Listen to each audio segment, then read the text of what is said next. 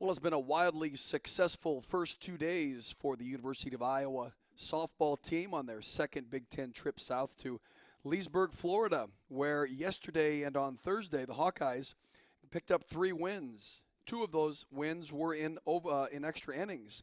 Game one on Thursday was a 5-1 win and a nice pitching effort by Sarah Lehman, who went the complete game, 7 innings. She gave up a couple of hits and only one run that wasn't earned. She struck out 5 and walked 2. In game number 2 on Thursday, it was a game in which Lauren Shaw would start for the Hawks, and it would end up in a way where Penn State would have the lead 2-0 throughout most of the game until the bottom of the 7th inning when Iowa needed to score 2, and the Hawks did score 2, went on to win that game in 12 innings by the score of 6-5. It was Kalina Burns. It was actually Amber DeSena that started at second base in the extra inning frame, and she was moved across the plate on a hit by Denali Lecker, and then it was a triple by Arely Bogar that scored her, and then Arely would score on a base hit by Grace Baines, a walk-off long single by Baines to win that game for the Hawkeyes, 6-5. And yesterday, the Hawkeyes came back out to play. Sarah Lehman, again in the circle, went 8 innings. That was an 8-inning game in which the Hawks won 2-0 over Penn State to sweep them. Sarah gave up 4 hits. She in the shutout, 3 walks and 5 Ks in that game. So Sarah really making her presence known in the circle for the University of Iowa softball program. So that's 3 wins in a row. It moves the Hawkeyes to a 5-4 record this early into the Big Ten season, right really where they want to be, because coming off the first weekend of things, Iowa split a doubleheader with Ohio State, lost 2 to Michigan, and split the doubleheader with Michigan State. Iowa certainly could have won 2, if not 3 of those games, but they're behind us. We'll move forward. This Iowa Hawkeye team has improved to get to the weekend that we are today. Today, it's the Hawks and the Maryland Terrapins in a doubleheader. And then tomorrow will be the third and final game of this 3-game set with the Maryland Terrapins. I'm Jerry Kawala bringing you today's first game. Quinn Douglas will have the second game today, and then Aaron Blue will be around tomorrow morning for that game with Iowa and Maryland. Now, tomorrow's game is an 8 o'clock start time, Sunday morning at 8 o'clock Central Standard Time start time. And then I think tomorrow night we jump into daylight savings time. So you'll get the last bit of your extra sleep tonight because it starts tomorrow on a different time scale. But 8 o'clock tomorrow morning for the Iowa-Maryland third game of this series. Today the Hawks are going to go with Allison Ducey in the circle. And I think impressive with this is the fact that, since Iowa swept Penn State in those first 3 games, you get to 5-4. Sarah Lehman's pitched a couple of really nice games. Lauren Shaw's doing well. Allison Ducey's doing well. Head coach Renee Gillespie is putting together a really solid pitching staff. And so Allison's going to step into the circle today. Allison, in the 12-inning game on Thursday, the second game, that was a 3-hour, 10-minute game, threw 8 innings, 2 hits. She gave up 3 runs, and she struck out 11. She came in the 4th inning for Lauren Shaw and went the rest of the distance, and I think it was good for Allison just to get back into the swing of things. She missed the first trip to Florida a couple of weeks ago, and she's back in action here for the Iowa Hawkeyes today. And it gives head coach Renee Gillespie a strong, solid chance to get this lineup put together. She's got a lot of really good young talent that's getting a lot of really good playing time, and that's really what they need to start developing themselves as a Big Ten and Division I college softball player and getting acclimated to the difference in the game from the high school game. Allison, a 4-year performer for the University of Iowa Hawkeyes. She's had really a brilliant career, 2-time Big Ten, all Big Ten pitcher. Already in the move here this year, is at 2-1 on this season and will be throwing today from the circle for head coach Renee Gillespie.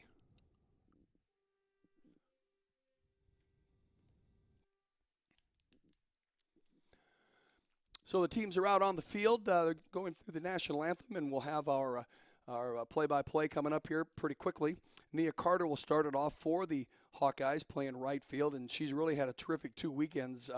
Just this weekend alone, she is 6 for 14 at the plate, doing the definite productivity thing that she's done all season long. And coming into the weekend, Nia was hitting at a clip of 500 anyway on 10 of 20. So she's continuing to be productive in that leadoff spot for the Hawkeyes. Riley Sheehy will bat second, playing left field. Grace Baines, who had the walk-off single, the single that scored Arely Bogar in the second game against Penn State on Thursdays, batting third, playing shortstop. Denali Lecker, also very productive for the Hawks at the plate, is playing first base today and batting fourth. Lindy Milkowski will be behind the plate, batting fifth. Lindy and Marissa Peak certainly sharing the time behind the plate. Donnie Ray Mayhew is batting sixth today. She is the designated player for the Hawkeyes. Arely Bogar is moving down in the lineup, but don't think that is a demotion because Arely is productive in any spot in the lineup that she gets into. And I think a good move here by head coach Renee Gillespie to move her down in the lineup with the kind of bat and speed that she has to get on base. Sammy Diaz will be batting eighth, playing third base. And Briley Klosterman, who also was a part of yesterday's win for the Hawks, as she batted in a run in the top of the eighth inning to give the Hawkeyes a 2-0 lead. And Briley Klosterman playing the center field. And again, Allison Ducey will be at she's the pitcher, the flex player here today. The Hawkeyes will be in the field first. Maryland comes to the plate. They're a 5-4 softball team, a pretty good softball team, if you will. They won yesterday over Purdue 8-1. In the third game, they had split the first two games, winning game 1 4-1, and losing game 2 2-1 to the Purdue Boilermakers. Got some hitters up and down that lineup. Got some pretty decent experience in that lineup that will provide some pressure here on this Iowa Hawkeye defense. Hawkeyes are in the field, getting loosened up the last few minutes here prior to the start of this game, and we welcome you on this Saturday morning to Leesburg, Florida, just outside of Orlando, where they've been very accommodating to the Big Ten to be able to have all their Big Ten teams come down on this weekend, every other weekend, and get their teams some chance to play. Obviously, it's tough to play up north with all of this winter weather as we're changing from winter to spring, but it's still cool, it's still precipitous. And we're ready for softball action. Allison Ducey in the circle for the Hawks here this afternoon. She's facing Reagan Kerr. Reagan Kerr, left-handed hitter. She comes into the first at-bat against Allison Ducey with she's got 3 of 9. She was 2 for 3 yesterday in the 8-1 win for Maryland. With an RBI, she scored a run. Here is the 1-0 pitch. It's now 2 balls and no strikes. Allison Ducey in the circle. Lindy Milkowski behind the plate. It's Sammy Diaz at third. Grace Baines at short. Arely Bogar second base. And today playing first is Denali Lecker. Here is the 2-0. It's right down the middle. It'll be a strike one. So 2 balls and 1 strike on Reagan Kerr, Jr., coming into today's game, into the weekend, batting .286. She had 8 hits and 28 at-bats. She's now up to 11 hits and 37 at-bats. Here is the 2-1-2. It's down low, so it's 3 balls and 1 strike on Reagan Kerr. Reagan Kerr is a junior from Phoenix, Arizona. And Reagan, a year ago, was the 3rd leading hitter on this team with a .306 average, 15 hits and 49 at-bats during the cut short season, a year that Maryland would finish 8-10. Here's the 3-1 that now becomes 3 balls and 2 strikes on Reagan Kerr, the junior leadoff hitter, playing first base for the Maryland Terrapins. Full count now. Allison Ducey in the circle. You can see the excitement already going on around this diamond. Hawks and Maryland. And here's ball 4 as Allison Ducey pitches one into the dirt, and that'll put Reagan Kerr on first base. And Reagan, she's a threat to steal. She has 2 in 3 attempts. Jada McFarland, a freshman center fielder, at the plate. McFarland is a freshman from Orange Park, Florida. Here's the first pitch from Allison Ducey that's up and in on her, and McFarland, though, goes after it. Swings and misses. McFarland on the weekend in the first 3 games against Penn State, Purdue that is, 4 of 10. She's been struck out a couple times, but she has 4 RBIs, so is capable of putting the ball in play. Here's the 0-1 that is swung on and missed, and on the play, Reagan Kerr goes down to second base, will get a stolen base as the throw from Milkowski gets away from Grace Baines, gets into the outfield, but Briley Klosterman there to back it up and not allow any further advancement by Kerr, but she is at second base, nobody out. And the freshman Jada McFarland is at the plate.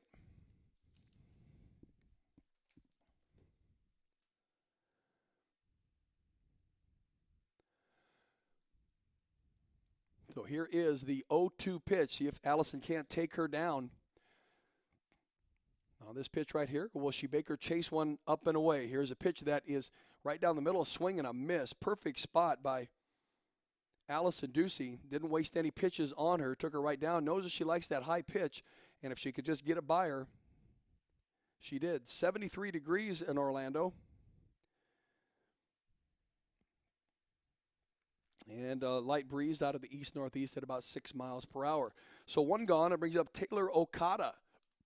And here's the first offering to Okada. And Taylor, the third batter in the lineup, having a pretty decent weekend. She has 5 of 8. She has a triple and a double to her credit for the weekend. She's walked a couple of times. She also has struck out. But again, the 3 left-handed hitters stepping to the plate right away for Maryland. Productive in their first 3 games. Here is the 1-0. It's now 1 ball and 1 strike to Taylor Okada.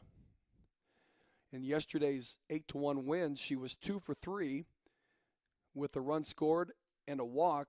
One of her hits was a double. Here's the 1-1. And it's called strike 2. That one looked a little high, but umpire sees it perfectly at the letters. So it's a ball and 2 strikes now on Taylor Okada.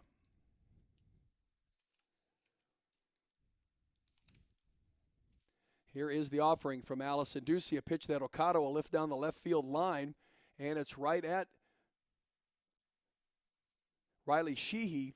She was in perfect placement for it, and rifles a throw back to second base to try to maybe get Reagan Kerr picked off of second, but she didn't stray far. 2 gone, and brings up Taylor Lagoris. Taylor Lagori is a sophomore. She's playing third base today, batting 4th in the lineup. Has teammate Reagan Kerr on second base. And Lagori yesterday 1 for 2 with an RBI double in the 8-1 win over Purdue. They had 13 hits in that game, and 5 of them were extra base hits. Here's the first pitch to her. That is up and away. Taylor Laguri, the third baseman. She's a sophomore. Laguri, a sophomore from Columbia, Maryland. Home state girl for the Maryland Terrapins. Here's the 1-0 pitch from Allison Ducey. Reagan Kerr on second after she walked. McFarland would strike out. Taylor Okada just flew out to Riley Sheehy in left field, and now it's Taylor Lagori. Here is the offering. She squares to bunt, pulls the bat back, and it's a ball that's down and away, I believe. Umpire's coming out to check with the bases umpire, and I believe that it was a negative on the swing. She did pull the bat back. So we got 2 balls and no strikes on Taylor Lagori. Laguri coming into today's game hitting 188, 3 hits and 16 at bats. She does have 2 doubles to her credit, so she can put the bat on the ball, hit it for distance. Here's the 2-0 to Lagori from Allison Ducey, a pitch that's just again up and away. So it's 3 balls and no strikes on Taylor Laguri. Laguri a year ago in the shortened season was a .250 hitter with 13 hits and 52 at bats. And again, doubles were her main extra base hit with 5 of them. Here's a pitch, hits that outside corner. 3 balls and 1 strike on Laguri. Runner at second is Reagan Kerr. There's 2 gone. We're in the top of the first inning. Game number 1 of today's doubleheader between the University of Iowa and the Maryland Terrapins. Here is the 3-1 pitch that hits that inside corner, strike two. Nice spot by Allison Ducey, at least getting it here early.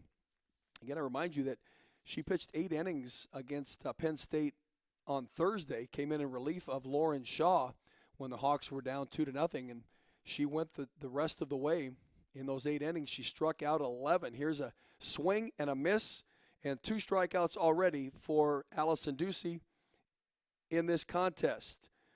So Maryland puts a runner on first on a walk. She steals second base and is stranded there for the rest of the inning. No runs for the Maryland Terrapins. And the Hawks will be coming to bat. Nia Carter will lead it off for the Hawks when we return.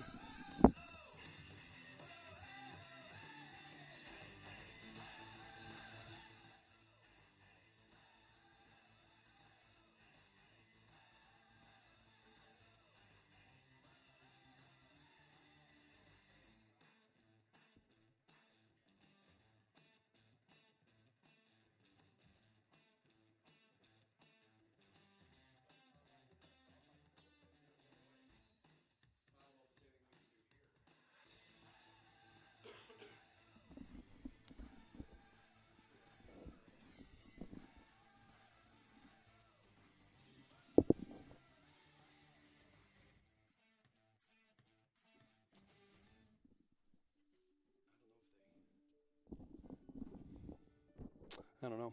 Hey, we got basketball action for you here today. It's going to be a lot of cross-section basketball. The University of Iowa women's basketball team is in action in the Big Ten championship game. That'll be against the Maryland Terrapins, and that'll start at 1 o'clock. Rob Brooks and Jamie Cavey-Lang will have that broadcast for you today. Then the men's basketball team also playing in the Big Ten Conference Tournament, but in a semifinal, and they will be squaring off against the University of Illinois. Bobby Hansen and Gary Dolphin have that broadcast for you. They'll start at 1 o'clock with their hour pregame show, and then the tip-off scheduled for around 2 o'clock. That follows the Michigan-Ohio State game, which starts at noon today. So the Iowa Hawkeyes come to the plate. It's Nia Carter, Riley Sheehy, and Grace Baines going to get things going here. It's Trinity Schlotterbeck in the circle for the Maryland Terrapins. She's 4-0 coming into the game. She has started 3 and has 4 complete games. She's pitched 29 innings, given up 14 hits, 5 runs, 3 of them earned. She has struck out 14, but she's prone to the base on balls, as she already in this season has walked 11 batters. Schlotterbeck won the first game over Purdue 4-1. She went 7 innings, 4 hits, a run. It was an earned run, but nevertheless she was able to keep the Purdue Boilermakers at bay in that game. And then that's really the only game that she's pitched since they've been down here. She pitched game 1 of those 3. Pitching here today for the Maryland Terrapins, Nia Carter at the plate, having another Nia Carter weekend, as she has 6 hits in 14 at-bats, just under the 500 batting average for the weekend. She's hitting 500 coming in. She's up in the count here at 2 balls and 1 strike. In yesterday's 2-0 win in 8 innings, Carter went 2 for 4. In the second game of the doubleheader against Penn State on Thursday, she went 2 for 6 and had 2 runs driven in. And then in the opening game, the win back in game 1 on Thursday, she was 2 for 4 and a run scored. Here's a bouncer to second base, and Nia Carter will be retired in this at-bat. 1 gone. Riley Sheehy now is at the plate for the Hawks. The left-handed hitting Sheehy, freshman.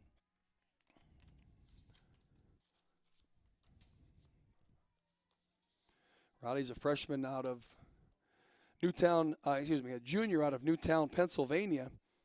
Yesterday she was 0 for 4, but had an RBI in the 8-inning 2-0 win. Here's the first pitch to her. That is called strike 1 over right across the plate. Sheehy a year ago in the shortened season was a .375 hitter, second on the team in hitting last year in that shortened season. She had 5 hits and 13 at-bats.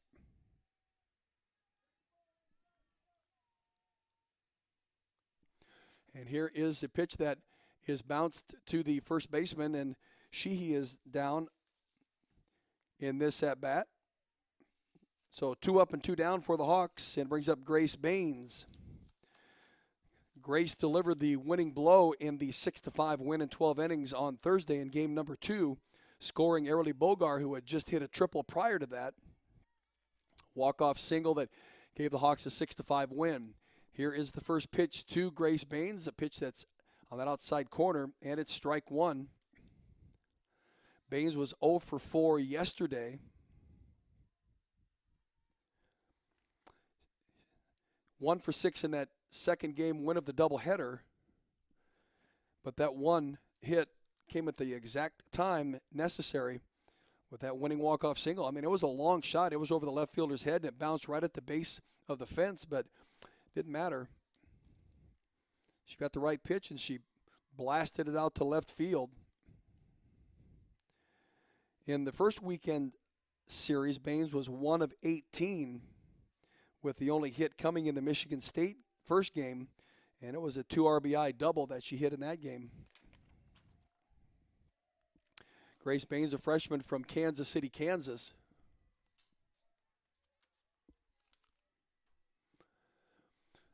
It's a little meeting in the circle. Make sure they get their defensive alignments ready to go.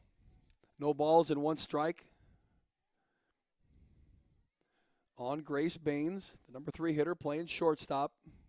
Here's the pitch to her that is up and away, so it becomes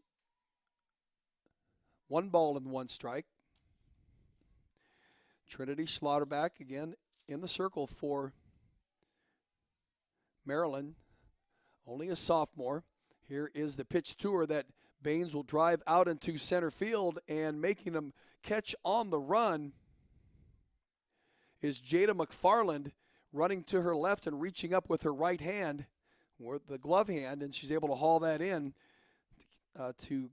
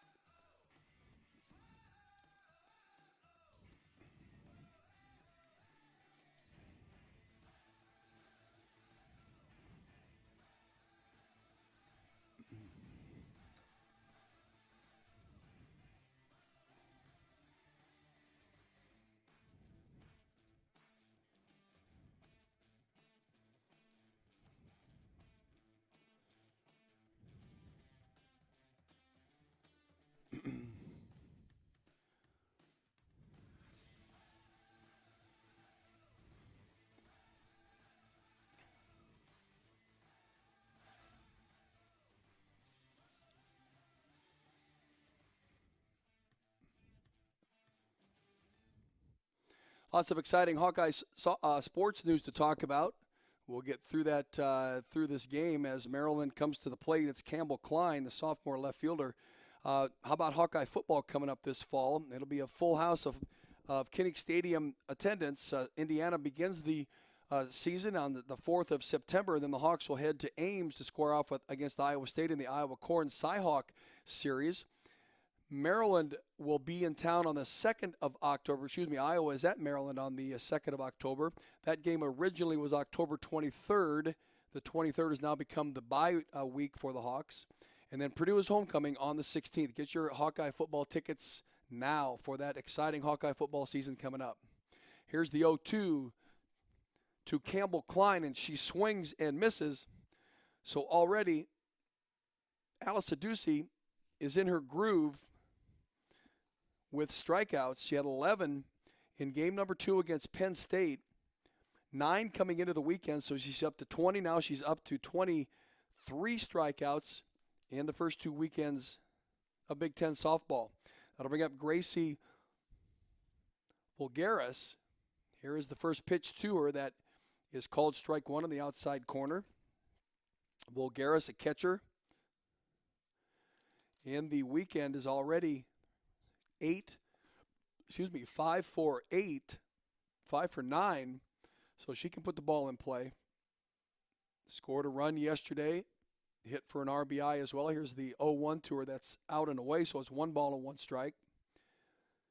She was 1 for 3 in the loss to Purdue of the second game, and then in their opening game against Purdue, she was 2 for 3. Very productive at the plate coming into the weekend.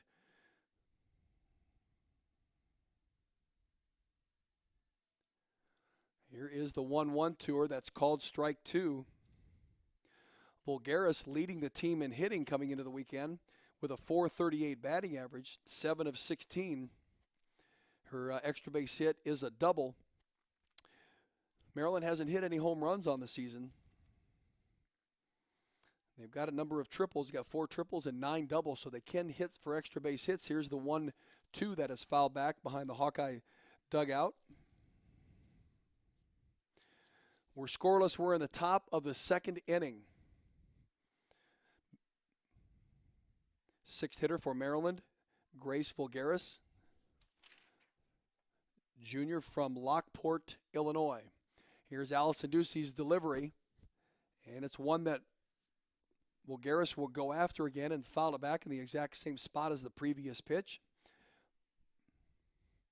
So the count remains the same at a ball and 2 strikes.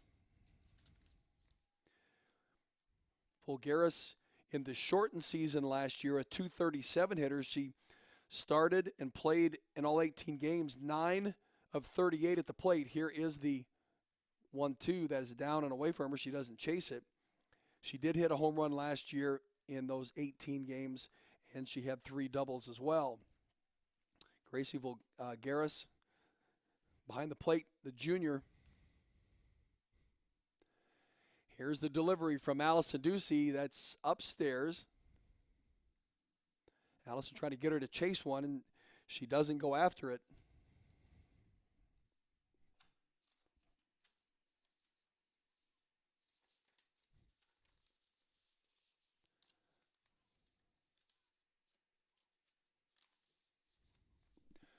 Here's a pitch that is hit right out to the outfield for Vulgaris, just to the left of Grace Baines. So the first hit of the day off of Allison Ducey is a single by Gracie Vulgaris. Second runner for Maryland. The first one got on in a walk to open the game.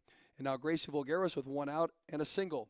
It brings up Ruby Butler. Ruby Butler is the in the 7th spot, a junior shortstop. And Ruby Butler on the weekend, 2 for 8. She was 0 for 3 yesterday with a run scored. Game number 2, she was 1 for 3 on a stolen base. And in game number 1, the shortstop was 1 for 2 there. So again, very capable of putting the ball in play. Left-handed hitting Ruby Butler, junior out of Snohomish, Washington. Went cross country to play her college softball. We're in the top of the second inning, scoreless between Iowa and Maryland. Allison Ducey in the circle. A pitch hits that outside corner, so it's strike 1.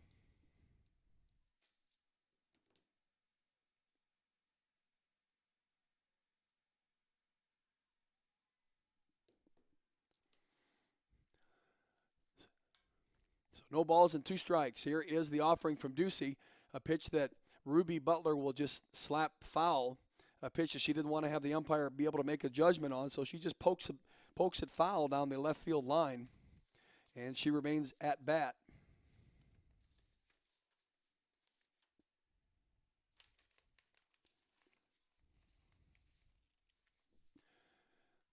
So the 0-2 count remains on Ruby Butler. Here it is from Allison Ducey, a pitch that's outside. She doesn't reach out there to chase it. So it's a ball and 2 strikes.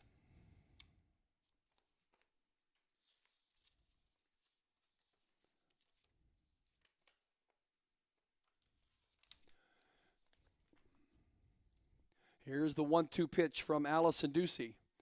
And it's one again that Butler just reaches out and pokes it down the left field line. Again, just trying to maintain this at bat, not leave it up to the umpire to call her out on strikes if that's what it comes to. Scoreless, top of the second. Runner on first for the Maryland Terrapins. Gracie Vulgaris with a single. Here is the 1-2. A pitch that is popped down the third base line. Can Diaz get to it? She does. Snags it just halfway down the foul line next to the fence. But a big out there for the Hawks as Sammy Diaz doing a nice job of chasing that ball down and not letting it get out of play. 2 gone, and it brings up Sammy Steffen for the Maryland Terrapins. Steffen batting 8th as designated player. And Steffen on the weekend in the first 3 games, she was 1 for 2 yesterday with a double.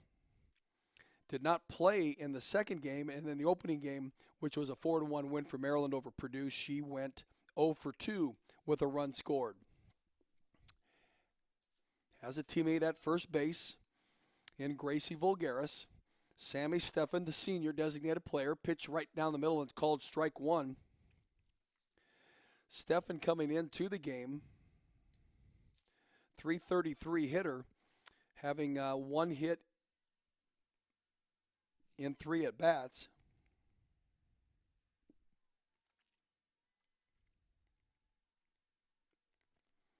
Didn't play in the first weekend. Here is a pitch that she'll lift out to right field. Actually, it's behind the backstop, as a matter of fact. Lindy Milkowski racing all the way back to the backstop fence. Almost had a chance to reach up and snag it before it got over the backstop, but unable to retrieve it.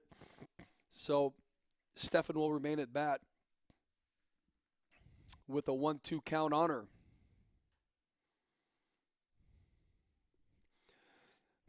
The number 8 hitter, JoJo McCray, is on deck, so Maryland will get to the top of the order before the end of this inning. Here's the offering from Ducey, a pitch that's up and away. Steffen doesn't chase it.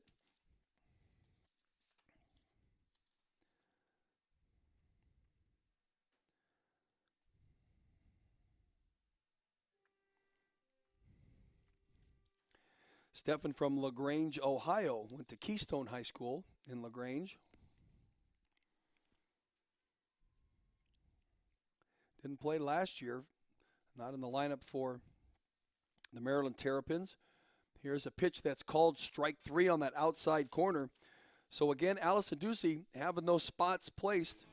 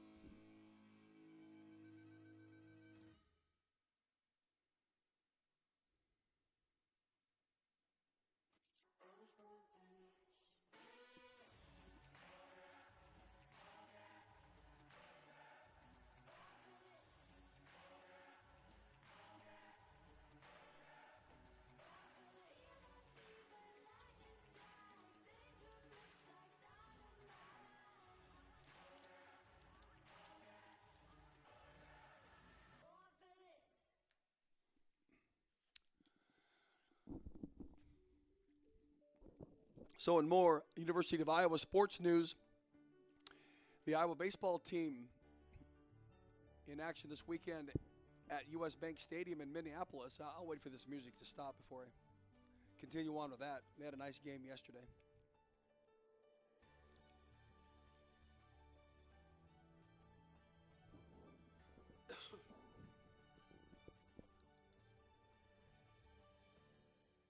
Hawkeye baseball playing up in Minneapolis at U.S. Bank Stadium.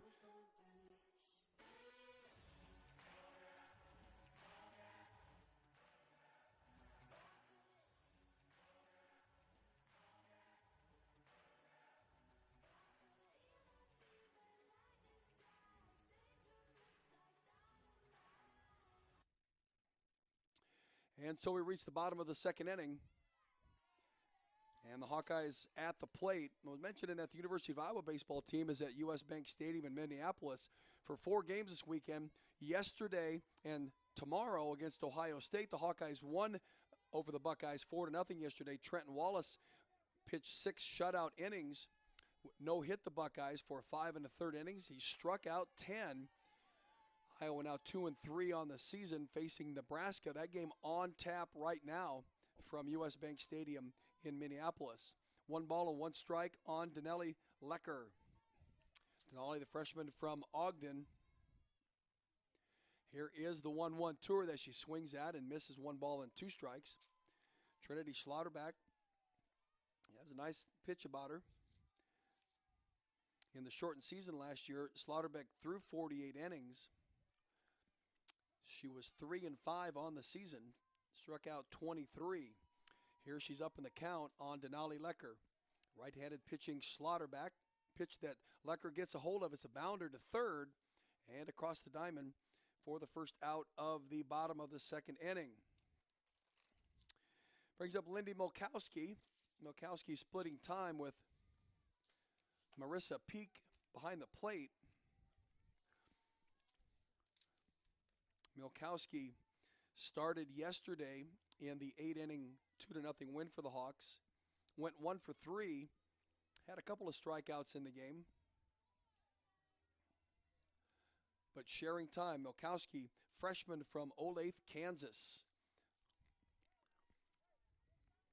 Looks at a pitch that's up and away from her. 1 ball and no strikes. She also will pinch hit as she did in game number 2 of the second game against Penn State on Thursday, where she stroked a single, got on base. Here is the 1-0 that she pops up and behind the third base line. And she remains at the plate at 1 ball and 1 strike. Coming into the weekend, she was batting .111 with 1 hit and 9 at-bats.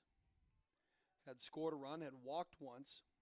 Just getting her start as a Division I college softball player. Here's the 1-1 that now is 2 balls and 1 strike. Just missing that outside corner.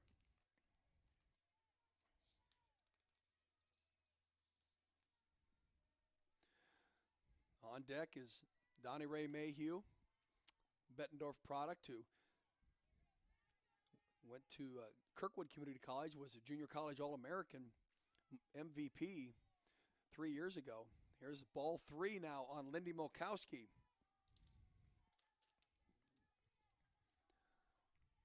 One gone in Iowa's bottom of the second inning. We're scoreless. Trinity Schlotterbeck in the circle for Maryland. Here is the pitch that Milkowski will drill down the third baseline, just skimming past head coach Renee Gillespie. And foul. Milkowski tough at the plate.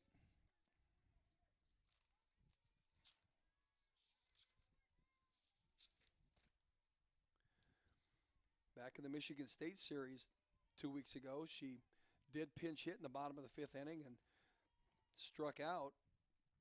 Here's a pitch that's fouled back.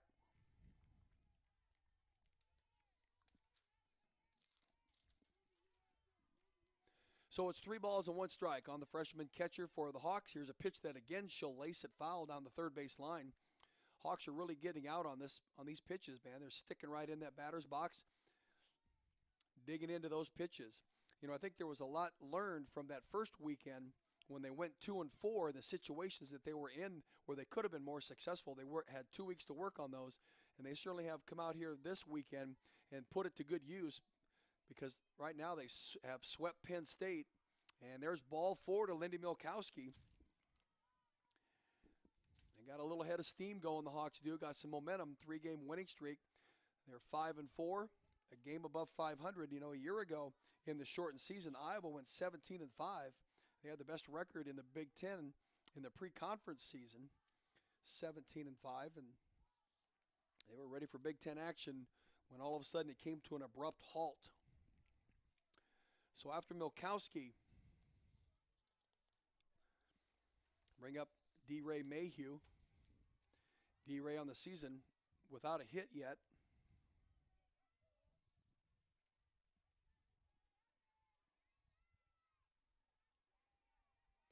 Hasn't played didn't play in the first 3 games against Penn State. Getting the designated player role here today. Here's a pitch that hits that outside corner, so it's strike 1 on D-Ray Mayhew. She was a junior college player of the year 2017 before she arrived at the University of Iowa 2018. Led the team in hitting that year, her first day at the university. Here is the 0-1 to D-Ray Mayhew, a pitch that hits that inside corner, so it's no balls and 2 strikes. Back in 2019, D-Ray had 34 hits and 129 at-bats, batting .264. She did club 5 home runs, which was a team-leading 5. Last year she had a couple of home runs, was batting .111 when that season came to an abrupt end. Here she looks at ball 2. 2 balls, 2 strikes. Donnie Ray Mayhew from Bettendorf.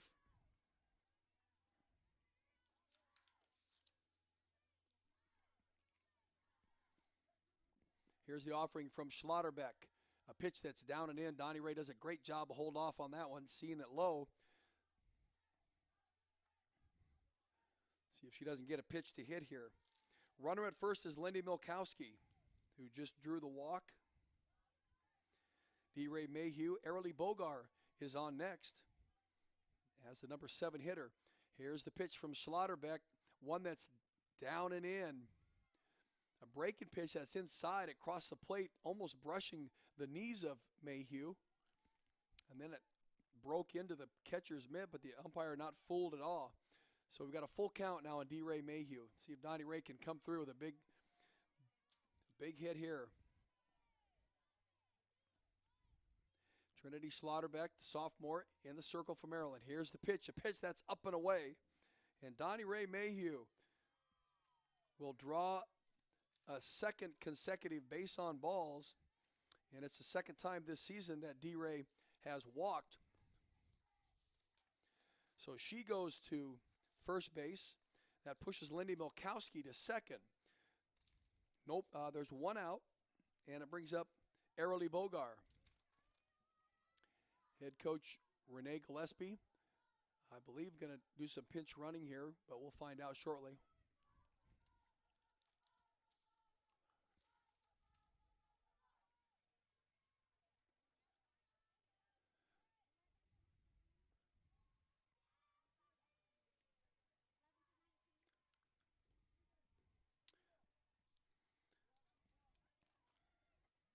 So it looks like Avery Guy is going to come in and run for Lindy Milkowski.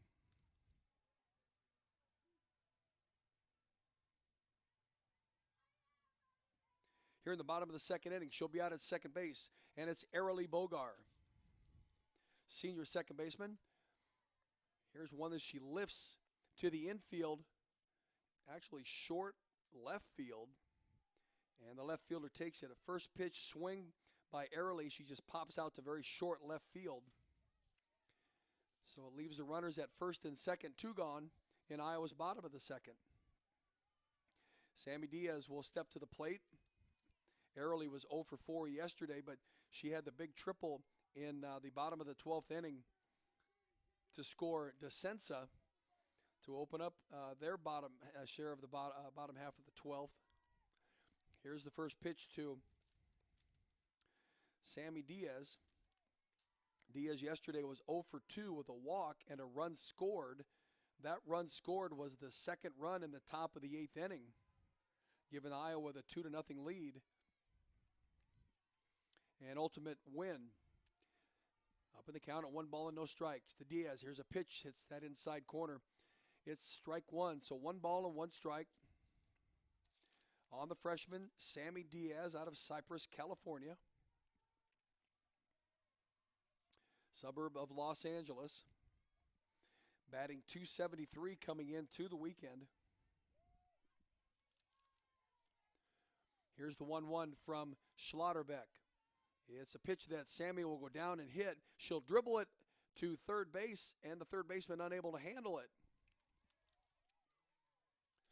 So that'll move Avery Guy to third.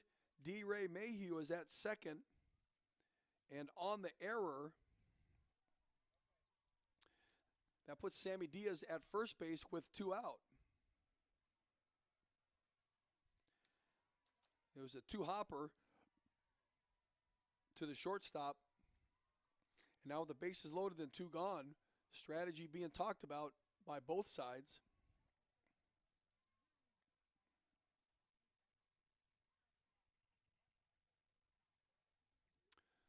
As the Hawkeyes have the bases loaded and 2 outs, Briley Klosterman steps to the plate. Briley yesterday with her really first Division I success as she had an RBI single to knock in the second run in the top of that 8th inning that scored Sammy Diaz and to give the Hawks that insurance run necessary to help them win game number 3 in that 3-game series.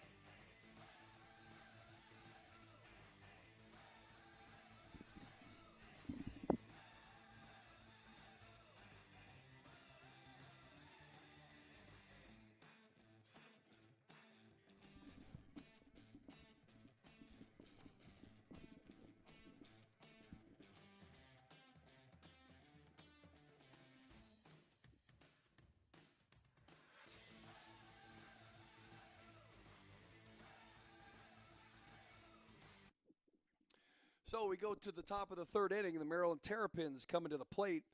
I believe it was Sammy Diaz that was called out on interference, runner interference. Oh, I see. Maybe it was on Avery Guy is what it was. Avery running from second to third.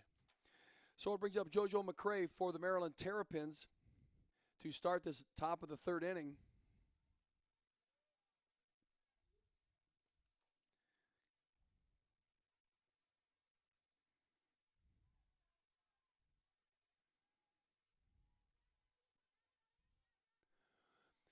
And she's down on the count at no balls and 2 strikes. Here's the pitch from Allison Ducey.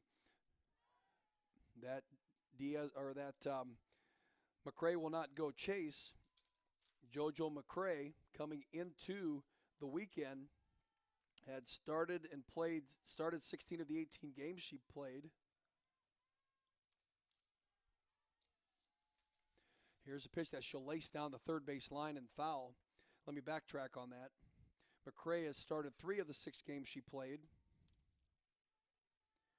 She has started all 3 of these games. So she's up to 6-9. 1 for 2 yesterday in the 8-1 win. 2 RBI double she hit.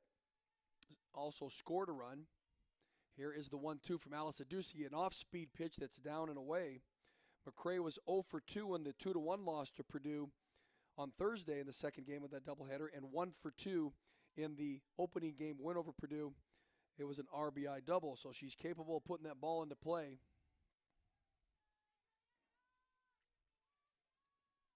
Here's JoJo McCray. Here's one that she'll foul.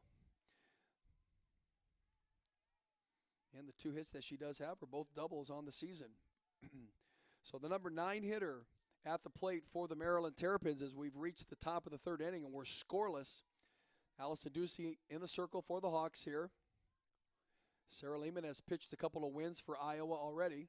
Allison picked up the win in game number 2 of the doubleheader Thursday afternoon after throwing 8 innings in relief of Lauren Shaw. Here's a pitch that's fouled down the third base line. So McCray will remain at the plate. .333 hitter coming in. So what she's doing this weekend will not harm her. Last year, she had started 16 of the 18 games played, was 9 of 38 in the shortened season, and the one extra base hit she had was a triple. Maryland was 8 and 10 last year coming out of the pre-conference season. Looking forward to action in the Big Ten. Full count now on JoJo McCray, senior right fielder from Lucas, Texas. Here is the offering tour that she'll lift out to left field, but it's foul, and she remains at the plate. A lot of left-handed hitters coming into the lineup for the Maryland Terrapins. Their top 3 hitters, Reagan Kerr, Jada McFarland, Taylor Okada, all are left-handed hitters. But so far, Allison Ducey has been able to keep them down. Here's a pitch again that's slap foul down the third base line. Another beautiful weekend in Orlando, Florida. Very conducive to any outdoor activity, especially college softball. Hawks are making their second weekend trip there. It'll be the last one of the season before they open up Big Ten play, continue Big Ten play, but up in the Midwest on the 26th at Purdue. Here is the full count offering to McCray. She takes a pitch that's up and in on her, and she'll draw a leadoff walk. So that's the second based on balls issued by Allison Ducey in this game, and it brings up Reagan Kerr. Kerr drew the first base on balls back in her opening at bat in the first inning. She was stranded at second after stealing second. McCray is a base stealing threat. She's 3 for 3 on the season. And here's the first pitch. It's called strike 1 on Reagan Kerr. Kerr 3 for 9 on the weekend already. 333 coming into today, or to the weekend. She was a 286 hitter. 8 hits and 28 at bats. Maryland, in the first weekend of play down in Orlando, split a doubleheader with powerful Minnesota. Minnesota won game 1 2-1. Maryland won the second game 2-1. In their Saturday doubleheader against Illinois, they lost the first game to the Illini 7-5, but won game 2 3-2, and then against powerful Wisconsin. So Maryland has kicked off the season against 3 of the top 5 teams in the Big Ten. Wisconsin, the Badgers beat Maryland 1-0 in game 1, and Maryland would win game 2 2-1. So this certainly a very potent Maryland softball team who can score a lot of runs, as evidenced yesterday in the 8-1 win over Purdue in game 3. Out of the 13 hits, 5 extra base hits. But they're also prone to getting few hits too. So they're up and down right now this part of the season. After the discussion with Renee Gillespie in the circle and the infield, here's a pitch that's fouled back. So it's no balls and 2 strikes on Reagan Kerr, junior first baseman. Runner at first base, JoJo McCray. After drawing a walk, nobody gone. And Minnesota's top of the third, or Maryland's top of the third. Here's one that is swung on and missed. And that's strike 3 on Reagan Kerr. So that's the 5th strikeout of the game for Allison Ducey. And it brings up Jada McFarland, who struck out in her first at bat. Here's the first pitch from Allison Ducey to McCray. She squares the bunt, pulls the bat back, and on the throw down to second base. Nice peg by Lindy Milkowski to get JoJo McCray trying to steal second base. Had her beat by a long ways, And it's the first time that McCray has been thrown out this year. She was 3 for 3.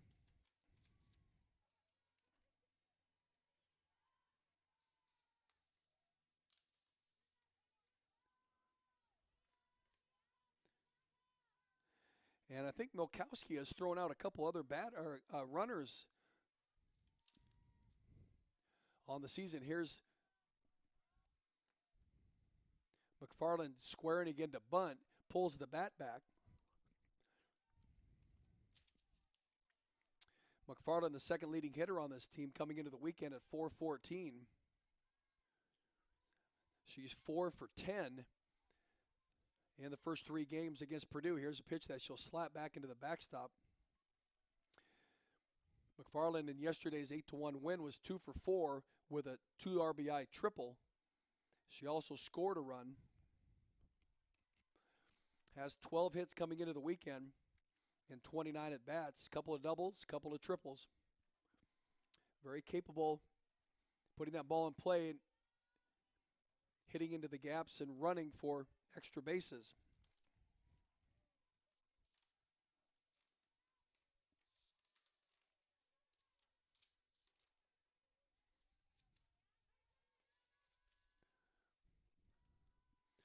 Here's one that's lifted down the left field line, and it goes foul.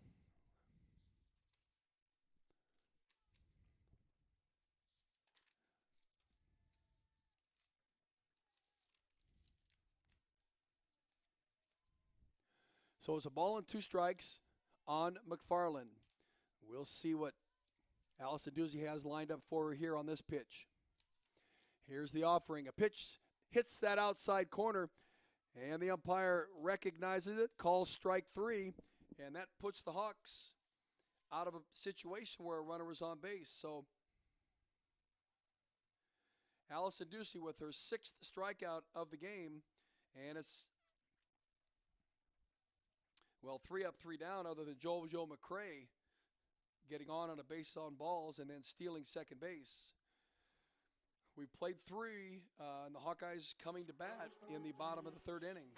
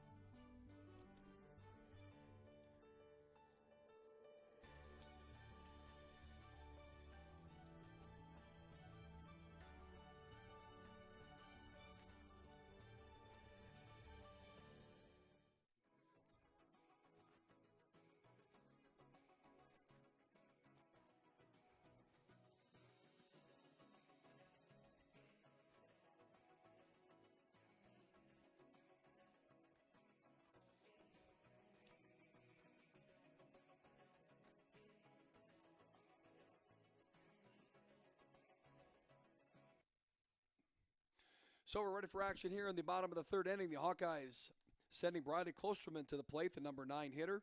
Her first at-bat of the day. Iowa had the bases loaded in their last at-bat and couldn't push across a run. We'll see if the Hawks can get a rally going here. Throwing against Trinity Slaughterbeck. And Briley looks at strike 1. 1 ball and 1 strike. Klosterman in the 2-0 win in 8 innings yesterday was 2 for 3 with an RBI single, and that came in the top of the 8th inning, which was the 2nd run of the 2 that Iowa needed, and held on to win that game 2-0 to sweep the Penn State series. Here is the 1-1 that's up and away to Briley Klosterman. Really starting to get into the groove of Division I collegiate softball. She was 0 for 3 in the 2nd game of the doubleheader on Thursday.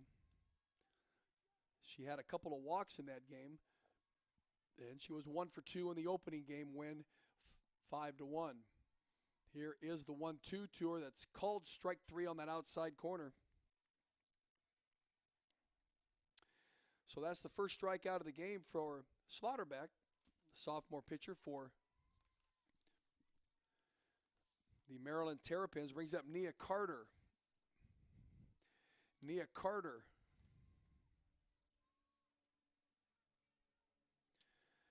Already having a monster Big Ten season. Led the team a year ago in batting at .509. Here's the first pitch to her that is low and away. 2 for 4 in yesterday's 2-0 win. Had a 2 RBI single in the 12-inning affair, in which Iowa won 6-5. She was 2 for 6 then, and 2 for 4 in the opening game win over Penn State. That was a 5-1 win. She also scored a run, so she certainly gets on base and makes things happen. Here's the leadoff hitter. She'll take one out to the outfield to center field, and a lazy fly ball is brought in for out number 2. So Nia 0 for 2 on the day. Brings up Riley Sheehy, who bounced out to first base in her first at-bat.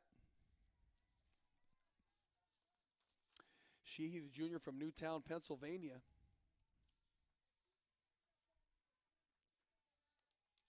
Coming into the weekend, 385 hitter, 5 hits, and 13 at-bats.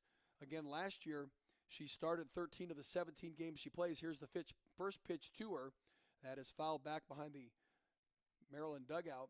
She had 12 hits and 32 at-bats last year, a double and a triple to her credit. Had 5 runs batted in. Batting second, she's been a mainstay in that second spot for head coach Renee Gillespie. So far this season, down in the count at no balls and 1 strike. 2 gone in Iowa's bottom of the third. Here's the pitch that she'll lift short left field, and this one again is a lazy fly ball that is captured, and that ends the Hawkeyes 1-2-3 here in the bottom of the third inning. We're going into the top of the fourth, and we're scoreless between Iowa and Maryland.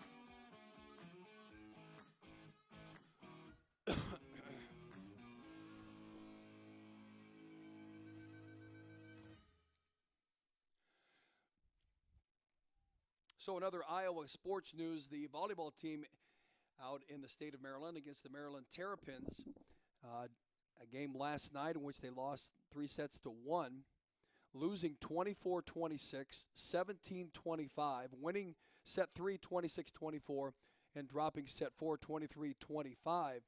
Hawks are narrowing the gap on that competition. They are 3-10 heading into tonight's second game against the Terrapins.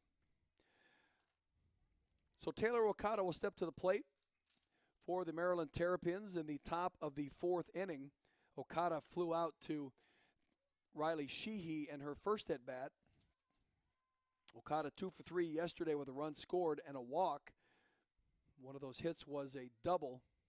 Down in the count at no balls and 1 strike. She looks at a pitch that is up and in on her, so it's 1 ball and 1 strike. Okada has got 1 hit in each of the games this weekend. She is 5 for 8 coming into today, so 5 for 9 with that first flyout.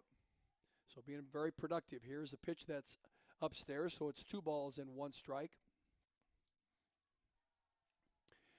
Game immediately to follow this one. Quinn Douglas will have that broadcast for you. Aaron Blue will be around tomorrow morning, bright and early at 8 o'clock for the third game between Iowa and Maryland. Here's one that's burned along the third base line, but nice play by Sammy Diaz to pick and throw across the diamond and get it to Denali Lecker for the first out of the top of the fourth inning.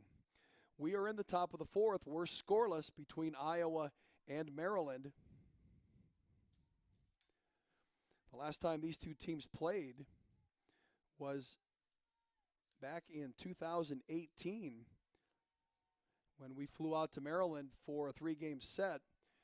Iowa had 2 of those 3 games won and ended up losing all 3 of them, which I think kind of began the downspin of that season.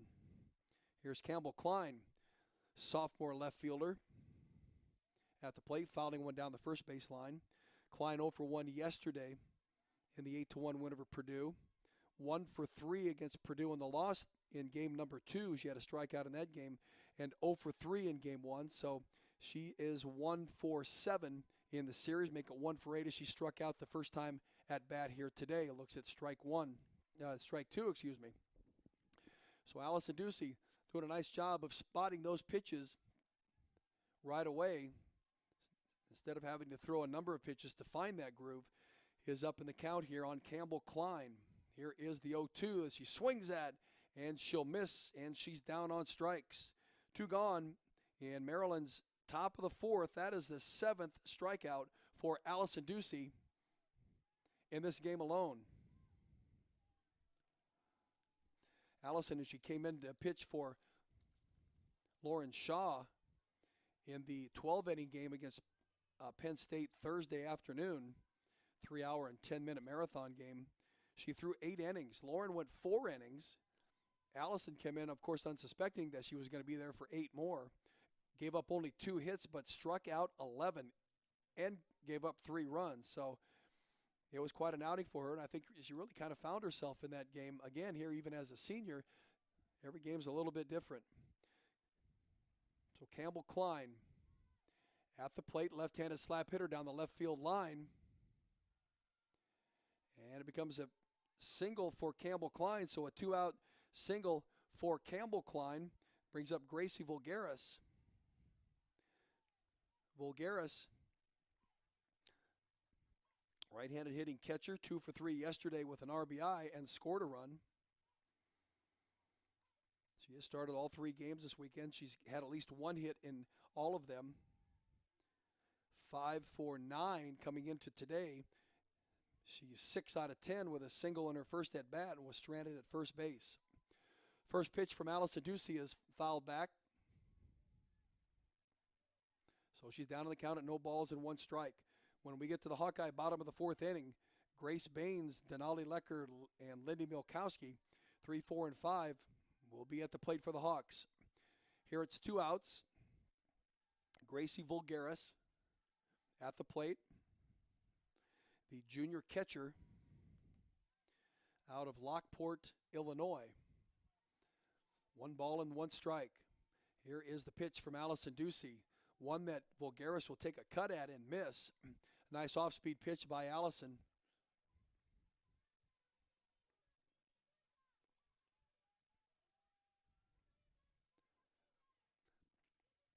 So nobody on, 2 out. Gracie Vulgaris at the plate with a 1-2 count on her. Here's the pitch from Allison Ducey, a pitch that's just away. Umpire wanted to ring her up, thought differently, so it evens the count at 2 balls and 2 strikes.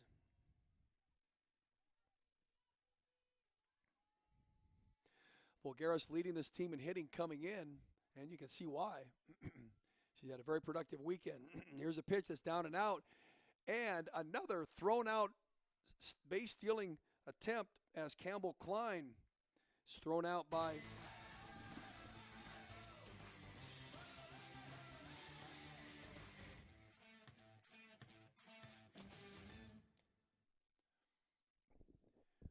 so Lindy Milkowski, 2 for 2 in throwing out attempted base stealers.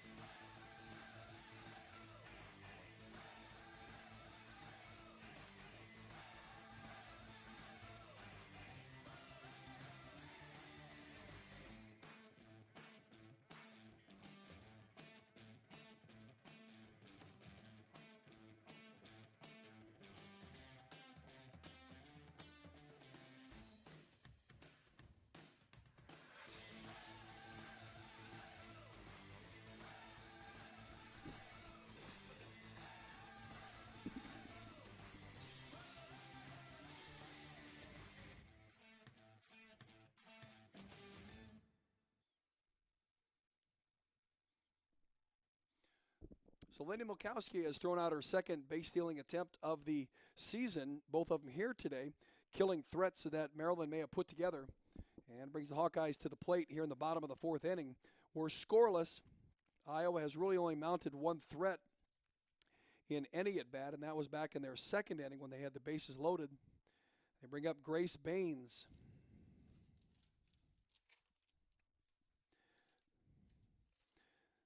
Baines in her first at-bat, pop up to the shortstop.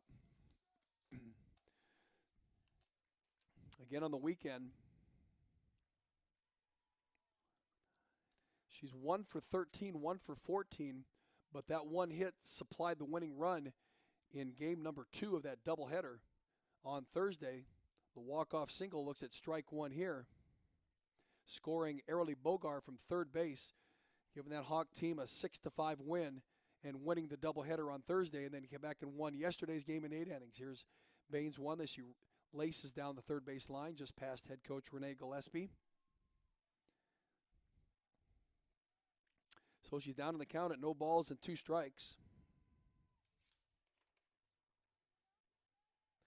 She stroked that ball over the left fielder's head. She wasn't even going to get to it at all, and even if she had caught it, Arely was going to easily score from third base. It had the left fielder moving back to catch it right by the fence, and she couldn't get to it. Here's a pitch that's up and away from Grace Baines. Baines coming into the weekend just a 56 hitter with 1 hit and 18 at-bats. But she has a nice glove in the infield. She can play second base. She can play shortstop. And just a freshman from Kansas City, Kansas, a pitch that's up and away from Trinity Schlotterbeck. So we're 2 balls and 2 strikes. Again, Iowa Hawkeye women's basketball at 1 o'clock today. Iowa facing Maryland in the Big Ten championship game, tournament championship game. Here's the 2-2 to Baines. One as she laces down the third base line.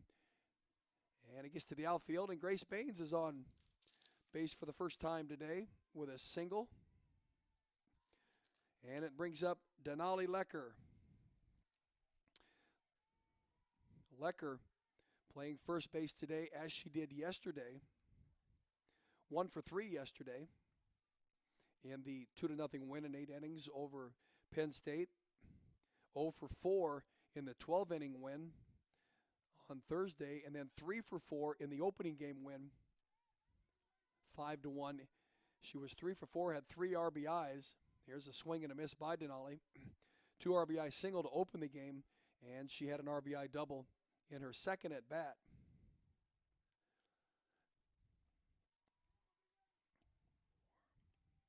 So she's 4 for 11, 4 for 12, as in her first at bat here today was a grounder to third. She's down on the count at no balls and a strike. Here's a pitch that's hits that inside corner, so now she's down on the count at no balls and 2 strikes. Grace Baines on at first after just a single, a leadoff single.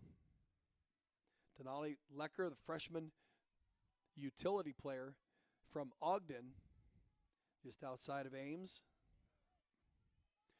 Here's the 0-2 from Trinity Schlotterbeck. And it's a pitch that Denali will get a hold of. Iowa doing a nice job of getting those bats around, even though they're hitting many of these foul. Still swinging versus watching. And Denali still down on the count at no balls and 2 strikes. We'll see if Schlotterbeck tries to get her to chase one away.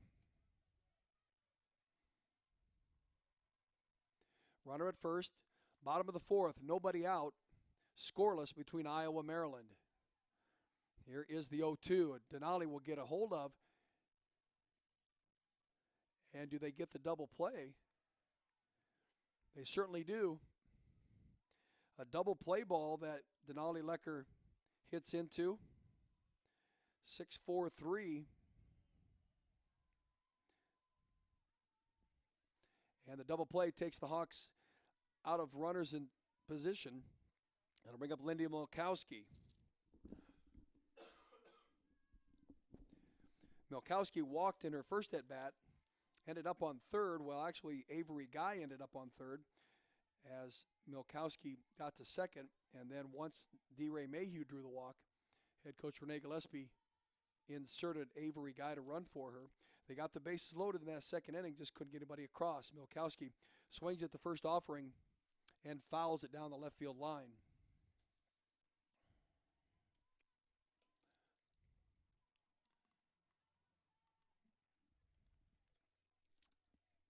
No balls and one strike on Lindy Milkowski. Freshman out of Olathe, Kansas. Here's a pitch that's up and away.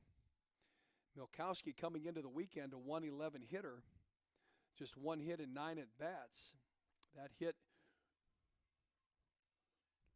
was a single against the Michigan Wolverines in game number 2 when Iowa closed the gap to 6-5. She did score a run. Here's one that she laces down the third base line. Can she beat it out? She cannot. So the Hawks go down in order. 1, 2, 3 in this bottom of the fourth inning. We head to the top of the fifth, and the Maryland Terrapins will send batters 6, 7, and 8 to the plate.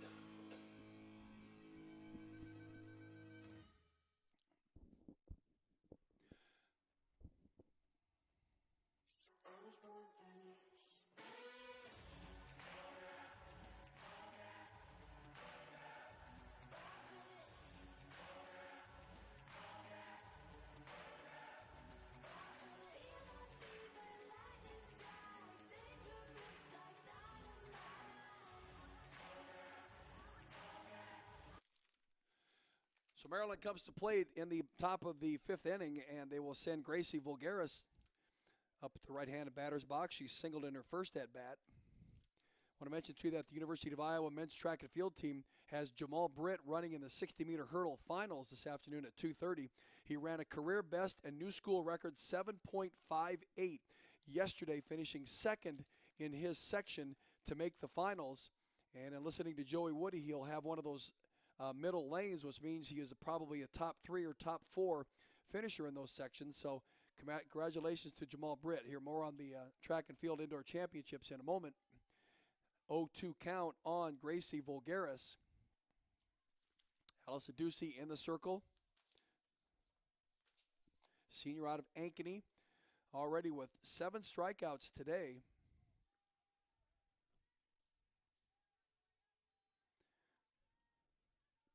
Gives her 27 on the season. Here's an appeal down the first base line for a little help from the umpire. So that gives Alice Ducey 657 career strikeouts. Kicking off her senior season in fine fashion. 1 ball and 2 strikes now on Vulgaris, the junior catcher. A pitch that's lifted up into the air and fouled down the third base line. Again, Vulgaris, the leading hitter on this Maryland softball team coming into the weekend. 7 hits and 16 at-bats. Her only extra base hit was a double. 2 for 3 yesterday with an RBI in the 8-1 win over Purdue. Scored a run. She was 1 for 3 in the loss to Purdue in game 2, and then 2 for 3 with a run scored in their opening game win over the Purdue Boilermakers 4-1 on Thursday. Here's a pitch that's up and away from her. So it evens the count at 2 balls and 2 strikes. Lenny Milkowski behind the plate for the Hawks today in this game number 1 of the doubleheader against Maryland. Here's Ducey's offering a 2-2. Is it called? It is not. It is a 3-2 pitch, actually, and it's a walk. So Allison, in the 5 at-bats for Maryland, has walked the leadoff hitter 3 times. But the Hawks' defense and her pitching have come through to shut down Maryland to keep them from mounting any threats at all. That'll bring up Ruby Butler, junior shortstop. She popped up to Sammy Diaz in her first at-bat. Ruby Butler, a .217 hitter coming into the weekend. 5 of 23 hits, no extra base hits. Was 0 for 3 yesterday with a run scored and a strikeout. Had a hit in game number 2 and a hit in game number 1. So she's 2 for 8, 2 for 9 for the weekend. Runner at first, nobody out. Ruby Butler, junior shortstop, squares to bunt, lays it down third base line. Sammy Diaz doing a nice job of charging and picking it up, getting it to Arely Bogar at first covering. It does move Gracie Volgaris to second base on the sacrifice. And it brings up the number 8 hitter, Sammy Steffen.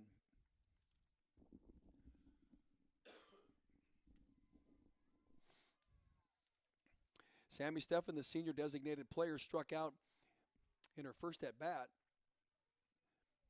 And head coach Mark Montgomery is out. Mark Montgomery in his second year coaching at Maryland.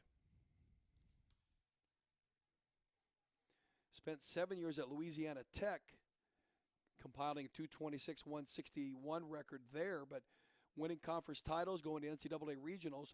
His overall coming into this year was 19 seasons, so this is his 20th season. 556 wins, 483 losses in those 19 years. 5-4 coming into today's game. Trying to be effective in the Big Ten.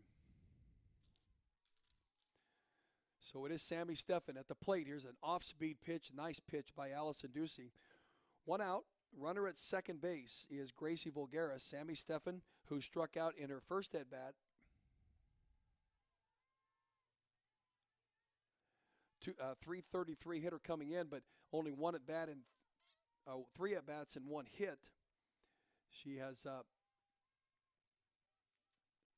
had played in only 2 games, started 1 in their first weekend.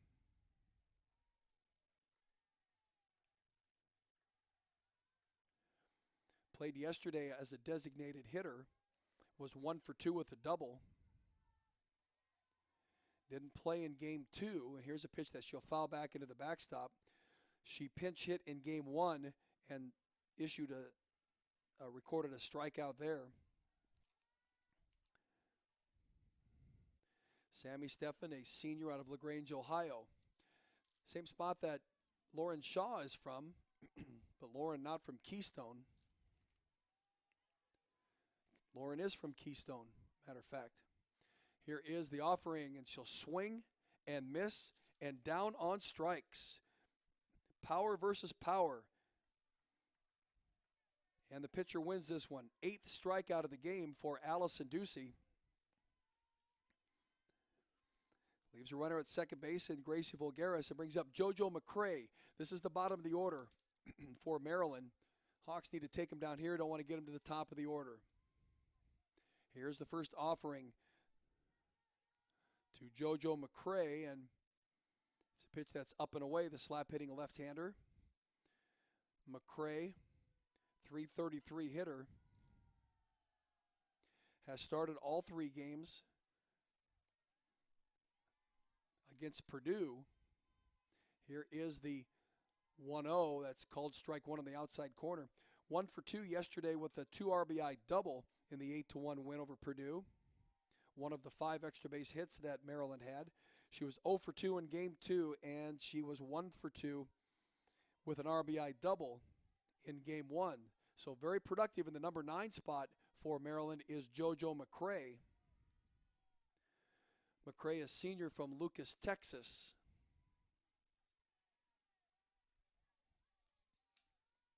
Last year, a 237 hitter in the pandemic shortened season. Started 16 of 18 games, was 9 of 38. Here's a pitch that she swings at and misses, and another attempted steal. 3 in a row for Lindy Milkowski. As a pinch runner, Pinch runner for Maryland is thrown out, trying to steal second base.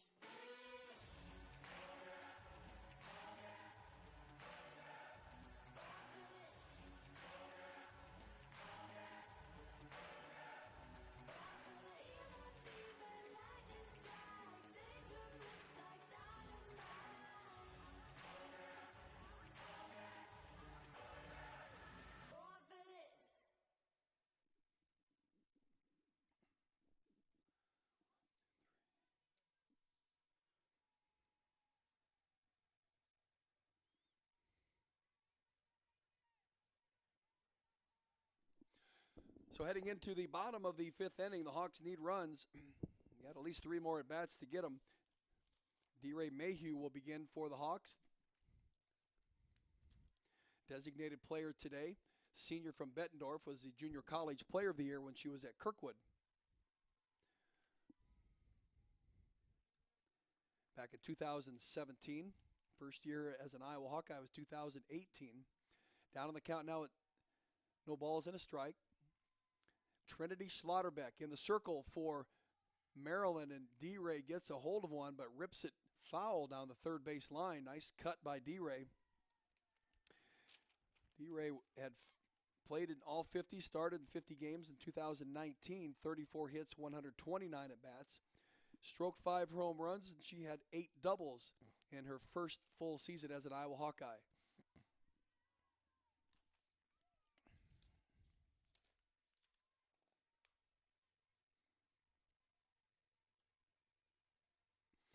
She also gets in the circle now and then, has pitched already this year a couple times.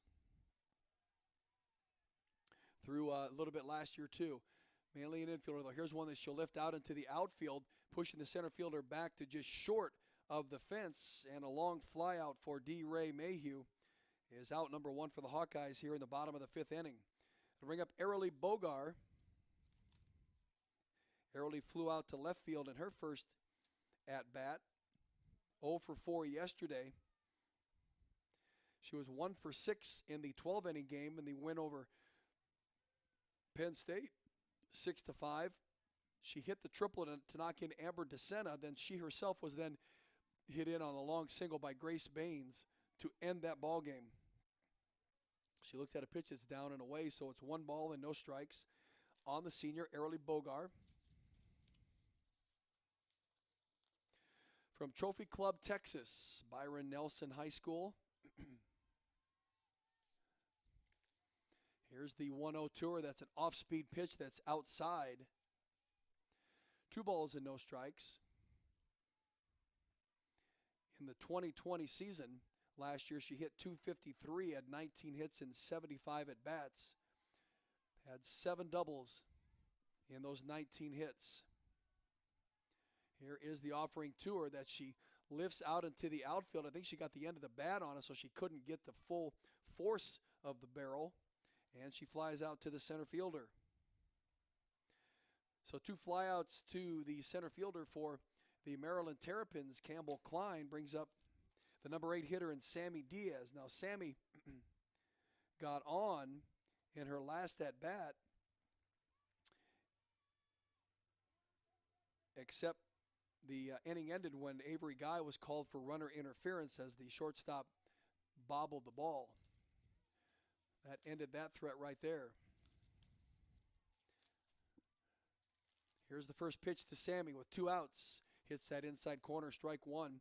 Sammy 0 for 2 yesterday with a run scored. She scored the second run in that top of the 8th inning on the single by Briley Klosterman. Briley is up next in this at-bat for the Hawkeyes. Hawks just needed those 2 runs to win that game in 8 innings. Here's a swing and a miss, so Diaz quickly down on the count at no balls and 2 strikes. Sammy was 1 for 4 in the 12-inning win on Thursday with a strikeout, and she was 0 for 4 in game number 1, a 5-1 win for the Hawks.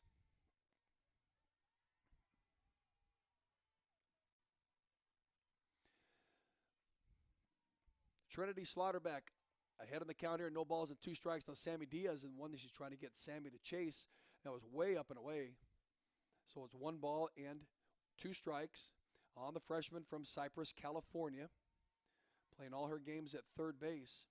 The hot corner had 3 hits in 11 at-bats in the first weekend, Ohio State, Michigan, and Michigan State series. Here's the 1-2 that she's jammed on, and she just bounds it foul into the backstop.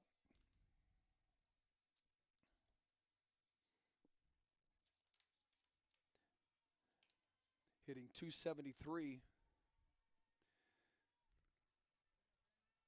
Couple of walks. She has struck out a couple times on the season. Down on the count at 1 ball and 2 strikes to Trinity Schlotterbeck, the sophomore pitcher from Maryland. Here it comes. Sammy rips at it. And down the third base line near head coach Renee Gillespie. She must be using herself as a target today, telling those batters to get around those pitches, because all these Hawkeye hitters stepping to the plate, swinging that bat. It's a nice sight to see. Count remains the same at 1 ball and 2 strikes. We're in the bottom of the 5th inning and scoreless between Maryland and Iowa. Here is the 1-2 from Slaughterbeck, a pitch that's up and away. Nice eye for Sammy Diaz to lay off that one and look for a better pitch to swing at. She already has a multi-hit game this season. That in game number 1 against Michigan State, where she was 2 for 2 and a run scored. Also walked in that game. Here's a pitch that she'll fouled on the right field line. Pitch that kind of fooled her, but she was able to get the bat around it, fouled it back.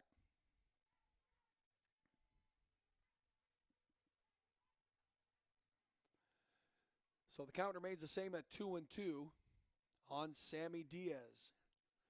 Trinity Schlotterbeck, the sophomore pitcher, throwing 29 innings this season already coming into the game, the leading pitcher for Maryland. Here is the 2-2 that Sammy laces down the left field line, and it just goes out of play.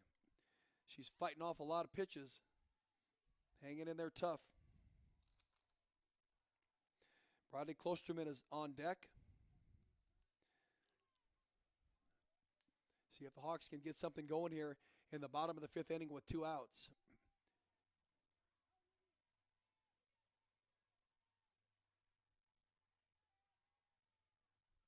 Umpire doing a little bit of home plate cleaning. Pitcher and catcher can get a better idea where that plate is. Sammy Diaz steps back in, gets those feet planted, ready to go. She's already fouled off 4 pitches. See if she can't connect on one here from Trinity Schlotterbeck. Here's the offering. A pitch that hits that outside corner, and it's a strike 3.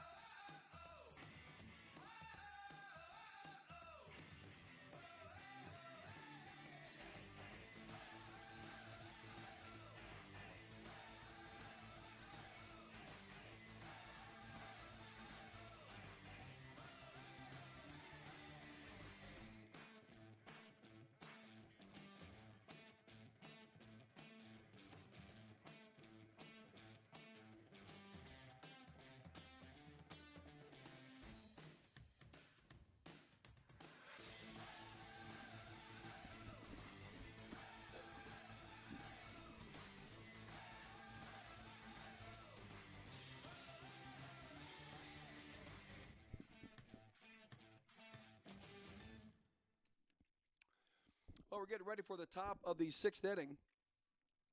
The Maryland Terrapins and the Iowa Hawkeyes are scoreless through 5. The only team that really has mounted a threat in this game has been the Hawkeyes when they had the bases loaded in the bottom of the second inning and were unable to push a run across. We're looking like extra innings again today. Hawks have already played 2 games in extra innings. So it's JoJo McCray back at the plate.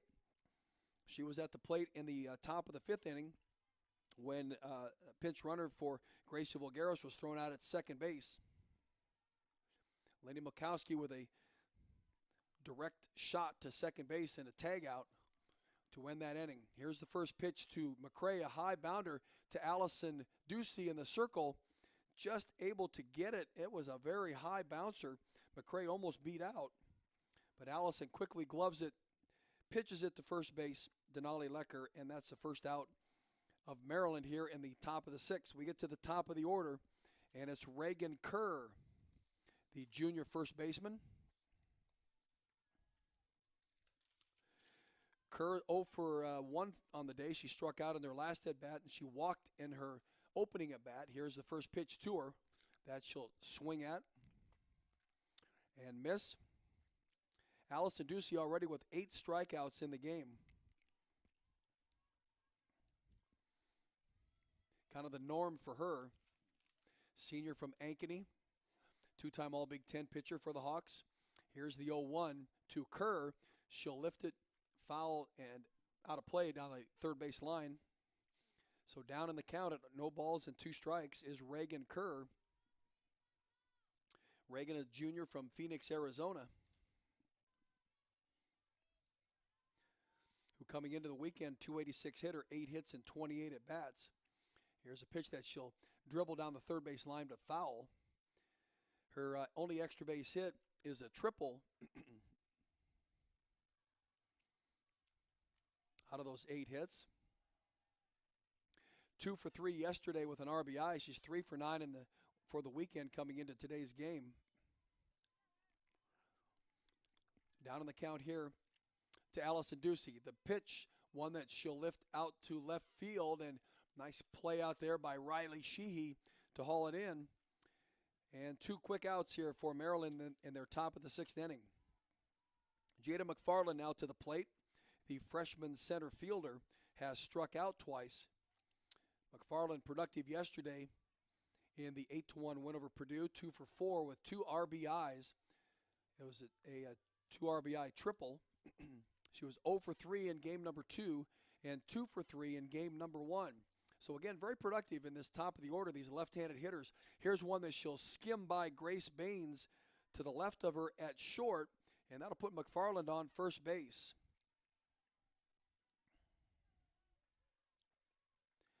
That's the 3rd hit off of Allison Ducey here today to go with 3 walks, but 8 strikeouts for Allison. 2 gone, runner at first, and it's Taylor Okada, 0 for 2 on the day, a couple of flyouts. Here's the first pitch from Allison, one that she'll lift down the third base line and foul.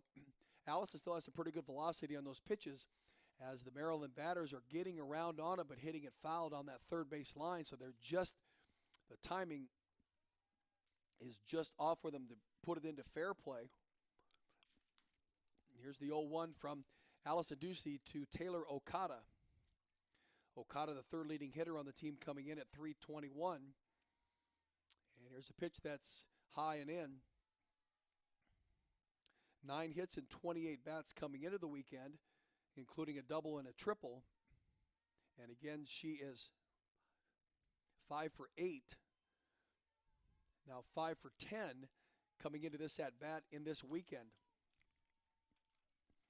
The number 3 hitter, very productive top of the order for the Maryland Terrapins. Here is the 1-1 pitch. It's called strike 2 on that outside corner.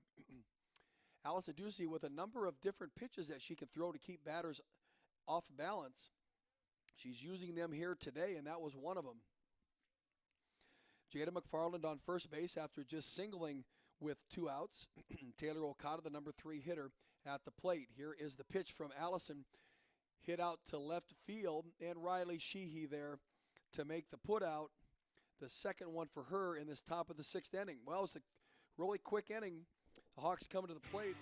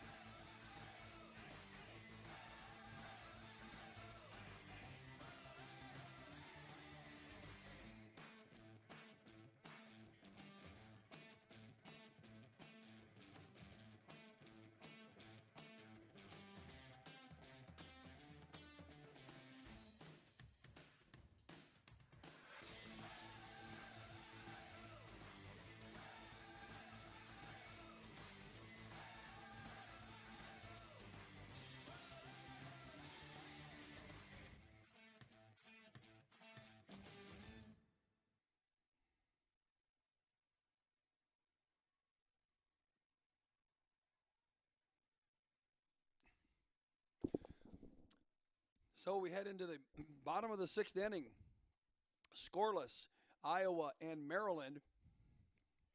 Riley Klosterman will step to the plate, pitching or hitting against Trinity Schlotterbeck for the Maryland Terrapins. Riley already 0 for 1 of the day and a strikeout. Again, was 2 for 3 with an RBI single yesterday, knocking in the second run in the top of that eighth inning to help the Hawks win that game 2-0. Here's one she hits out to left field, but right at the left fielder is making a number of plays out there, Campbell Klein. And that's out number 1 for the Hawks here in the bottom of the sixth. Brings us to the top of the order. Nia Carter. Nia batting .500 coming into the weekend, was 10 of 20 with a triple coming into the weekend, and already outside of today's 0 for 2 performance, here's the first pitch from Schlotterbeck to her. That's out and away. Nia, 6 for 14, 6 for 16, just under 400 just for the weekend. But I know that Coach Renee Gillespie will take that, because she's very productive in the top of that order. 1 out in Iowa's bottom of the sixth inning. Bradley Klosterman just flew out to left field. See if Nia Carter can get on. She was 2 for 4 in yesterday's 2-0 win in 8 innings over Penn State. Here's one that she hits out to right field, and right to the right fielder, a line drive shot to JoJo McCray, and that's out number 2 for the Hawks in this bottom of the sixth inning. Should mention to you that Nia Carter also on an 8-game hitting streak coming into today's game. She may not be able to continue that here at the bottom of the sixth inning, but we'll see. This game looking like extra innings is going to be a part of it. Riley Sheehy at the plate. Fouls one down the left field line. Riley 0 for 2 on the day. Flew out to left field and bounced out to first base in her first at-bat. Trinity Schlotterbeck doing an excellent job in the circle for Maryland here today, keeping all of Hawkeye hitters at bay. Other than the second inning where Iowa sent 5 batters to the plate, she's put them down in order in every other at-bat. Here she's up in the count now at 0 balls and 2 strikes on Riley Sheehy.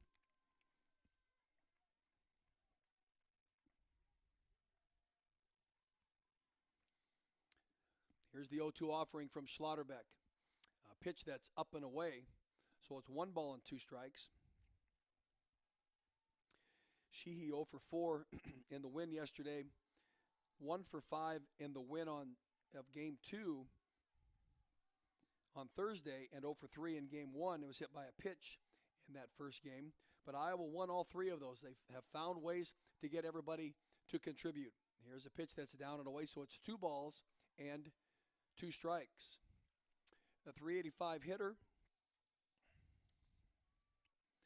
And number 2 on the team coming in with 5 and 13 hits.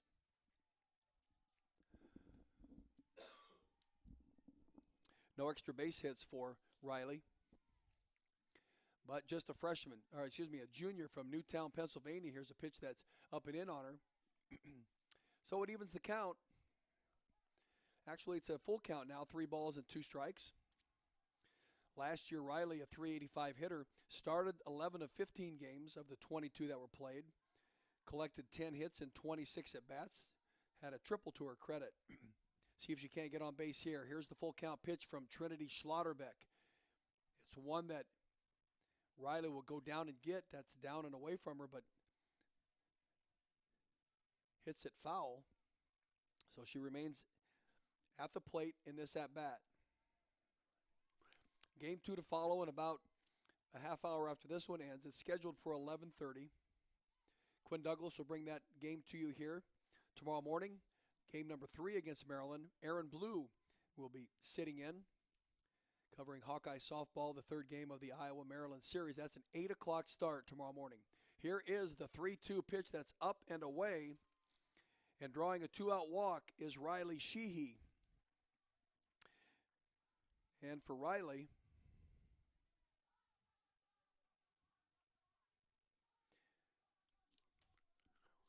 her first walk of the weekend, her third walk on the season. That'll bring up Grace Baines, freshman out of Kansas City, Kansas. See if Grace can get something going here. Here's the first pitch to her that's down and in, so it's ball one. 0 for 2 on the day is Grace. Really, though, we'll never forget the hit in game 2 of that doubleheader. That walk-off winning single in the doubleheader 12-inning win over Penn State on Thursday with Arely Bogar on third base, and she lined it over the left fielder's head for the easy win for the Hawks. Well, not easy. 3 hours and 10 minutes isn't easy in anything. So we got a little meeting of the minds in the circle at first base and the outfielders too as they try to set up their defense here. Iowa does have 2 outs here in this bottom of the 6th inning. Hey, in men's tennis, University of Iowa men's tennis defeated Wisconsin yesterday 5-2. Oliver Okonkwo, Joe Tyler, Will Davies, and Jason Kirst all won their singles matches. The doubles team of Oliver Okonkwo and Will Davies was unfinished, but by then Iowa had already won the meet. Nikita Shneshko and Kareem Alaf won their number 2 seeded doubles and number 3 seeded doubles, Joe Tyler and Peter Alam for the University of Iowa men's tennis team. And they are facing, they'll be at,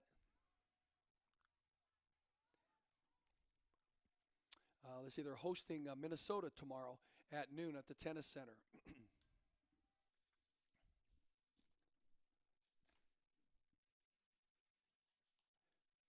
Hey, is Corey still here?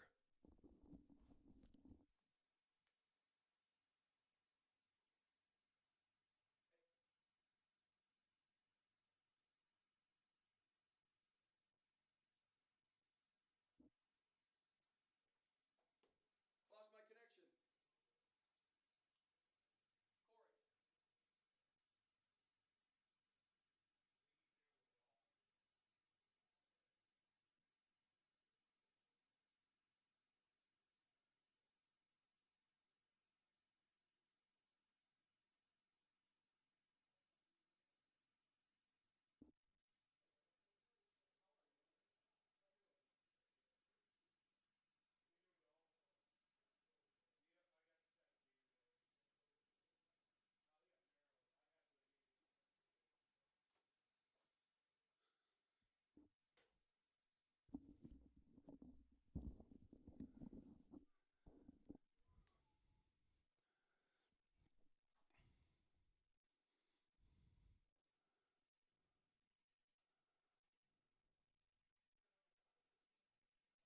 Why would that just go out?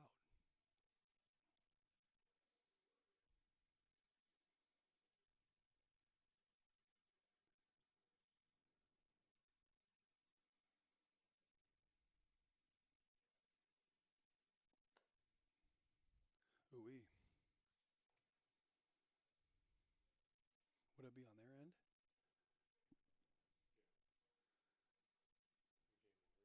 Oh, no. Bottom of the 6th inning.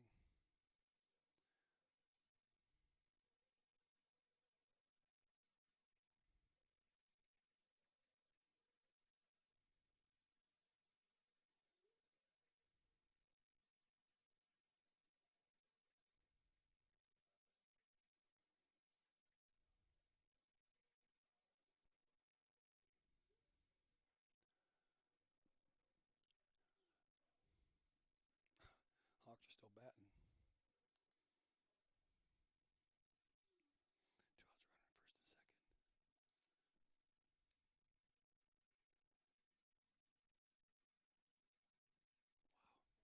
No.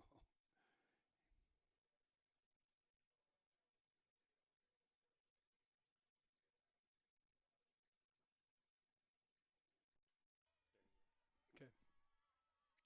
Sorry for that technical difficulty there. We are back and running. It's Iowa and Maryland. Hawkeye still at the plate. Denali Lecker is batting.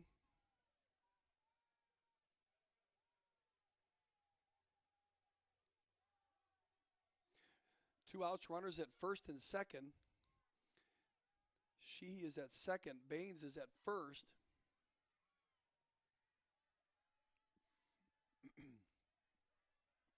We're scoreless in the bottom of the sixth inning, Hawks and Maryland. Here is the offering from Schlotterbeck, one that is bounced to third base. She touches third on the unassisted putout. And that'll end the Hawks' threat here in the bottom of the sixth inning. They get a couple runners on, unable to move them across.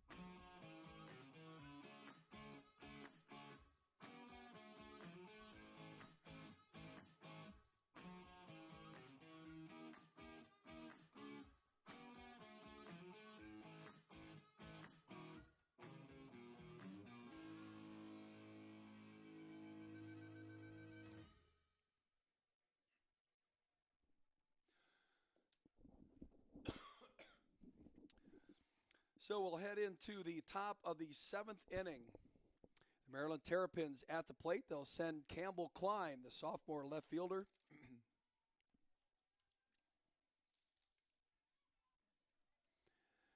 To the plate, and Campbell is 0 for 2 with a couple of strikeouts against Allison Ducey. Allison with 8 strikeouts on the day. Here's the first pitch to Klein, and she takes a swat at. Well, actually, we're going to have a pinch hitter for her. Michaela Jones is pinch hitting for Taylor Liguri. Kayla Jones, a freshman from New Palestine, Indiana. Down in the count at no balls and 2 strikes.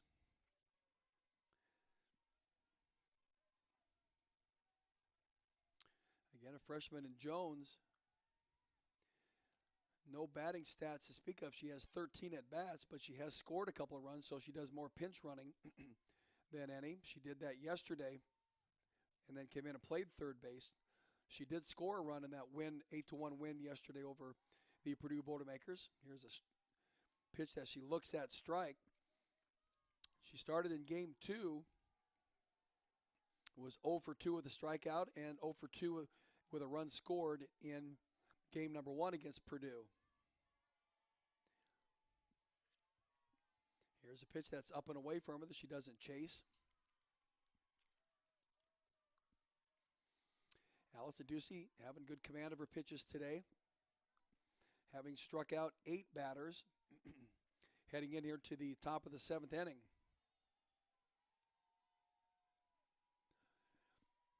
Here's the pitch from Allison Ducey, and it's one that is swung on and missed by Michaela Jones.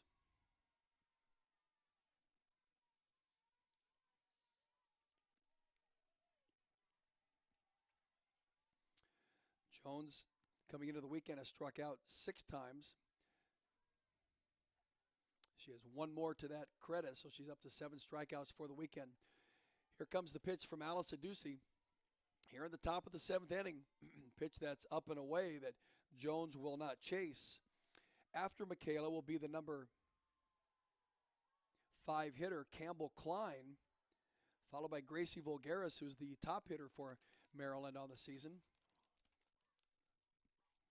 Here's the pitch from Allison, one that swung on and popped up right at the plate, but coming down from first base is Denali Lecker to take it, and that is out number 1 in Maryland's top of the 7th inning. 1 gone. Campbell Klein, the number 5 hitter, left fielder, 0 for 2 on the day. Actually 1 for 2. She singled in her last at bat and was thrown out at second base by Lindy Milkowski trying to steal. Left-handed hitting Campbell Klein. Here's the offering from Ducey. Klein looked like she wanted to slap at it, pulls the bat back. Rightfully so, as ball one.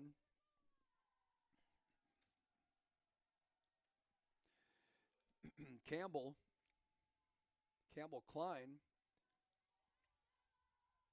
0 for 1 yesterday. Here's a pitch that she'll lift foul down the third base line. 1 for 3 in game number 2's loss to Purdue 2-1. She struck out in that game, and she was 0 for 3 in game 1. Coming into the series, a .318 hitter with 7 hits and 22 at-bats, no extra base hits. Here's the offering, the 1-1 that she takes a swat at and misses, trying to slap it somewhere. So she's down on the count at 1 ball and 2 strikes. When the Hawks come to the plate, Lindy Milkowski, D. Ray Mayhew, and Aralee Bogar. That's the bottom of the 7th inning. Got to get through this top of the 7th, though. Keep Maryland from pushing any runs across. Here is the 1-2 that's fouled back behind the backstop. So the count remains the same at 1 ball and 2 strikes.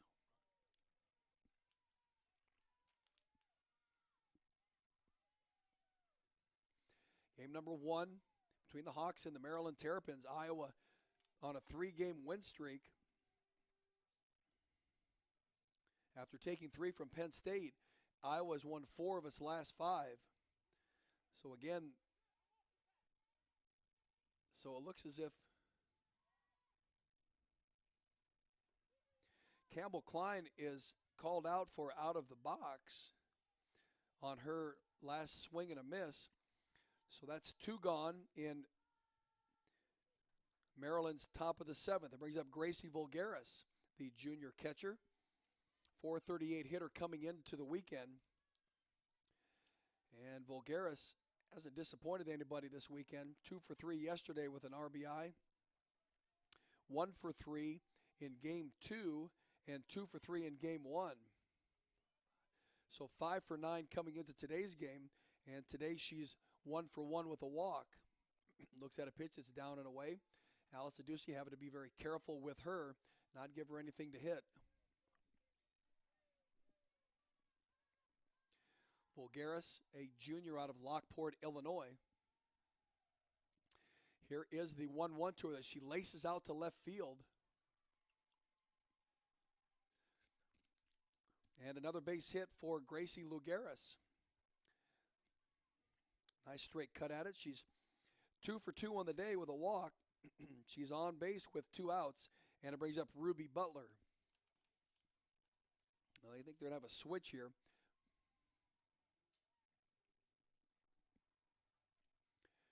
I think Mark Montgomery is going to put in a pinch hitter for Ruby Butler with 2 outs. Maybe get another bat at the plate. Trying to make something happen. Waiting for the umpire to make the official announcement. And here she comes.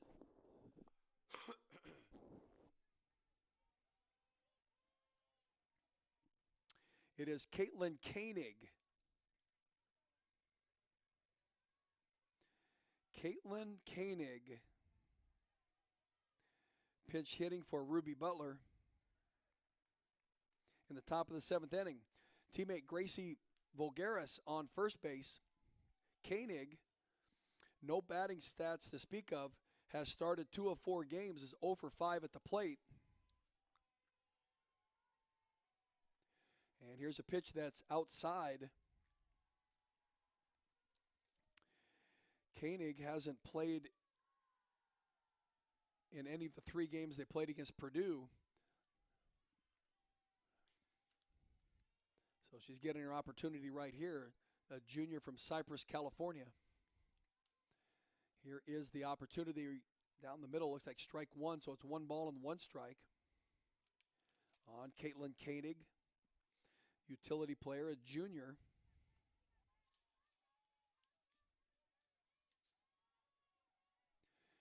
She steps back into the batter's box. Get that bat ready to go, waiting for the pitch on Allison Ducey, one that she gets a cut at but fouls it into the backstop. So she's down on the count at 1 ball and 2 strikes. 2 gone in Maryland's top of the 7th inning. They got a runner on first base in Gracie Vulgaris, who just slapped her second single. That the 4th hit off of Allison Ducey today to go along with 3 walks. And another swing and a foul back behind the backstop.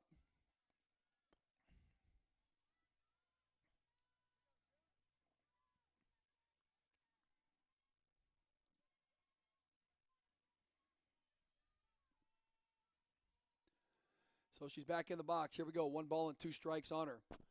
Allison Ducey in the circle. Getting a good look at her. Here's the windmill on the pitch. Hits that inside corner. Beautiful spot by Allison Ducey to pick up her 9th strikeout of the game.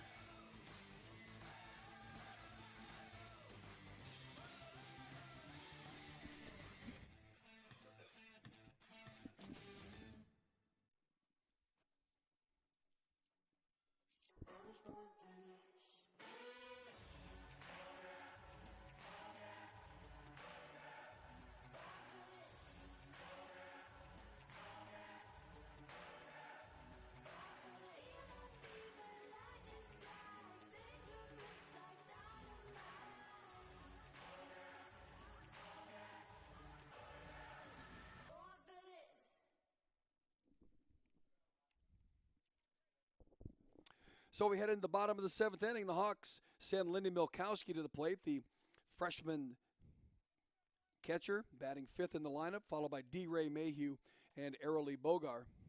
Hawks just need 1 to win here in the bottom of the 7th inning. Trinity Schlotterbeck has pitched a fine game. Has yielded 1 hit and 3 walks.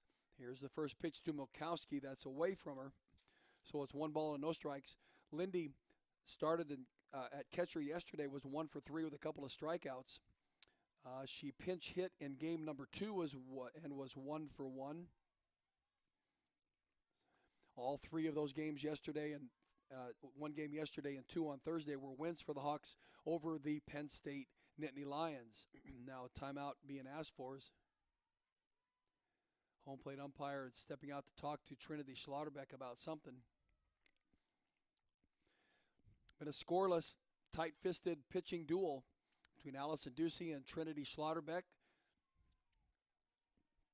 Here is the 1-0 that's down and in on her, so it's 2 balls and no strikes. And it isn't as if either of these teams have been able to hit the ball. It's just they've been hitting it right at defenders. Lindy Milkowski's done a nice job behind the plate, too. She's thrown out 3 would-be base stealers at second base, so that's helped out tremendously. Here's the 2-0 to Milkowski. She'll lift it high out between third and left field, and the left fielder out there to haul it in for the first out of the bottom of the 7th inning.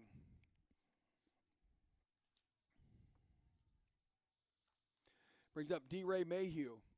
Donnie Ray out of Bettendorf, product of Kirkwood Community College, where she was the 2017 Junior College Player of the Year. Has come to the University of Iowa. Had a decent career to date. Started and played 8 of 14 games last year. Here's the 1-0 that she laces down the left field line. Started 8 of 14 games, had 3 hits, 27 at bats, and a couple of home runs last year. She hit 5 home runs in 2019. And so far this year, Mayhew has no batting stats to speak of. No hits anyway and 5 at bats. Here is the offering that Donnie Ray will foul right off her at the plate.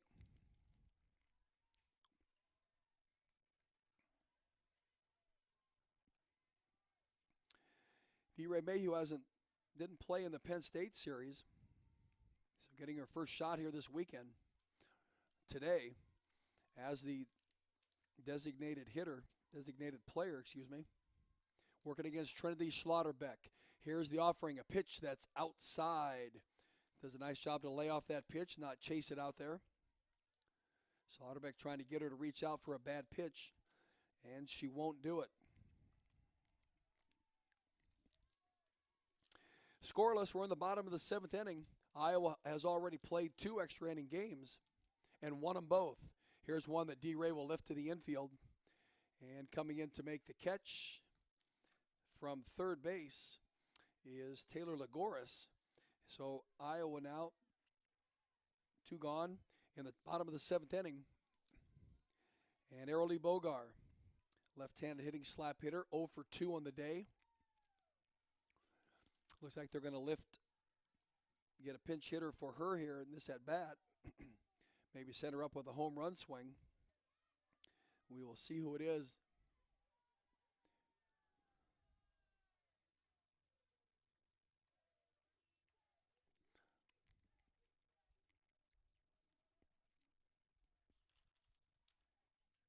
So now the announcement has been made for the pinch hitting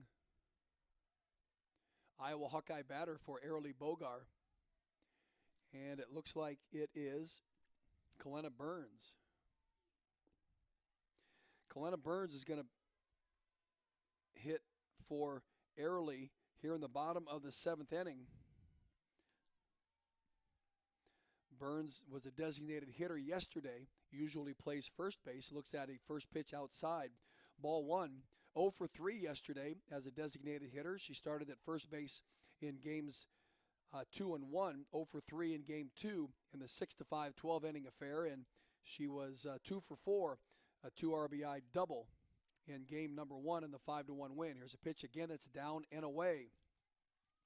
Trinity Schlotterbeck knows she has to be careful with her. 2 gone in Iowa's bottom of the 7th. We're scoreless. Iowa, Maryland, Big Ten softball. 5-4 Hawks, 5-4 Maryland Terrapins. Here's the 2-0 from Trinity Schlotterbeck. A pitch that Burns rips down the third base line and just foul. She got all of that one and hits it down the third base line. Burns, last year in the shortened season, 403 hitter, 29 hits in 72 at-bats. She hit 6 doubles and led the team with 5 home runs, so certainly capable of taking the right pitch out of the park. Here is the offering to her, one that is down and away, so it's 3 balls and 1 strike. Kalena coming into this weekend, 200 hitter, 3 hits, 15 at-bats, 3 runs batted in. As I mentioned, 0 for 3, 0 for 3, and 2 for 4. So 2 out of 10. And now a warning has been issued to the Maryland bench, and I believe it's to the pitching coach. Home plate umpire walking over to the bench and getting things squared away with them. Kalena Burns on a 2-1 count, working against Trinity Schlotterbeck.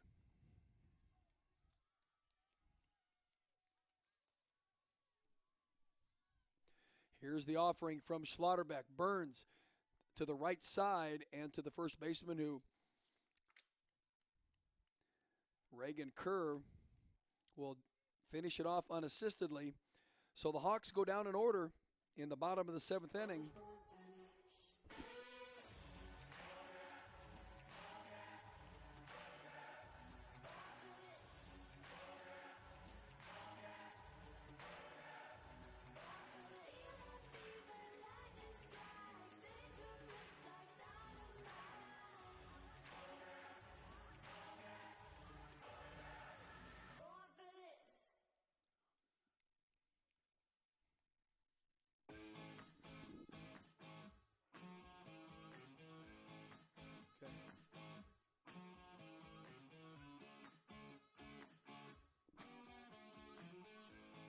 This mic right here, right? This one or this one? That's the mic. All right. But everything else just leave on, right? Because except for this, we'll have to go to the next game, I think, on the Watch Live. All right. Okay.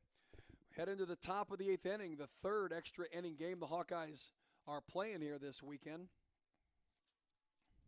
They won yesterday 2-0, getting 2 runs at the top of the 8th inning. They won the second game of the doubleheader Thursday afternoon in a 3-hour, 10-minute game, scoring 2 runs in the bottom of the 12th inning, a walk-off single by Grace Baines, knocking in Arely Bogar for the winning runs for the Hawks then. So now they go into the 3rd extra inning frame, and Sammy Steffen will step to the plate for Maryland. She's credited with a couple of strikeouts today. Allison Ducey in the circle. She went 8 innings, Allison did, in that second game of the doubleheader on Thursday. She's now into her 8th inning here. She's getting lots of work in already as Steffen squares to bunt and bunts it foul. Good pitcher's duel going on here from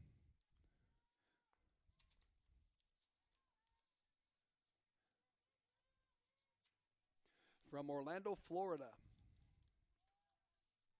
Here's a bunt that's laid down. Nice pickup by Denali Lecker. Flips it to Arely Bogar, and it's 1 out here in the top of the 8th inning for the Maryland Terrapins.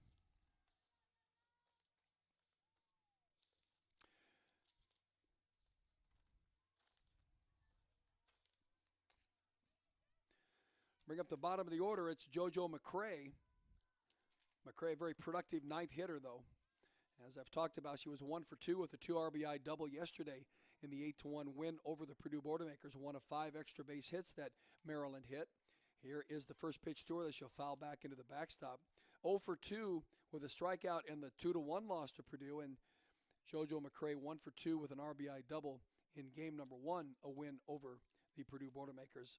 Back on Thursday. Top of the 8th inning. Maryland with 4 hits off of Allison Ducey. Here's the 0-1. It's up and away from her. Maryland has also drawn 3 walks off of Allison. But still a good pitcher's duel going on here.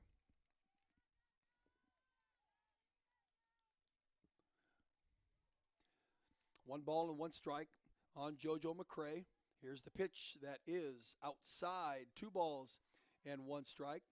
Senior from Lucas, Texas, the outfielder, playing right field.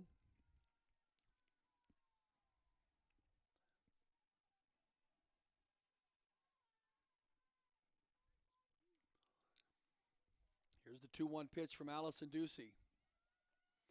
It's a pitch that McCray will get up after, but she'll foul it back over top of the backstop.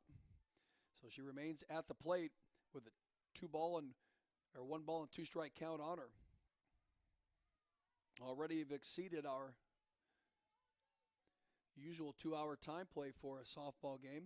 Again, Thursday's second game of that doubleheader was a 12-inning affair, 3 hours and 10 minutes. Here is the pitch to McCray. She'll foul it back again.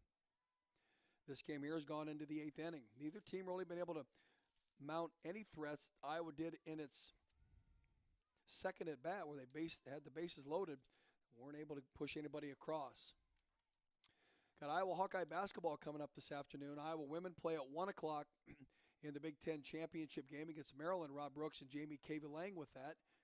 Here's the pitch from Allison. It's down and away, so it's 2 balls and 2 strikes.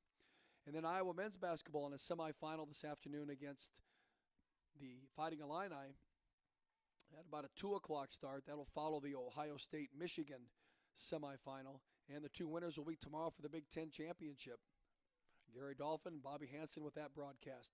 Here's the 2-2. McCray out to left field and foul. So again, Allison Ducey with some velocity on those pitches that almost fooling the Maryland batters and their timing to try to get around and connect with it. JoJo McCray, the number 9 hitter, 0 for 2 on the day. So Allison's done a nice job to keep her at base, and she's been so productive in the previous 3 games. Here's one that she'll lift foul again down the left field line, just getting enough of the bat on the ball to stay alive in this at-bat.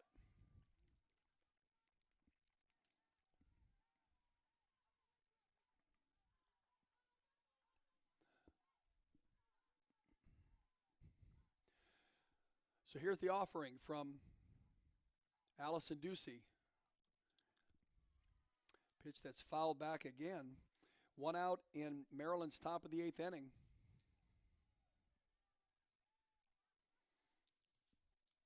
When the Hawks get to the plate in the bottom of the 8th, it'll be Sammy Diaz, Brody Klosterman, and Nia Carter. Here's the number 9 hitter for Maryland, JoJo McCray. The pitch to her that she swings at, and again, able to fight off a pitch and foul it away.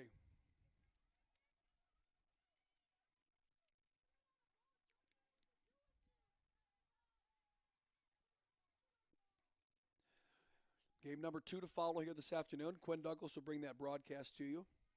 Tomorrow morning at 8 o'clock, Aaron Blue will have the 3rd and final game of the Maryland-Iowa series. We'll see if the Hawks can come away with 6 consecutive wins here this weekend. Take home a great deal of momentum and get ready for the Purdue series in 26. Here's one out to left field for JoJo McCray, and she gets on with a base hit. That's the 5th hit off of Allison Ducey here today. This one in the top of the 8th inning, and it brings up Reagan Kerr, leadoff hitter.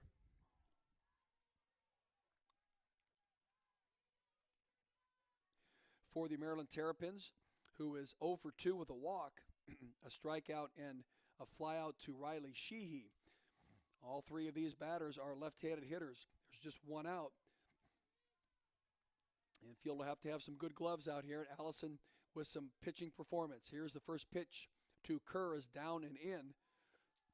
Kerr was 2 for 3 yesterday in the 8-1 win over Purdue with an RBI and scored a run. 1 for 3 in their loss to Purdue, and 0 for 3 in the opening game win over the Boilermakers. Here is the 1-0 to her. That's in the same spot, but down and away. 2 balls and no strikes.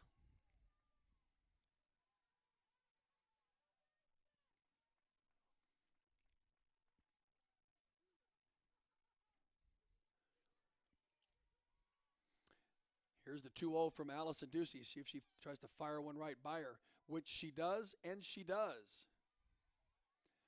Power versus power, and Allison with a nice pitch to get the first strike on Reagan Kerr. Kerr, the junior first baseman from Phoenix, Arizona. Here's the 1-2. 2-1, excuse me, and a pitch that's fouled back behind the Hawkeye dugout. So the count now full at 2 balls and 2 strikes.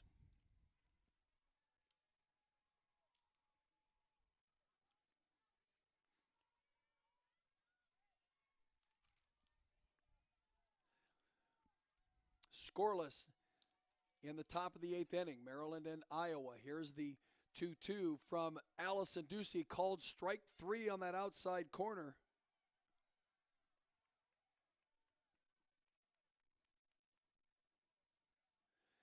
And that ends.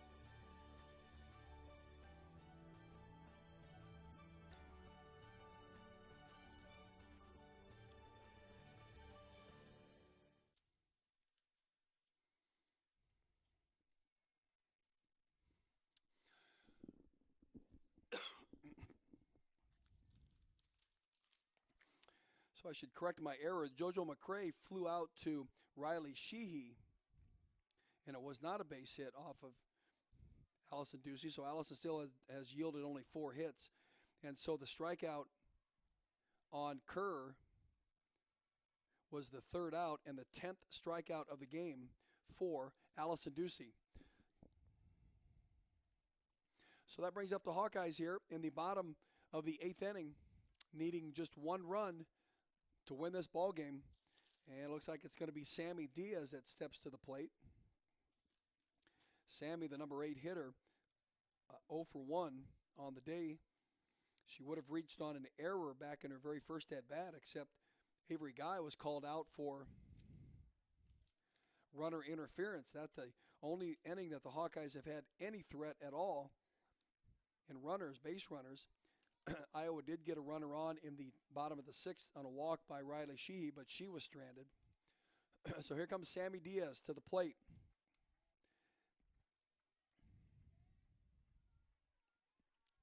One for 10, 1 for 11 on the day. Here she bunts 1 foul.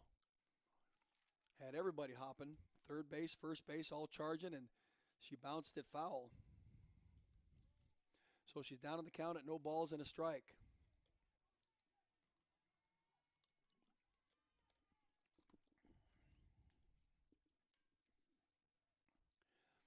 Sammy taking her time getting back into the dugout, getting the call from head coach Renee Gillespie from third base.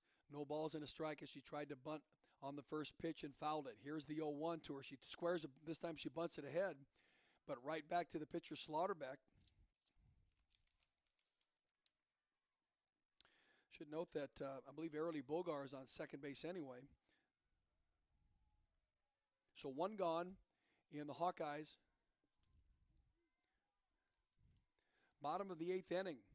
Arely Bogar now is at third base with 1 out. Riley Klosterman in to deliver the hit to win this game for the Hawks. Hawks did a nice job of keeping Maryland from scoring. Here's the first pitch to Klosterman. She hits it up the middle. And a nice play by the shortstop, Campbell Klein. Ruby Butler to keep Arely Bogar at third base. It was a line drive shot from Klosterman to her. She was able to get it on 1 quick hop and keep Bogar at third base. So it's the top of the order. It's Nia Carter. Can Nia come through? Continue her hitting streak. She's 0 for 3 on the day. 2 flyouts and a ground out.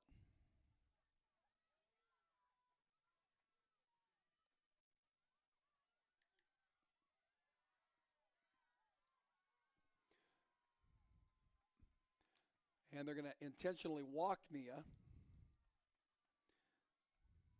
to get to Riley Sheehy.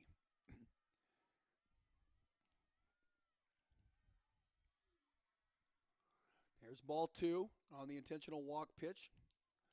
2 more to go, and we'll get to Riley Sheehy. See if Riley Sheehy, the left-handed Sheehy, can come through. In the clutch, the junior out of Newtown, Pennsylvania. She walked in her last at-bat, stranded at second base. And are we going to get a pinch runner for, no, I wouldn't think not for Nia. Maybe a pinch hitter for Riley Sheehy.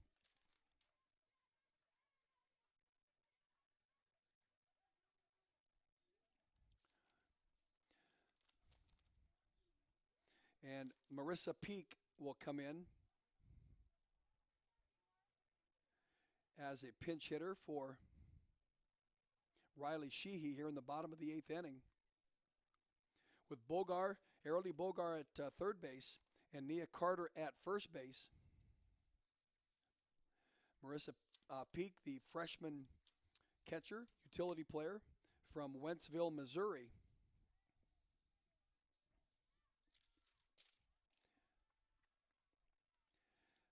Peak she did start game 2 at catcher, was 0 for 4 in that game. A couple of strikeouts. And she started game 1 and was 1 for 3. She's got teammate Arely Bogar at third base.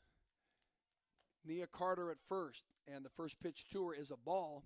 So it's 1 ball and no strikes on the freshman. Marissa Peak, 5'8" utility player, has caught when she's played. Sharing time with Lindy Milkowski. Ahead in the count here, 1 ball and no strike. Just need one in the outfield to score Arely Bogar. A pitch that's down and away. And a double steal attempt. And can they get it? Yes! And they get it. The double steal attempt works as Nia Carter heads down to second. The throw down gives Arely Bogar a chance to score from third, and she does so. And the Iowa Hawkeyes have pulled off yet another double steal and score, and this time it helps them win this ball game over the Maryland Terrapins by the score of 1-0. A pitcher's duel straight through for 7 innings, and finally the Hawkeyes come through in the bottom of the 8th inning. As they start Bogar at second base, she moves to third on the sacrifice by Sammy Diaz.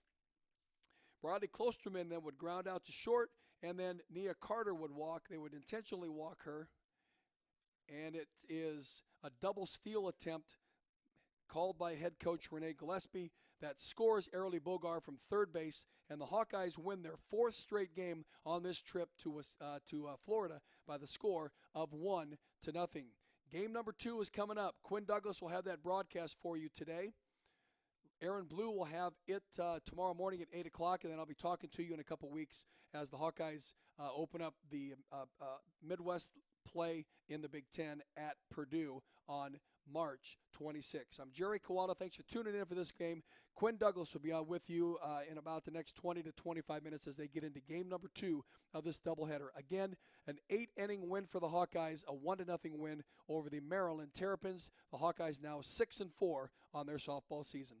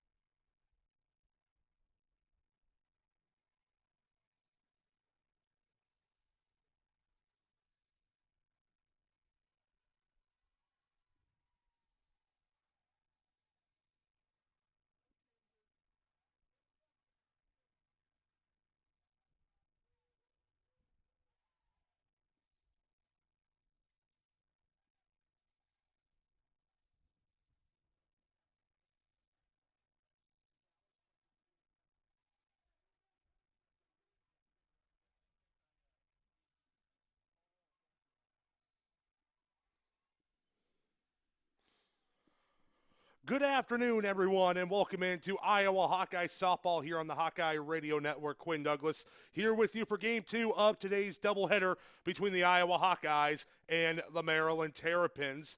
As if you guys missed it earlier today, the Iowa Hawkeyes got the win in extra innings, the third consecutive game Renee Gillespie's Hawkeyes have played in extra innings over the last 3 days. This one coming against the Maryland Terrapins in Game 1, which was a 1-0 shutout win for the Iowa Hawkeyes as it was tied at 0 going into extra innings for the second game in a row, oddly enough, as Iowa and Penn State were tied at 0 going into extra frames yesterday. And then it was a double steal pulled off. Arely Bogart came in to score from third base due to the California League rules having a runner start on second to start off the extra innings for both teams, and that resulted in a 1-0 Iowa win. So Iowa moves to 6-4 on the season. Maryland dropped to 5-5, and Iowa does get a half game up on the Terrapins in the Big Ten standings as of right now. Of course, this is a massive day for Iowa athletics as Rob Brooks and Jimmy KV Lang will have the Iowa women playing today in the Big Ten championship game against, of course, the Maryland Terrapins. Ironically enough, that will tip off at 1 p.m., and then the Iowa men have the semifinals underway. As we will have Iowa get things started off with Nia Carter. Apologize for not having the starting lineups, but Nia Carter will lead things off for the Iowa Hawkeyes. As Carter, she was 0 for 3 in Game 1 today, going up against Jennifer Brand of Maryland. Here comes the 0-1. That pitch, the 1-0, that pitch misses inside. 2-0 to Nia Carter.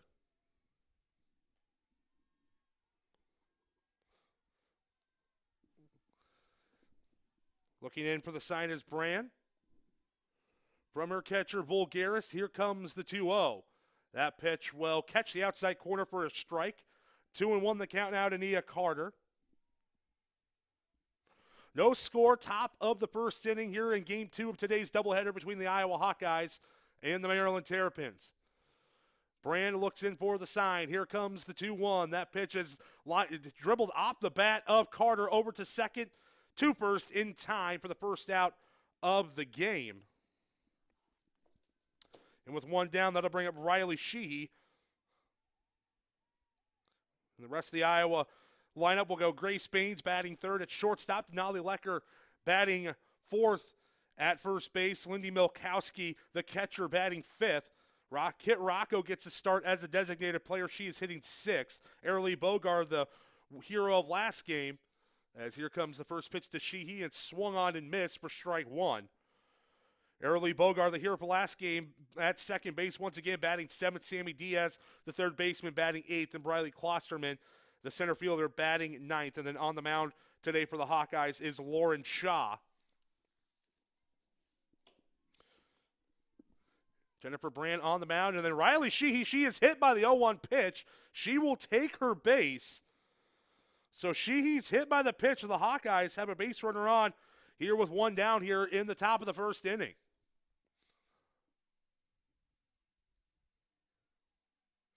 So that could be an encouraging sign for the Hawkeyes, getting a base runner on very early in this game, as Brand will stand in, get back up to the mound, going up against Grace Baines. Baines had the only Hawkeye hit in Game 1 of today's doubleheader. Brand, her windup and pitch to Baines. That pitch is going to be just a bit inside on Baines. Tried to jam her, but Baines didn't bite at it. 1-0 the count to Grace Baines.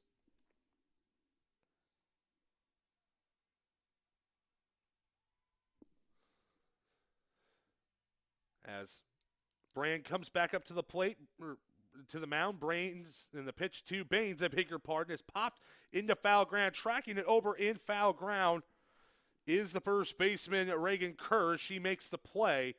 2 down here in the top of the first. That'll bring up Denali Lecker. Lecker went 0 for 3 in Game 1 for the Ogden, Iowa native. One of the great stories about her getting recruited to Iowa was the fact that her family is Nebraska fans, and they had to hide all the Nebraska memorabilia in their house when Renee Gillespie came to visit, but Lecker did end up choosing the in-state Hawkeyes. Here comes the first pitch to Lecker, swung on, hit high to the right side, tracking it down is Kerr again. She makes the catch in foul ground to end the inning. The Hawkeyes leave one on, but no hits, no runs on no errors. We go to the bottom of the first. No score. You're listening to Iowa Softball in Learfield, IMG College.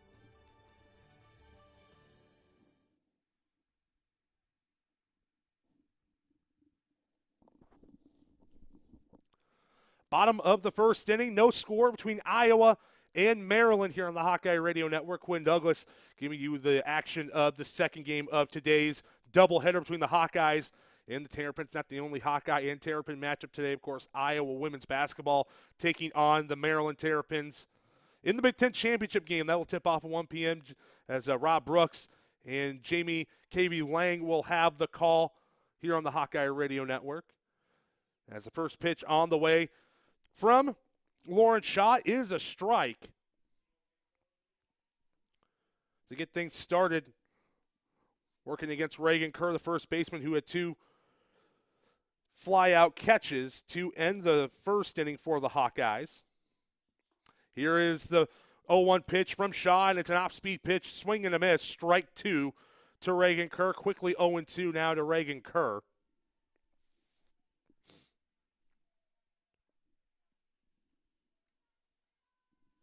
As Kerr will stand back in the batter's box. Lefty against lefty, the 0-2. That one just misses the outside corner.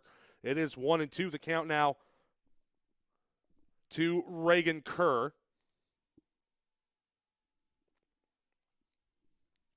As Kerr will walk back into the batter's box. 286 hitter coming in to this weekend series is Kerr. The 1-2 pitch is high for a ball. 2-2. The count now to Reagan Kerr for the junior from Phoenix, Arizona, a graduate of Arcadia High School. Back in 2019, Kerr in her freshman campaign batted 193 with 7 RBIs. And that pitch fouled off by Kerr. It will stay the count 2-2.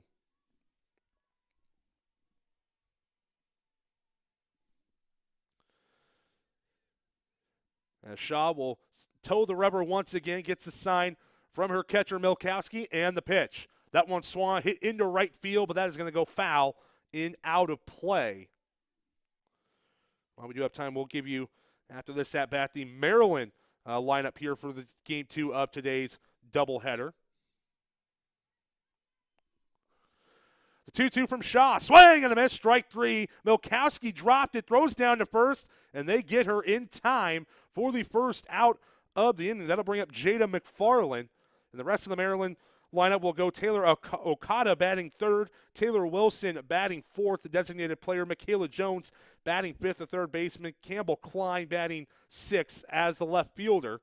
Grace Bulgaris batting seventh as the batting seventh as the and here's a ground ball base hit into center field as Klosterman picks up. Bulgaris batting seventh.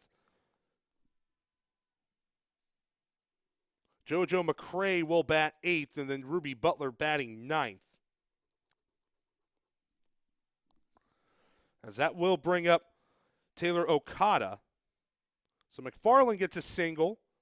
1 on, 1 out here, top or bottom of the first between Iowa and Maryland, as Shaw will stand back in. Here comes the first pitch to Okada, and that one is low and away for a ball.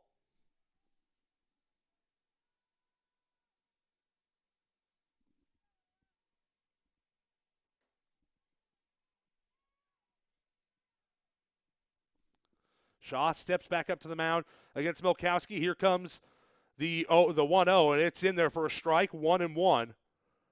Fastball that caught the high outside corner.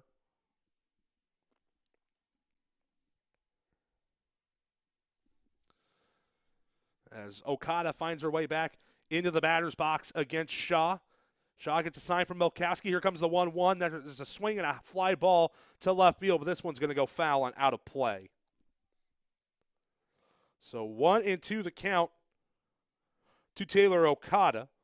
One down here, bottom of the first. No score between Iowa and Maryland. Game 2 of today's doubleheader. Of course, the Hawkeyes will finish up the series with Maryland tomorrow. Here comes the 2-2 pitch, low and outside.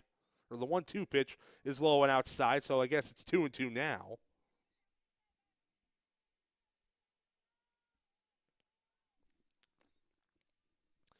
Shaw will head back up to the mound. Lefty with the ball in her hand. Here's the pitch. That's a swung ground ball over towards first. That is a foul ball.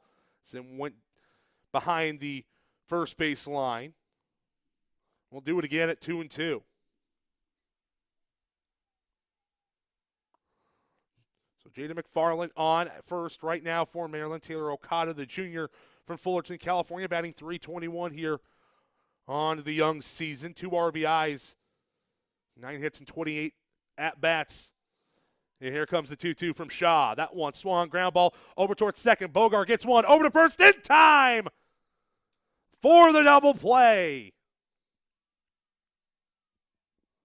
Nope, I beg your pardon. I apologize for that. I thought it was in time, and I do sincerely apologize. I thought that was in time for the double play, so Okada grounds out. Okada does reach on the fielder's choice. McFarland is out. And with 2 down, that'll bring up Taylor Wilson. So Shaw trying to work once again with the runner on first. Here's the pitch to Shaw. Swing and a miss as Wilson took a big cut at that high rising fastball from Shaw. 0-1 the count.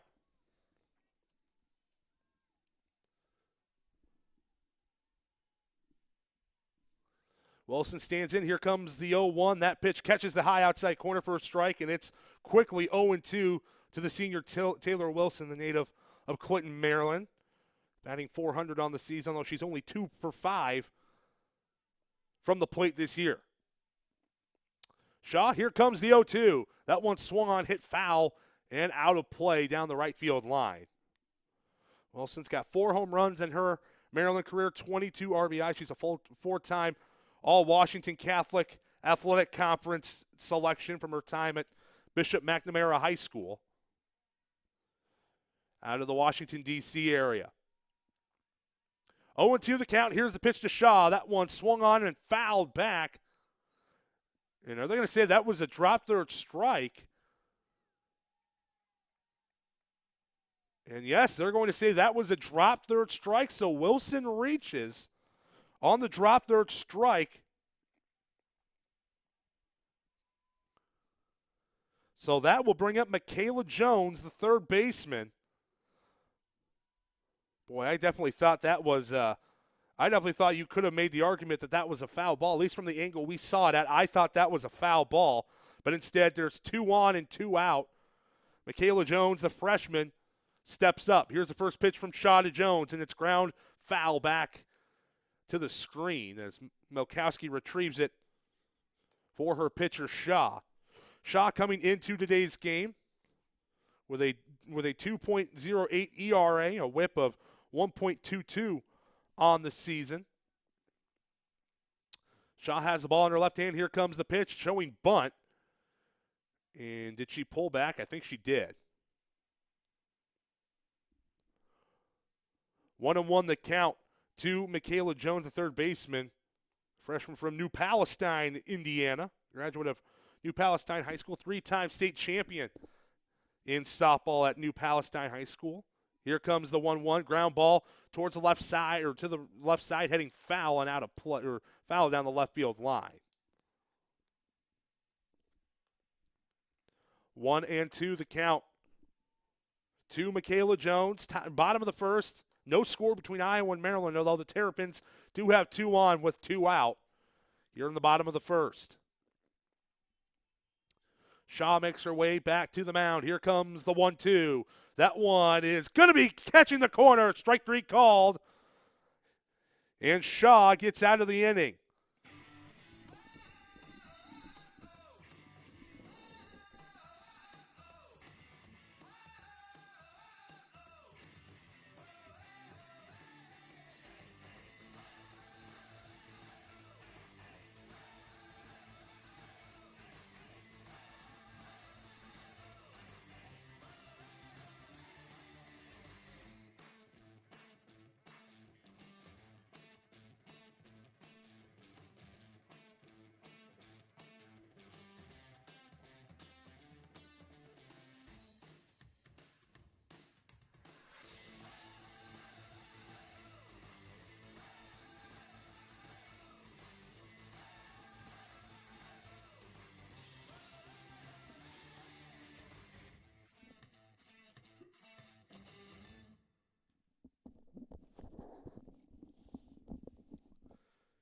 Top of the second inning between Iowa and Maryland here in game 2 of today's doubleheader between the Hawkeyes and the Terrapins.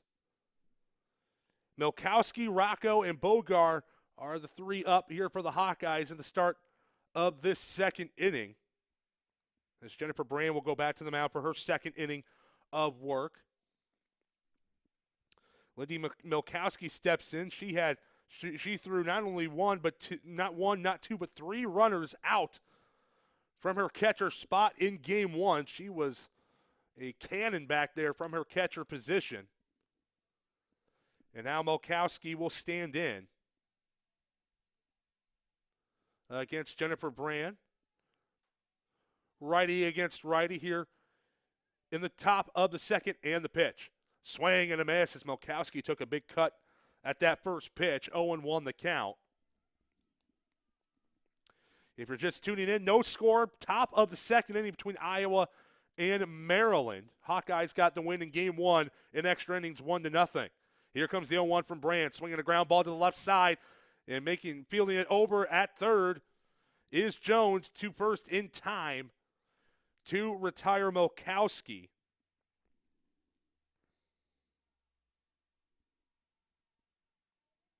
That'll bring up Kit Rocco. So score that 5-3 ground out for Milkowski. Rocco will step in. Rocco getting the start in game 2 as the designated player for the Hawkeyes. The lefty stands in. And here comes the first pitch to Kit. That pitch high and inside for a ball. This is Rocco's first action prior to this weekend of the 2021 season. And she started 19 games a year ago for the Hawkeyes, batting .311 with a home run and 11 RBIs. Here comes the 1-0 to Rocco. Swing and a miss as Brand blew a fastball by her. 1-1 the count to Kit Rocco. A sunny and 79 degrees here in Leesburg, Florida to start game 2 of the doubleheader. And the 1-1 to Jennifer Brand. Swung on, popped up, and that one will go out of play behind the third base dugout. So 1-2 the count to Kit Rocco. Nobody on, 1 down here, top of the second between Iowa and Maryland. It was a part of a busy day of Hawkeye sports here on the Hawkeye Radio Network. Rocco stands in, righty against lefty, and here comes the 1-2. That one is framed on the outside corner, but will not get the call for the strike. And it's 2-2. Nice job trying to frame there by Grace Bulgaris, but the umpire did not think that was in the strike zone. 2-2 the count to Kit Rocco. 1 down. Here comes the 2-2 from Jennifer Brand. Swung on fly ball, and that one's going to go foul and out of play behind the third base dugout once again. We'll do it again at 2-2.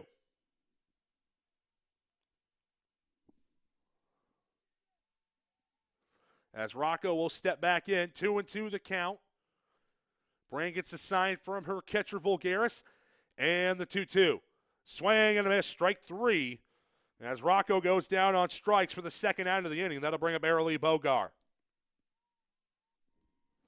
Bogar, of course, the hero in Game 1 of today's doubleheader, scoring the winning run for the Hawkeyes on a double steal.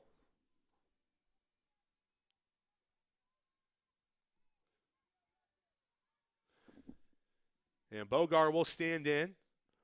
The lefty in the batter's box. Here comes the first pitch to Bogar. That pitch is in there for a strike.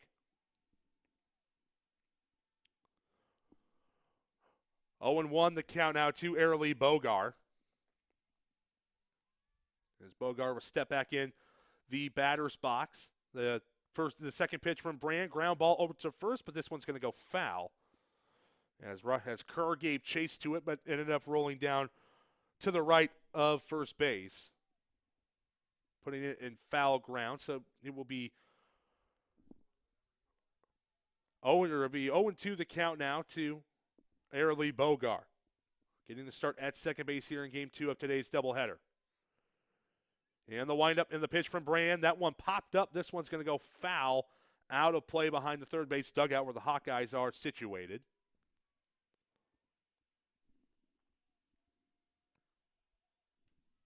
Bogar went 0 for 2 in Game 1 of today's doubleheader, but came into this weekend and had not played in the 2021 season to start, as the 0-2 pitch misses low and outside 1-2 to Airlie Bogar. As Bogar, prior to this weekend, had not seen any game action for the Hawkeyes after playing in all 21 games to start the 2020 season. Here's the pitch from Brand. Swung on, popped up on the shallow infield, waving everybody off his Butler to make the catch and end the inning. The Hawkeyes go 3 up, 3 down. We go to the bottom of the second. No score. You're listening to Iowa Softball in Learfield, IMG College.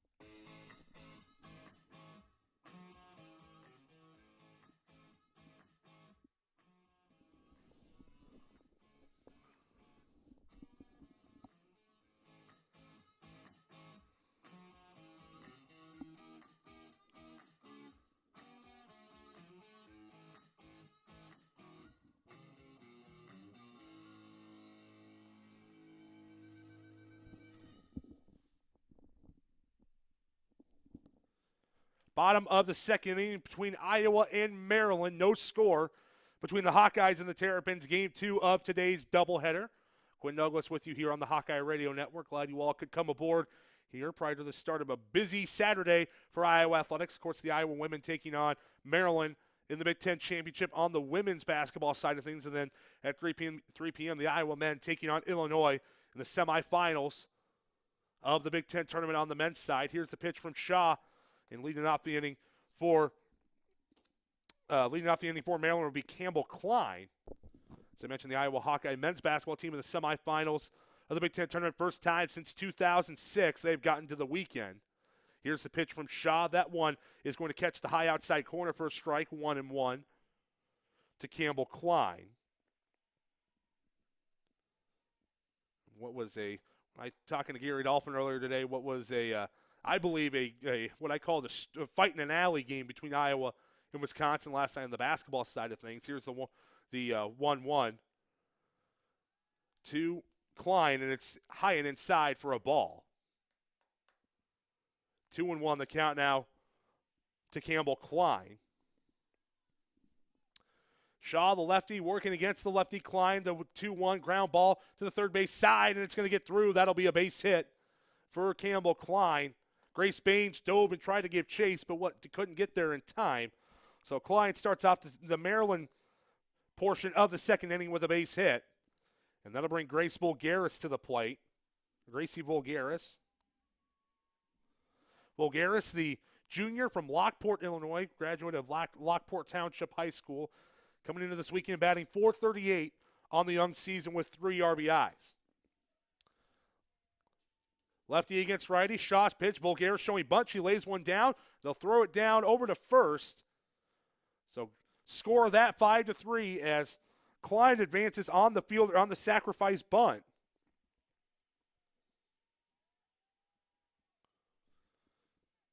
And with one down here in the bottom of the second, that'll bring up JoJo McCray.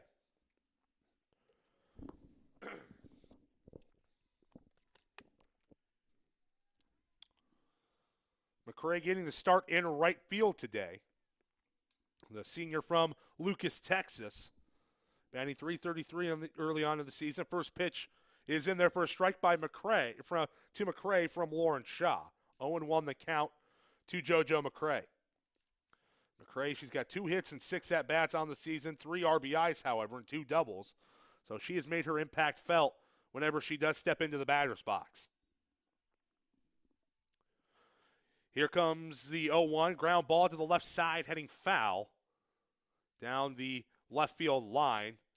And quickly the count 0-2 to JoJo McCray. No score, bottom of the second between Iowa and Maryland, 1 down. And a runner, Campbell Klein, at second in scoring position for the Terrapins. Lawrence Shaw, the left-hander, working. Here's the pitch from Shaw. This is an off-speed pitch that misses. And that makes the count 1-2 as Milkowski gave a little pump-fake throw down to second to make sure that Klein stayed put. 1-2 the count. Shaw on the mound working against JoJo McCray. Here's the lefty's delivery. That one will just miss on the low outside corner. 2-2. The count now to JoJo McCray. She's trying to fight her way back in this at-bat.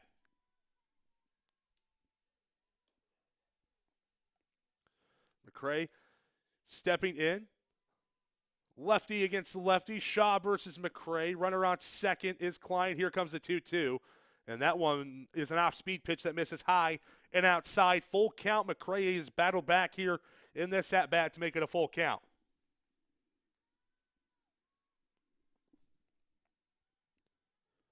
Shaw stepping back up to the rubber. Gets her sign from Milkowski and the payoff pitch. Swung on in a line drive off the bat, but hitting foul and out of play behind the third base dugout from McCray. We'll do it again at 3-2. Of course, Iowa with that win in game 1 of today's doubleheader gained a half game up in the Big Ten standings on this Maryland team. And here comes the 3-2. Swung on, that one fouled back behind the third base dugout once again. And we'll do it over again at 3-2. Of course, Northwestern currently at the top of the Big Ten standings. They are undefeated at 9-0. Illinois second at 7-2. And then Michigan and Minnesota in a two-way tie for third place. Shaw, here comes her 3-2 pitch. That one swung and fouled back out of play down the left field line once again. So JoJo McCray is doing some heavy battling here in this at-bat, trying to work up the pitch count of Lauren Shaw.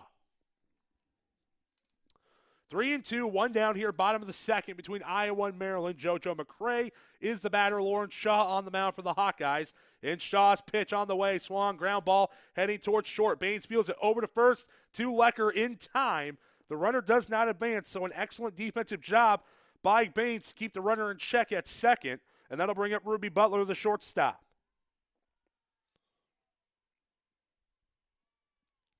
So McCray grounds out 6-3. Ruby Butler is up now for the Terrapins. She's the 9-hitter in this Maryland lineup. Campbell Klein, the runner on second. Here comes the pitch from Shaw. That one is a fastball right down Broadway for a strike. 0-1 now the count to Ruby Butler. Butler, a junior from Snohomish, Washington, and transferred in from Bossier Parish College. Here's the 0-2. That one swung on and missed, or the 0-1 swung on and missed. Now it's 0-2, I should say, to Ruby Butler. She started coming into this weekend series, started all 9 games prior to this weekend for Maryland, batting .217 on the young season. Here comes the 0-2 from Shaw. Swung on, and a chopper right back to Shaw. Throws over to first into time, 2 in the inning. So Maryland does leave a runner on off a hit, and we go to the third. No score. You're listening to Iowa Softball in Learfield, IMG College.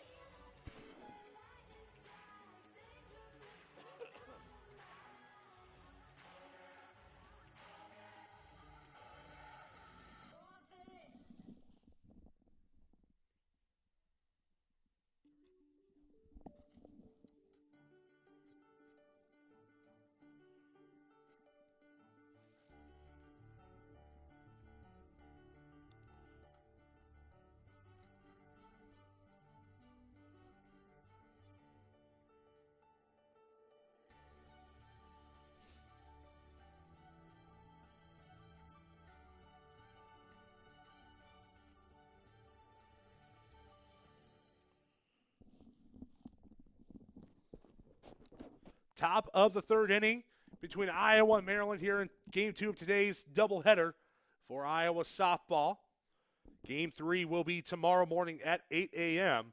Aaron Blue will have the call here on the Hawkeye Radio Network for that action. Top of the third, that'll bring up Sammy Diaz for the Hawkeyes. It'll be the 8, 9, and 1 hitters coming up to bat here in the top of the third for Renee Gillespie's Hawkeyes.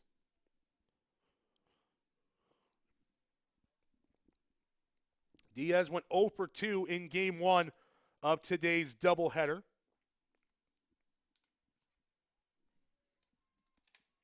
And Diaz yesterday against Penn State, as she'll show bunt right away against Jennifer Brand. And here comes the first pitch to Diaz, and Diaz pulls back, swings, and fouls it off. Yesterday against Penn State, Diaz went 0 for 2, but did score a run in the top of the 8th against the Nittany Lions as Iowa secured a 2-0 win against Penn State yesterday afternoon. Diaz showing bunt once again here on the 0-1. Now she pulls back, and the 0-1 pitch swung on and hit high and out of play down the first base line. And quickly 0-2, the count now to Sammy Diaz. The freshman from Cypress, California, coming into this weekend series, she had batted .273, 3 hits and 11 at-bats, and scored a couple of runs. Diaz showing bunt again, pulls back to pitch from Brand. This one high and away. 1-2 the count to Sammy Diaz. No score, top of the third here between Iowa and Maryland. Game 2 of today's doubleheader between the Hawkeyes and the Terrapins. Here comes the 1-2. This one is high, and this is going to be a wild pitch from Brand. Luckily for Brand, nobody's on base. Looked like an off-speed pitch that may have just gotten away from her. 2-2 the count to Sammy Diaz, and she's worked it back to a even count.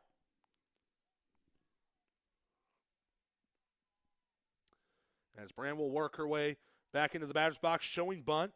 Slightly open stance from Diaz, and now pulls back to 2-2. This one is just missing on the high outside corner.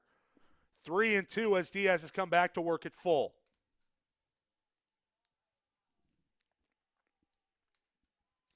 Diaz up right now for the Hawkeyes. Klosterman on deck, and Carter is in the hole.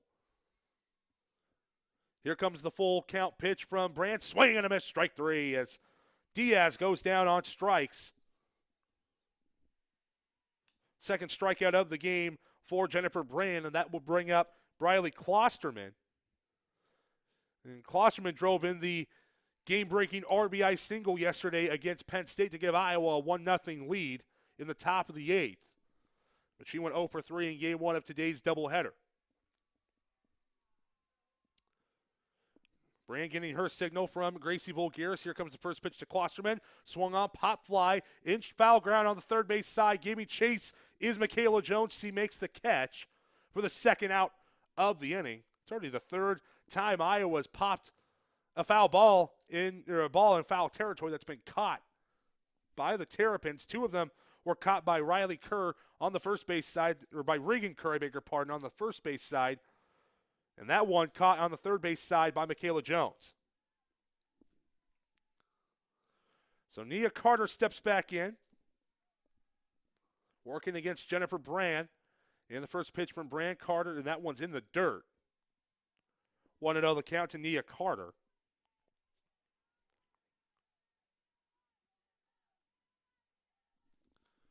Carter is 0 for 1 so far today. She grounded out to second to start off the ball game for the Hawkeyes. Here comes the 1-0 from Jennifer Brand. Swung on fly ball into center field. Giving chase is McFarland. She runs in and makes a running catch to end the inning. No runs, no hits, no errors, nobody left on.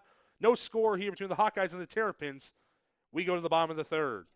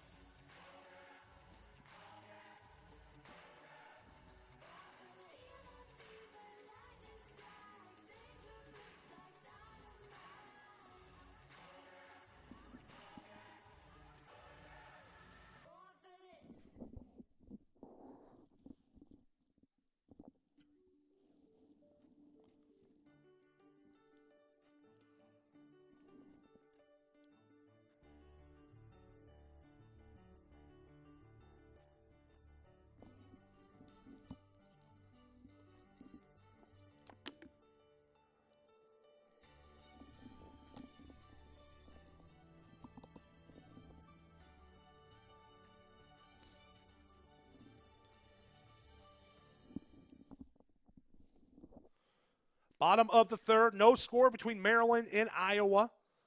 Here in game 2 of today's doubleheader. As Maryland will go Reagan Kerr, Jada McFarland, Taylor Okada.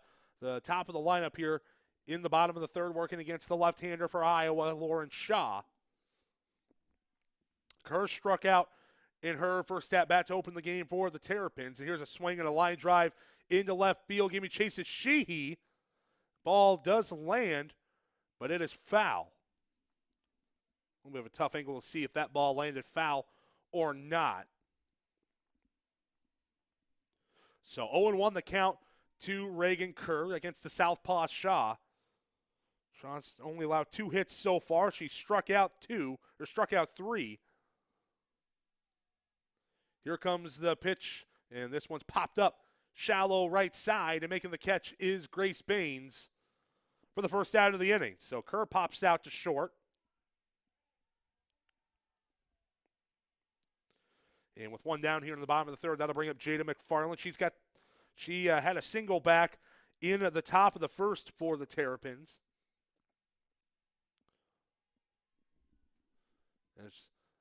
We'll work lefty against lefty. The southpaw Shaw fires, and there's a strike right down the pipe. 0-1 the count to Jada McFarland.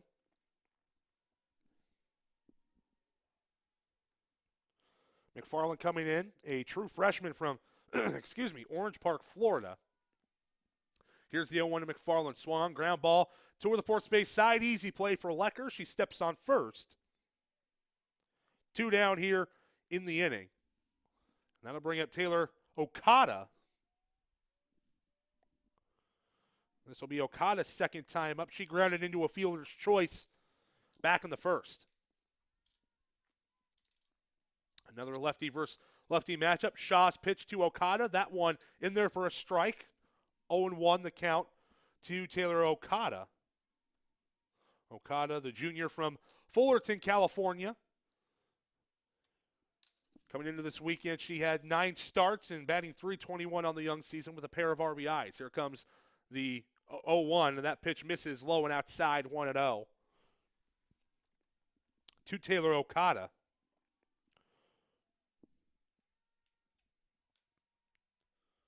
Shaw going through her third inning of work. She's allowed 2 hits thus far. Here comes the 1-1. That one misses low and outside for a ball. 2-1 the count, as Maryland has already left 3 runners on base.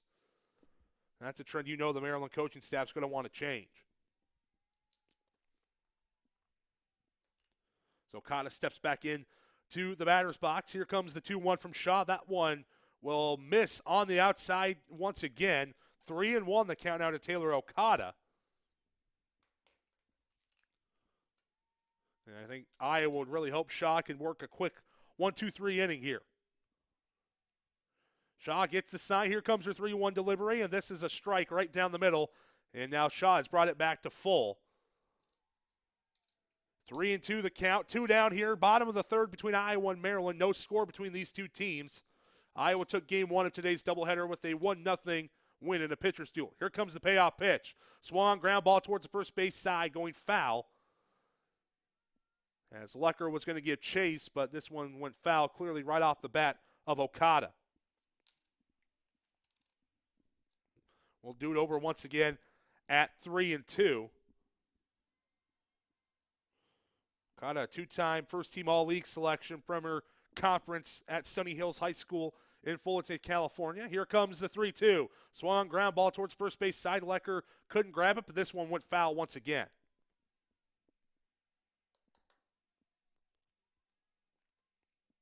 So Okada doing her best to stay alive here in this at-bat. Full count, 3-2, 2 down. Bottom of the third here between Iowa and Maryland. No score from either team so far. As Okada steps in against Shaw. Lefty against lefty, the 3-2. That one misses on the outside corner, ball 4. And Okada will head down to first with a 2-out walk. And that will bring up Taylor Wilson, the designated player. She struck out her first time up, but it being a drop third strike, the ball got away from Lauren Milkowski, and Wilson got the free base out of it.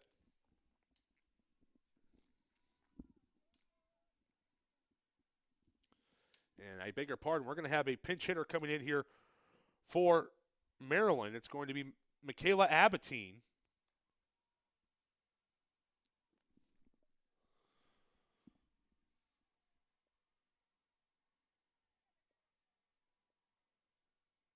So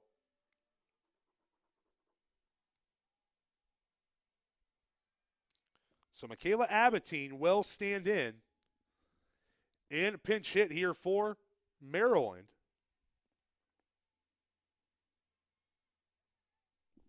Abatine, a senior outfielder from Warwick, New York, and a former North Carolina Tar Heel before transferring to the Terrapins back in 2019. So Lawrence Shaw will try to go to work here against the righty. Here's the first pitch to Abatine. That one catches the high outside corner for a strike. 0-1 now. Started 40 games 2 seasons ago, did Abatine. Batted .248 with 3 home runs and 9 RBIs. She was a 3-time All-State selection back in her time at Warwick Valley High School in New York. Here comes the 0-1. That one is going to miss the low outside corner. 1-1 the count.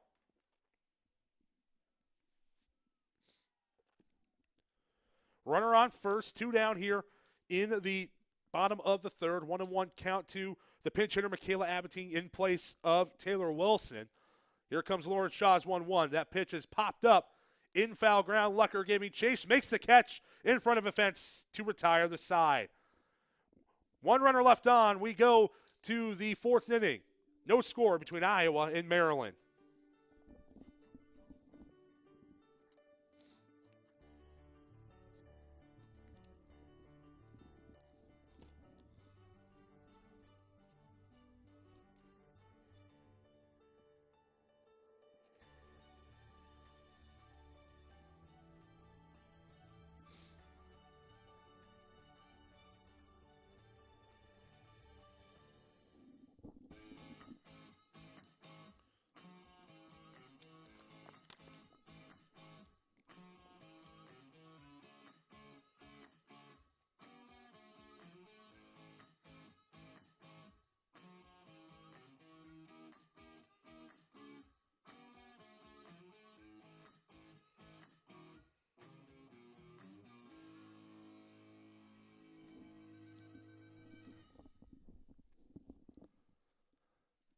Top of the 4th inning, no score between the Iowa Hawkeyes and the Maryland Terrapins here.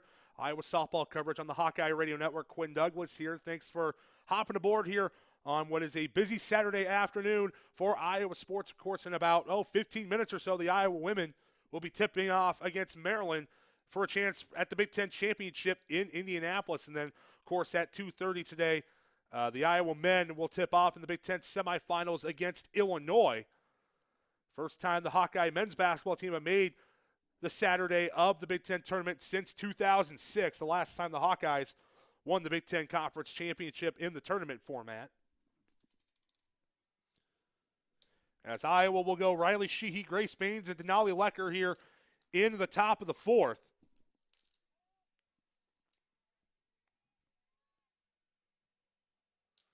As Sheehy will step in. The right-hander 0 for 1 so far today. She right-hander is she was hit by a pitch, so she has no official at bat. And that first pitch from Brand is low and in the dirt for a ball.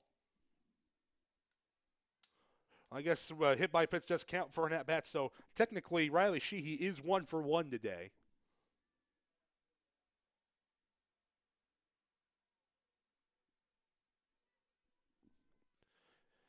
As Sheehy will step back in the batter's box. Here comes the 1-0 delivery from Brand. Ground ball up the middle. Gets through for a base hit. Grace Baines is on for the I beg your pardon. Yes, Riley Sheehy is on for the Hawkeyes. As she hits a chopper back up the middle as Baines and then Okada couldn't field it as well for Maryland. And with one on, nobody out, that'll bring up Grace Baines. Baines, of course, the only Hawkeye with a hit in the game one of today's doubleheader. She went 0 for 3 yesterday against Penn State, however. Baines stand in, open stance. Here comes the first pitch to Baines, and she fouls this one back off the screen, and it bounces right back into the glove of Jennifer Brand. That must be some pretty flexible screen if it was able to bounce that ball right back into the glove of Jennifer Brand off the fly.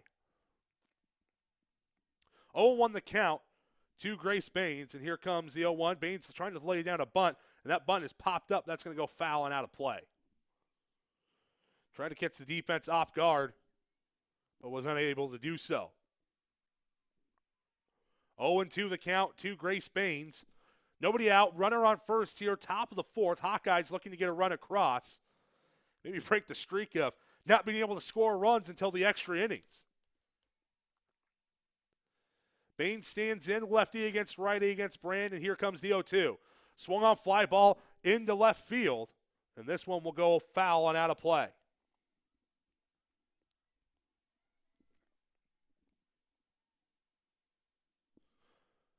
Still the count remains at 0-2. With Baines at the plate, Riley Sheehy, the runner on first for the Hawkeyes. Jennifer Brand on the mound for Maryland. And Brand, her 0-2 delivery on the way. That one high and outside for a ball.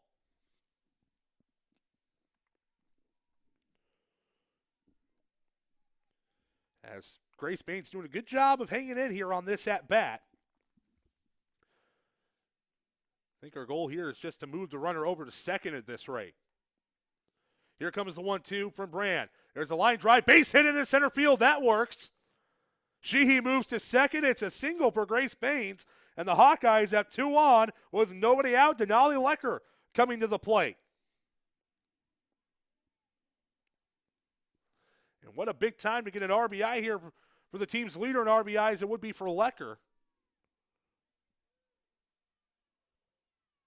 Of course, Lecker, no stranger to RBIs in her softball career. She is the all-time leader in RBIs in her career back at Ogden High School.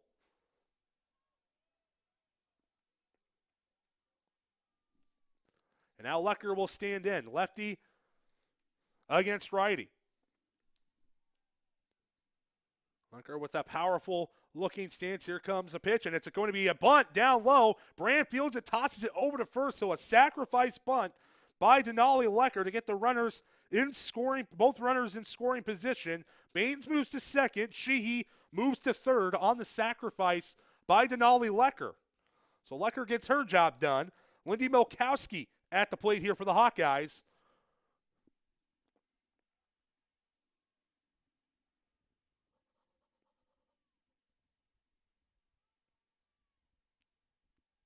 As Milkowski went 0 for 2 in game one of today's doubleheader.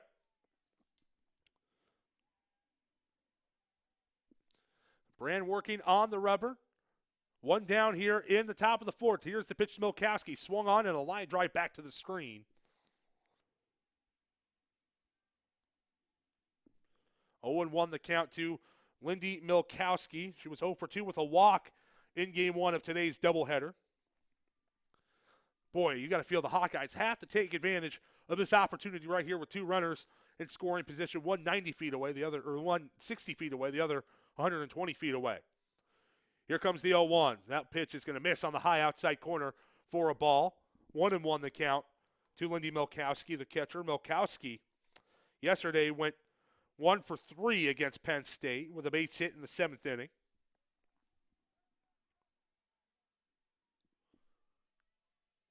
Milkowski, the righty, stands in. Here comes the pitch from Bain. Here's the pitch, and it's a ground ball, safe off the bunt. Milkowski laid the bunt down. Brand couldn't field it, and a run scores. Iowa leads it 1-0, and a suicide squeeze there by Lindy Milkowski. She got it done. Baines will move to third. So the Hawkeyes, with runners on the corners, one down, with a 1-0 lead.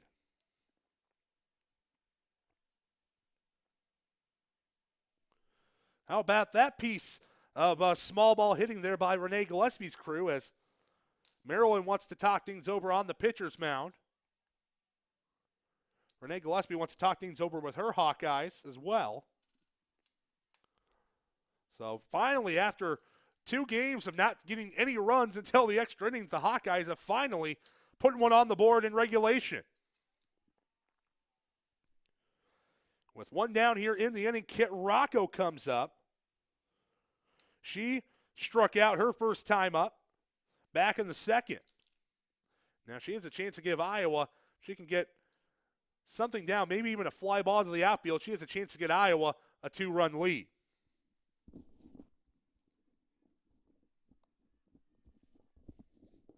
One out, bottom of the fourth. Iowa 1, Maryland 0 if you're just tuning in. Hawkeyes get a run scored on a suicide squeeze by Lindy Milkowski. As Riley Sheehy came in to score, here's a pitch from Brands. That's a pop fly into center field. Giving chase is McFarland. Makes the catch. Runner will tag up, try to score. Here's the throw home, and it will be not in time as Baines got under the tag. I thought McFarland had her beat on the throw, but Grace Baines gets in under the tag, and a run comes in to score, and it is 2-0 Iowa. So Rocco gets the run in on the RBI sacrifice.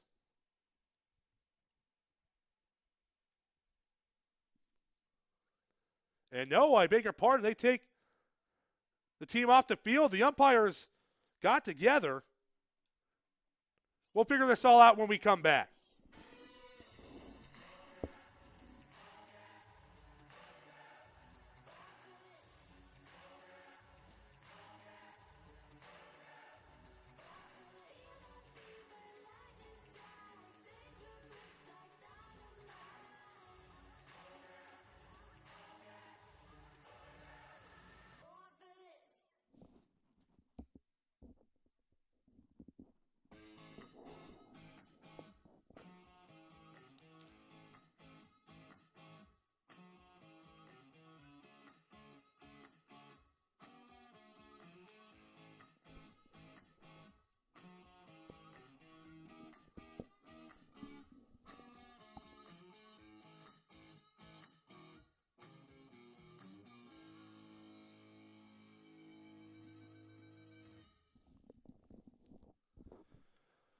So we go to the bottom of the fourth. So what has happened, from what I am told, the run does count. Iowa did get the run scored from Grace Baines, but Lindy Milkowski was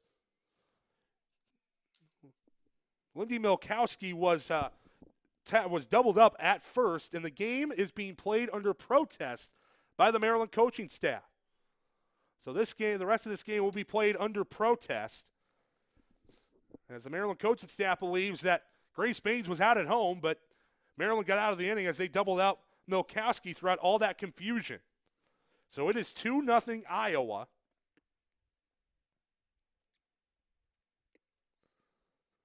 So Iowa made it out of that inning with 2 runs on 3 hits. No errors and only a runner. Actually, I believe no runners left on base. The umpiring crew is talking it over. Kind of a very funky at-bat, very funky top half of the inning for the Iowa Hawkeyes. Quick game reset for you all. Iowa 2, Maryland 0 here, bottom of the 4th. In game 2 of today's doubleheader, Iowa won game 1, 1-0 in extra innings off of a double steal that was pulled off by the Hawkeyes as Airlie Bogart stole home while Maryland was tending to the runner attempting to steal second.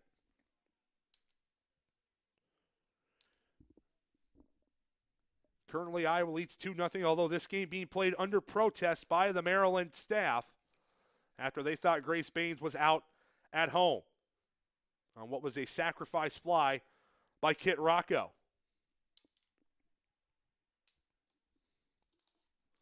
So through all that, we are here in the bottom of the 4th, of course, in a busy day of Iowa athletics.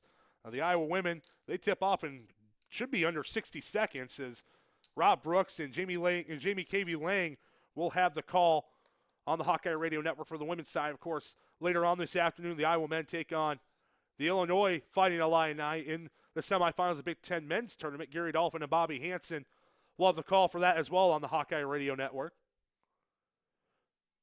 Iowa looking to get to the Big Ten championship game on the men's side for the first time since 2006, and that was the last time the Iowa men won the Big Ten championship in the conference tournament. Here's the pitch from Shaw. There's a line drive into center field. Making the catch is Klosterman to retire Michaela Jones here at the top of the 4th. So the lineup for Maryland goes Jones, Klein, and Vulgaris. And Campbell Klein will come to the plate for the Terrapins with 1 down here in the top of the 4th. 2-0 Hawkeyes.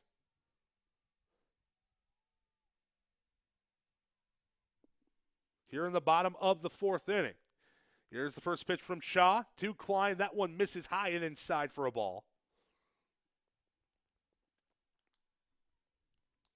1-0 the count to Campbell Klein. She singled her first time up back in the 2nd inning. Here comes the 1-0 pitch, and that one's going to miss low and outside. Boy, that was close. But it's going to be 2-0 now to Campbell Klein.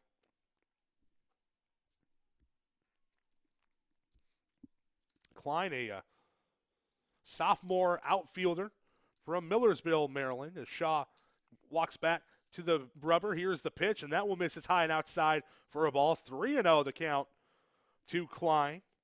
She's played in 9 games, started 8 of them coming into this weekend for the Terrapins, batting .318 on the young season. 7 for 22 at the plate on the season. Shaw, here comes the 3-0 delivery. Fastball right down the middle for a strike as Klein was taking the whole way. And the count now 3-1 to Campbell Klein.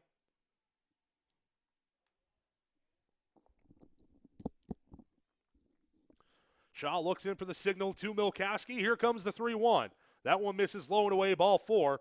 And Klein heads down to first on a 1-out walk issued by Lauren Shaw.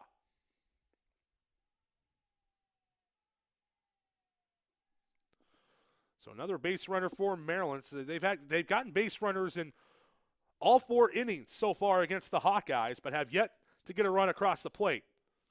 As Gracie Vulgaris at the plate, she takes a first pitch strike from Lauren Shaw. 0-1 quickly to Vulgaris, perhaps the best hitter on this Maryland team, at least to start this season. As Vulgaris coming in batting .438 on the season with 3 RBIs and a double. Comes the 0-1 to Vulgaris. That one, an off-speed pitch, will catch the low outside corner for a strike. That was a beauty of an off-speed pitch by Lauren Shaw. And quickly, it's 0-2 to Gracie Vulgaris.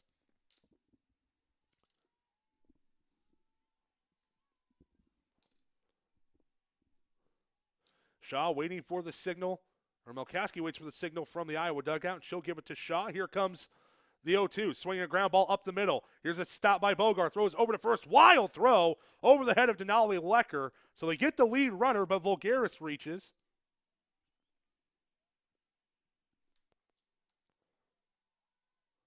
Vulgaris reaches on the fielder's choice. So Klein's out at second. Vulgaris reaches on the fielder's choice.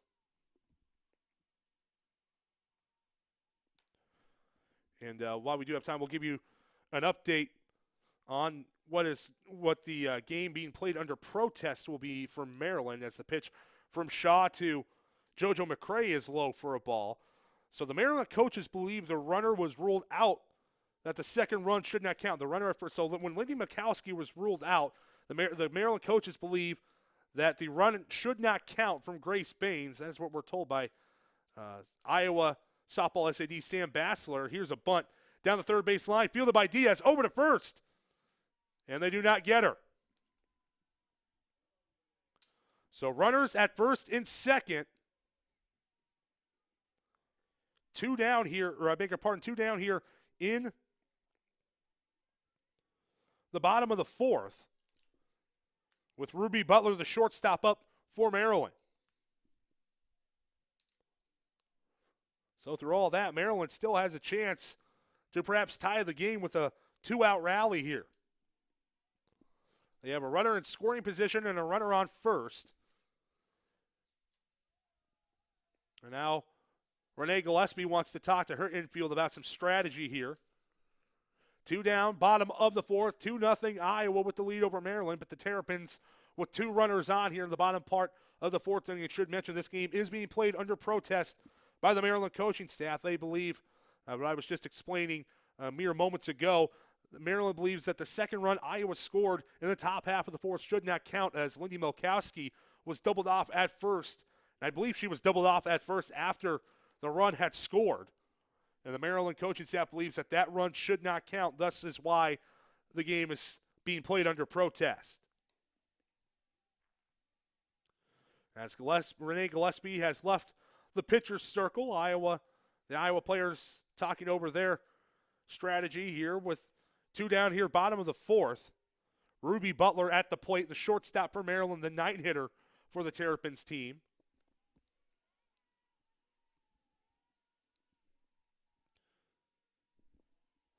And actually, I should mention that we do have a pinch hitter in.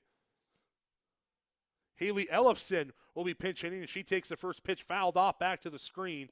0-1 the count. So Ellefson will pinch hit here in this situation.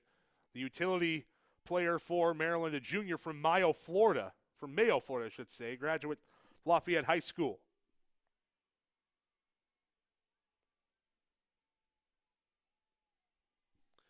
Shaw, her second pitch is fouled off by Ellefson for a strike, and it's 0-2. So two runners on here, bottom of the fourth. Shaw looking to work her way out of a little bit of a jam here.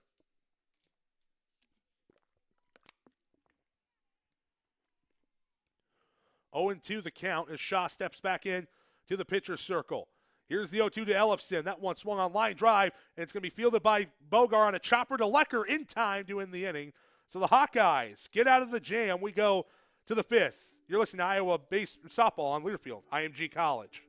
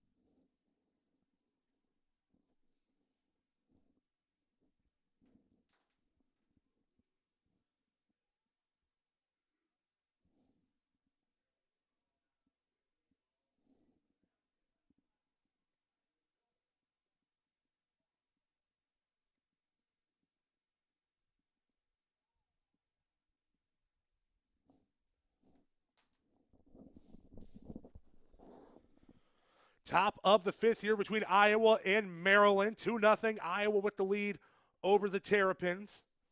Both Iowa runs coming in the fourth inning.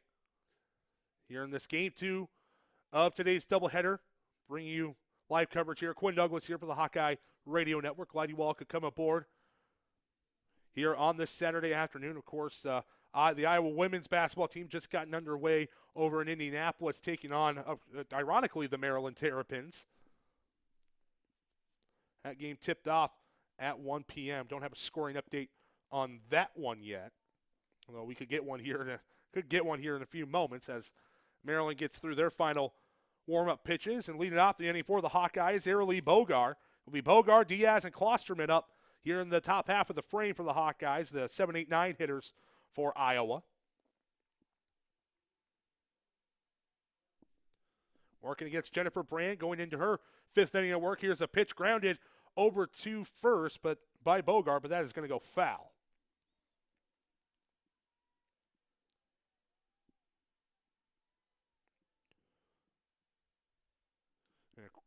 As Bogar steps back into the batter's box. Working against Jennifer Brand. 0-1 the count. Here comes the 0-1 pitch. This one's going to go right down the pipe for a strike to Arilee Bogar. Quick scoring update for the Iowa women. They currently trail Maryland 10-5, 7:56 to go in the first quarter over at Bankers Life Fieldhouse in Indianapolis. Bogar will step back in, 0-2 the count. Here comes the 0-2, swung on, popped up. In foul ground, trying to give chase and not making the play is Gracie Bulgaris. Couldn't get there in time.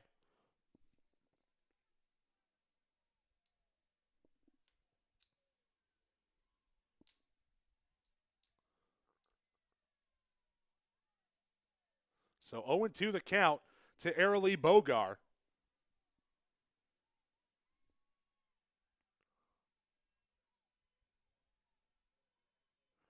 And here comes the pitch from Brand. This one is lying down the left field line, and it's going to be caught. Out in center field by Jada McFarland. And there's the first out of the inning for Maryland.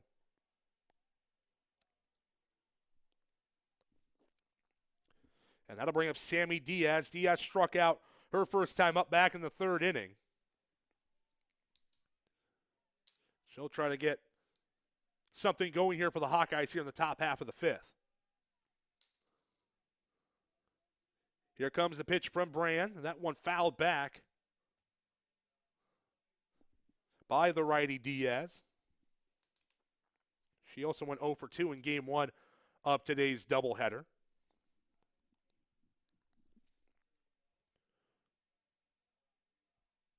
Brand will step back in to the pitcher's circle.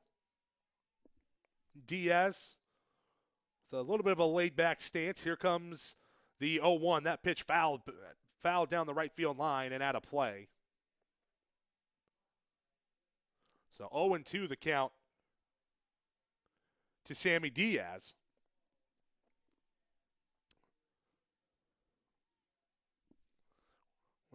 Turned out to be a very sunny day in Leesburg, Florida. It's always sunny in Florida, isn't it? Something like that, as Brand will step back up into the rubber. Diaz showing bunt. Now she pulls back. Here's the pitch swung on, and a pop fly into shallow center, and it's going to drop for a base hit. Sammy Diaz is on board with a base hit with a one-out single, and that will bring Briley Klosterman to the plate. As Klosterman, she popped out in foul ground to the third baseman, Jones, her last time up. Hawkeyes looking to get some insurance runs here in the top of the fifth. Klosterman at the plate, the 5'5 freshman from Liberty High School, just right up the road from Iowa City in North Liberty. And the first pitch to Klosterman. Klosterman lays down a bunt. This one in fair ground. Klosterman's going to beat the throw over to first. And they're going to rule it foul. Oh, I beg your pardon. They got the lead runner at second. I take that back. I apologize. So Diaz, the lead runner, thrown out at second. Klosterman reaches on the fielder's choice. With 2 down, that'll bring up the top of the Iowa lineup with Nia Carter. Carter is 0 for 2 today. She grounded out to second her first time up. She flew out to center field back in the third. Here's the 0-1 pitch grounded. That's a bunt. Carter trying to get to first, and she will not get there in time.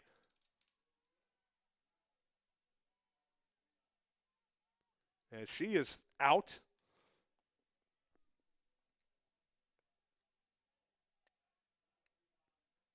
So 2 down here in the inning.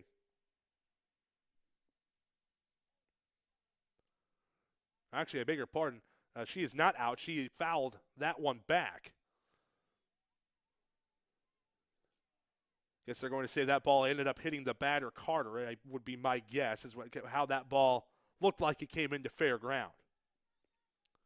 So Carter back at the plate, 0-1 the count. Here's the pitch, swinging a chopper towards the first base side, being fielded over at first by Kerr in time to end the inning. So the Hawkeyes leave a runner on. We go to the bottom of the fifth. No score. Listen, Iowa softball on Learfield, IMG College.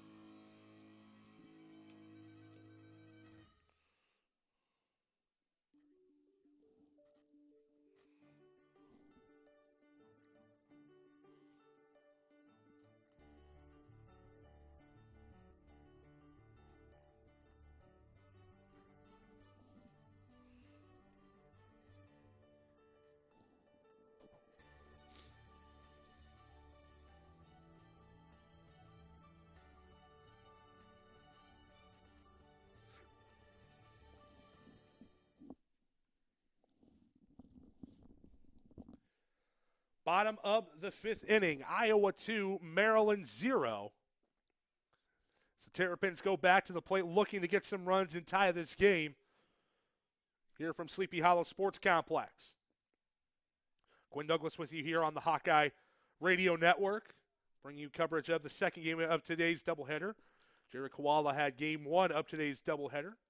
Here comes the first pitch to Kerr, ground ball towards short. Baines charging, throwing over to first, and it is not in time. Reagan Kerr beats out the throw. So that will be a base hit for Reagan Kerr here to get things going in the bottom of the fifth. That'll bring Jada McFarland to the plate for the Terrapins. That's the way you want to start the inning if you're Maryland. Kerr beats out the throw. That was a slow roller over towards short. And nobody out with one on. McFarland will stand in against Shaw. Here comes the delivery from Shaw, and it's going to be high and outside for a ball. 1-0 the count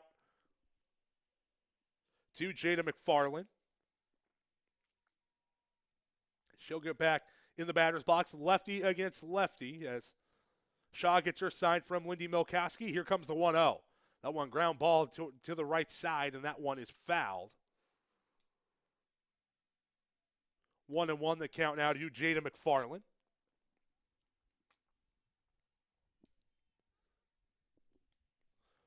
One on and nobody out here in the bottom of the fifth. Maryland trying to tie this game up. Iowa leads it 2-0 over the Terrapins. Here comes the 1-1 ground ball to the right side, fielded by Baines, and Baines will not have a play.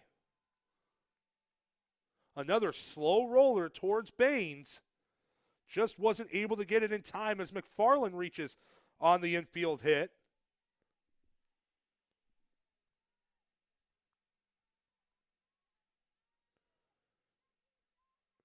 And that brings up Taylor Okada, the second baseman. So Maryland's got 2 on, nobody out. Best chance the Terrapins have had to score today. Here comes the first pitch to Okada, and it is at the knees for a strike.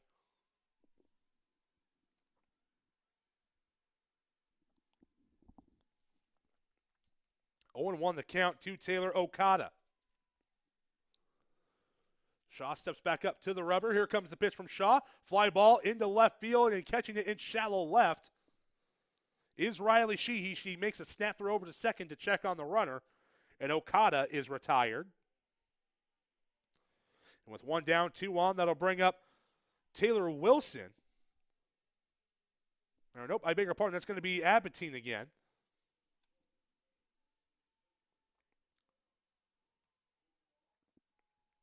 So it will be Michaela Abatine who will get the bat in place of Taylor Wilson again. And Schosberg's pitch to Abatine. That one is going to be low and inside, but it catches the corner for a strike. As Abatine flied out to center. Her first time up back in the 4th.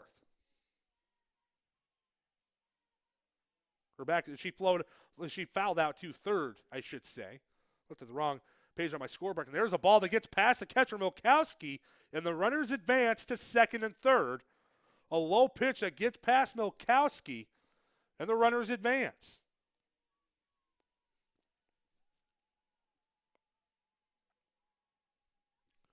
So 2 runners in scoring position for the Terrapins.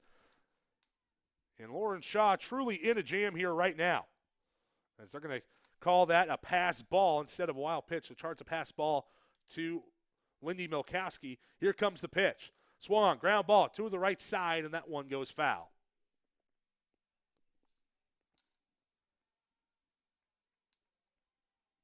One and two, the count to Abatine.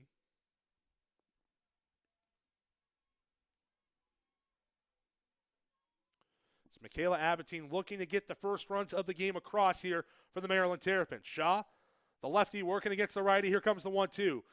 That's an off-speed pitch that misses high for a ball. 2-2, the count to Michaela Abatine.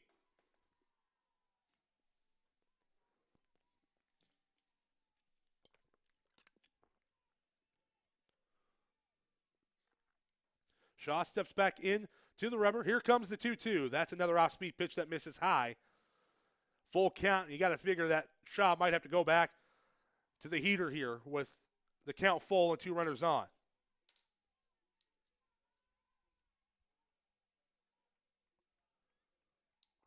Shaw goes back to the plate. Here comes the pitch. Pop fly. Shallow pop, and it's going to be into the gap for a base hit. Run comes in to score. And now the throw gets away again. McFarland heading for home. 2-run score.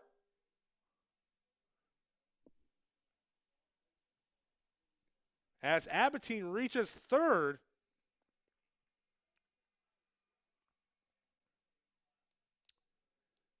And now what do we have going on here? Maryland coach is angry. And do we just have an ejection? I think we just had an ejection, folks. The Maryland coach, I believe, has been ejected.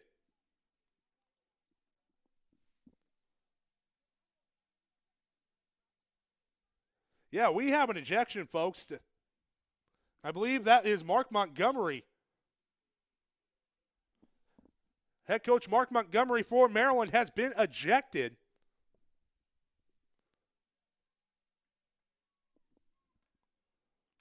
So that is quite the turn of events here. And I wonder, it is 2-1 Maryland, a runner on second. For the time being, the umpires are going to talk this one over. So as it stands right now, it is 2-1 Iowa as Maryland gets on the board. Abatine got the single, and they called Jada McFarland out for interference. So that's what I thought may have happened during that wild sequence. I thought McFarland may have been popped for interference, and that may have been what led to the ejection of Maryland head coach Mark Montgomery. So 2 down, a 1-run game. Runner at second is Abatine. Shaw will stand in at the plate. Here is the pitch on the way, and that pitch to Jones is in there for a strike.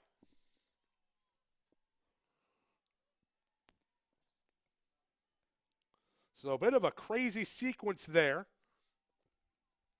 Runner at second, 2 down. Here's the pitch. Line that one foul back to the screen. It's Michaela Jones up. Or a bigger part, yes, Michaela Jones up for Maryland, I should say. Jones struck out looking back in the first and then flew out to center in the 4th. Here's the pitch from Shaw. That one swung on fly ball into right field. Tracking it down. Carter, it's over her head. Here comes Abbottine around third. She'll score. Heading into third, trying to get a triple, and she is in, is Michaela Jones. This game tied at 2 apiece. What a nice piece of hitting by Michaela Jones. And we're tied at 2 between Iowa and Maryland.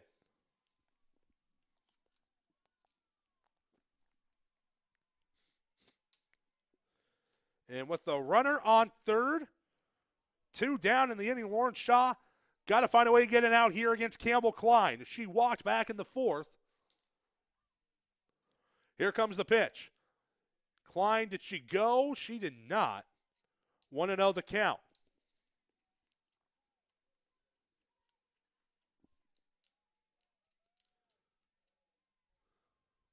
Bottom of the 5th, 1-0 the count to Campbell Klein. Tie game, 2 apiece between Iowa and Maryland.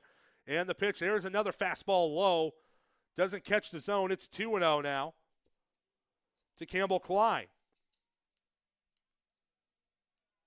Klein will step back in the batter's box. Righty against lefty. Or lefty against lefty, I should say. Here's the pitch from Shaw. That's a fastball that this time does catch the low part of the zone for a strike. It's 2-1 the count.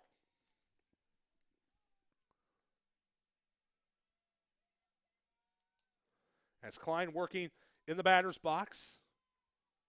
A bit of a close stance here. And here comes the 2-1.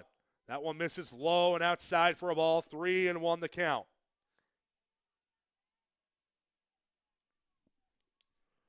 2-2 game between Iowa and Maryland.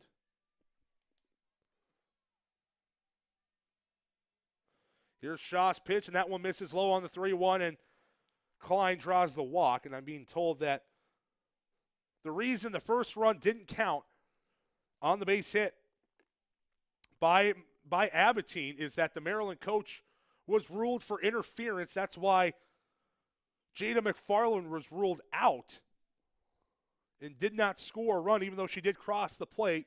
And eventually that is what led to Mark Montgomery's ejection.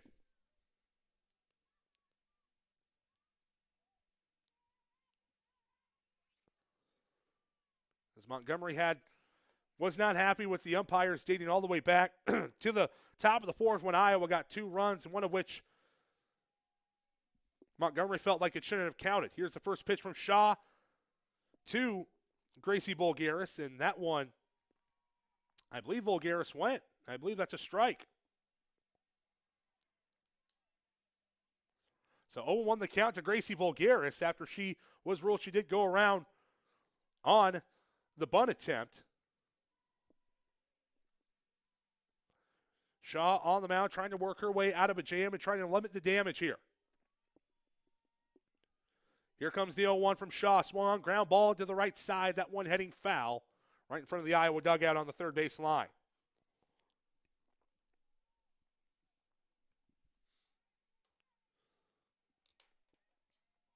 0-2 the count. 2 down here, bottom of the 5th. Tie game at 2 between Iowa and Maryland. Shaw steps back up to the rubber. And here comes the pitch. Swung on fly ball into center field. Klosterman's under it to make the catch and end the inning. We go to the 6th. Tie game at 2 between Iowa and Maryland. You're listening to Iowa Softball on Learfield, IMG College.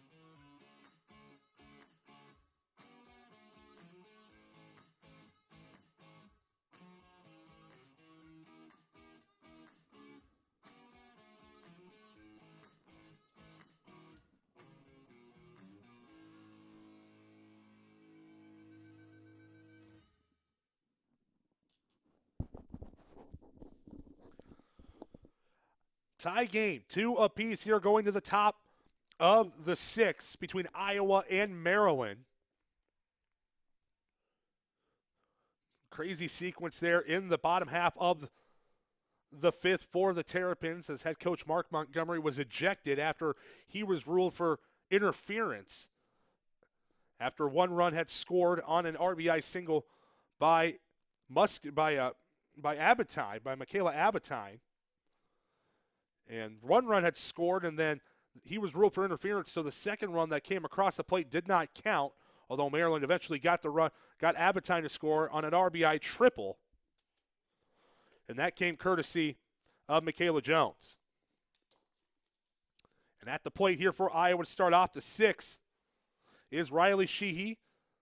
And Sheehy pops one up on the infield. Making the catch at second is Okada for the first out of the inning. So 1 pitch, 1 out for Jennifer Brand.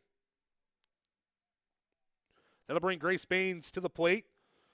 She's 1 for 2 on the day. Had a base hit back in the 4th and scored on that base hit, or scored after making that base hit.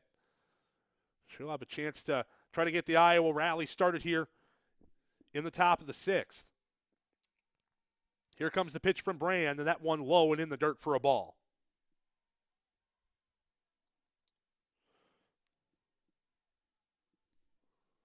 As Brand will work again. If you're looking for an update for the Iowa women, they currently trail Maryland 33-21, 8:38 to go in the second quarter.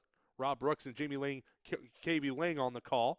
Here's a pitch to Baines. It's popped up in center field. McFarland gets under it to make the catch. And quickly, 2 down in the inning for the Hawkeyes. Denali Lecker to the plate. She had a sacrifice bunt her last time up in the 4th, and she flew out in foul ground to first base back in the 1st.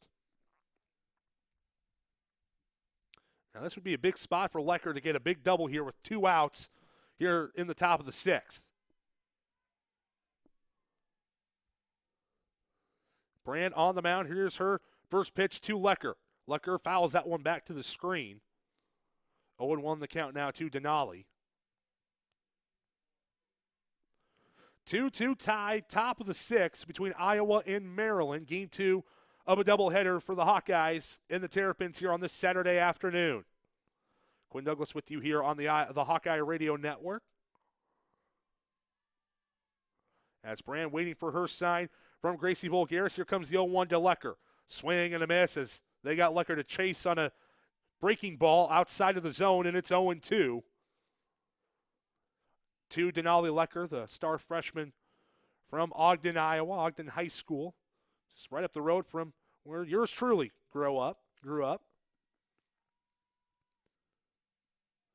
That's Lecker. Her 0-2 delivery is swung on, hit into shallow right, and making a sliding catch in right field is JoJo McCray to end the inning. The Hawkeyes go down in order. We go to the bottom of the 6th, tie game at 2.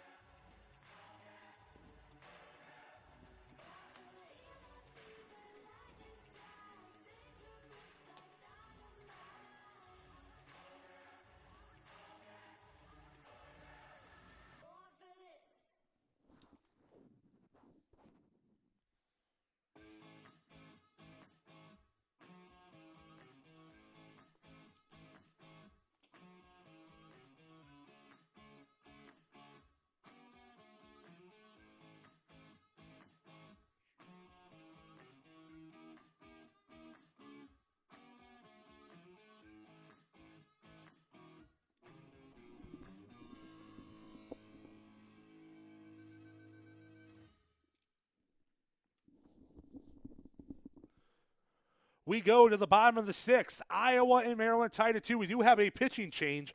Allison Ducey comes in to pitch for the Hawkeyes, the winner of Game 1 of today's doubleheader, throwing an 8-inning shutout of the Terrapins, 10 strikeouts and 3 walks. In Game 1 earlier today producing, she comes in for relief of Lawrence Shaw. Lawrence Shaw's final stat line will read 5 innings pitched, 7 hits, 2 runs, 2 earned runs allowed, 3 walks, and 3 strikeouts. And for Ducey, the senior from Ankeny, Iowa, she'll look to keep the Hawkeyes out of trouble here in the bottom of the 6th.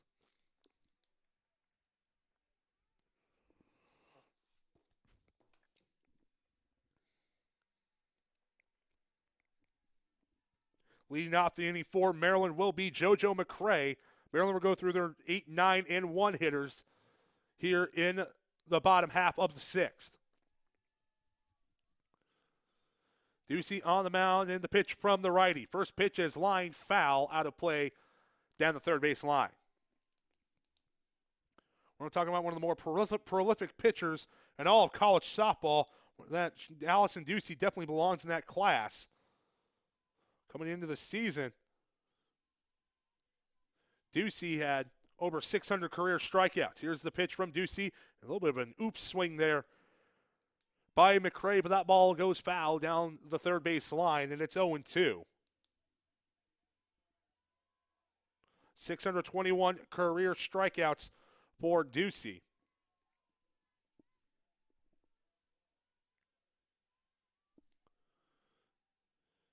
And Ducey looking to work Iowa, keep Iowa afloat here in the bottom of the 6th. Here comes the 0-2 from Ducey. That one misses high and outside for a ball. 1-2 the count to JoJo McCray. Ducey, a graduate of Ankeny High over by Des Moines. Her high school head softball coach was Dave Bingham, known to those around Central Iowa as Binger. For those of you that follow high school football, you know who I'm talking about in Central Iowa. Here's the 1-2 from Ducey. That pitch is called strike 3. She got a high fastball called for the strikeout, and McCray sits down looking. Boy, I thought that was a little bit high for a strike 3 call, but the umpire gave it to her, and it's the first out of the inning for JoJo McCray, and that'll bring up Ellefson. So Ellefson will get the at-bat once again in place of Ruby Butler, and that first pitch from Ducey is in there for a strike.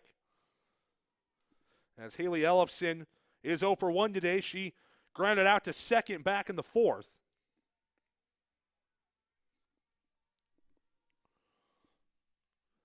Ducey, here comes her 0-1 delivery. That one is right down the pipe for a strike, and quickly it's 0-2 to Haley Ellefson.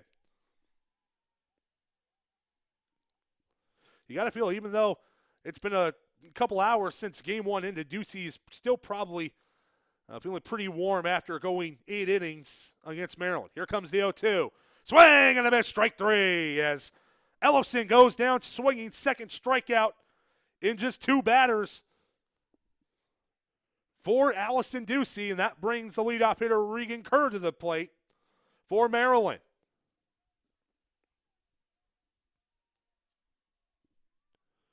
So 12 total strikeouts on the day so far for Ducey, combining both games of today's doubleheader.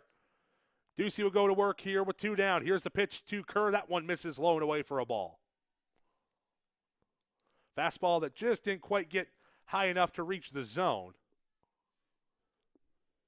1-0 the count now to Reagan Kerr. Kerr, 1 for 3 on the day, had a base hit back in the 5th, and she scored in the 5th inning. Here's the 1-0 to Kerr, swing and a miss as Ducey blew a fastball right by her. 1-1 the count. As Kerr will stand back in, righty against lefty matchup here. And here comes the 1-1 from Allison Ducey. That one, fastball that just misses high and outside for a ball, 2-1.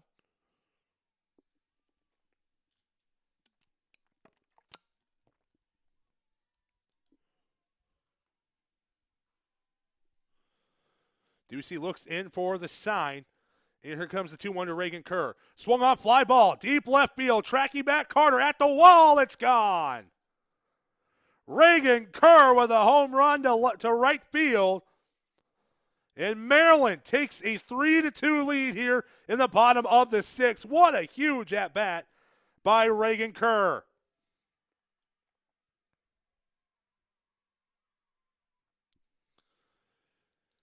So Ducey strikes out the first 2 of the inning, and then Reagan Kerr catches a fastball that hung out over the plate and rips that one into right field for the game's first home run.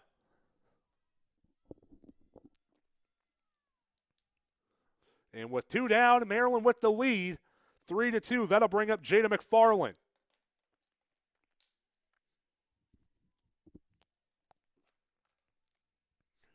McFarland, she is 2 for 3 on the day with a pair of singles. She would have scored back in the 6th inning, or back in the 5th inning, had head coach Mark Montgomery for Maryland not been ruled for interference. Here comes the pitch from Ducey. First pitch, swing and a miss on a fastball. Rising fastball in the zone against McFarland, 0-1 the count.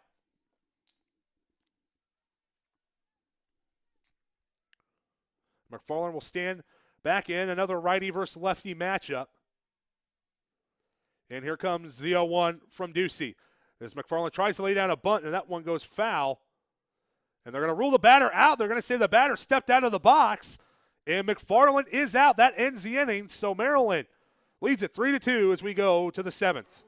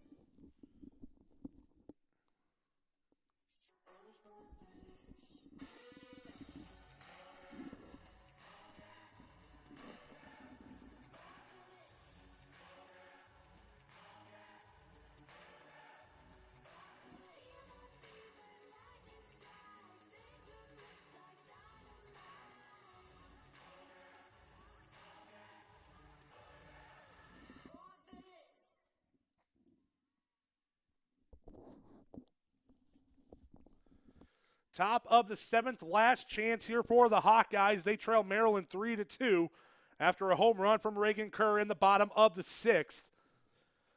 As the Hawkeyes will go Milkowski, Rocco, and Bogart here in the top of the 7th. And Iowa needs a run to tie this game up. Jennifer Brand working into her 7th inning. Here's the first pitch from Brand. Misses high and outside to Milkowski for a ball. 1-0 the count to Lindy Milkowski, who is 1 for 2 on the afternoon, with a base hit back in the 4th inning.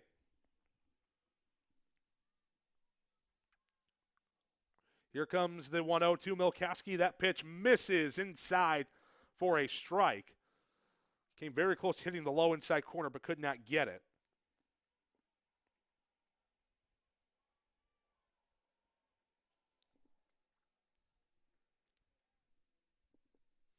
As Brand steps back up to the rubber. Here is the pitch to Milkowski. That one misses high outside. 3-0 to Lindy Milkowski. And you still probably have to imagine Milkowski's going to have to take here.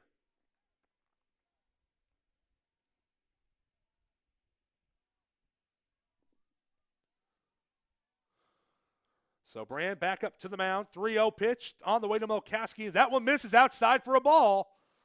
So Milkowski draws the leadoff walk. And that brings Kit Rocco to the plate.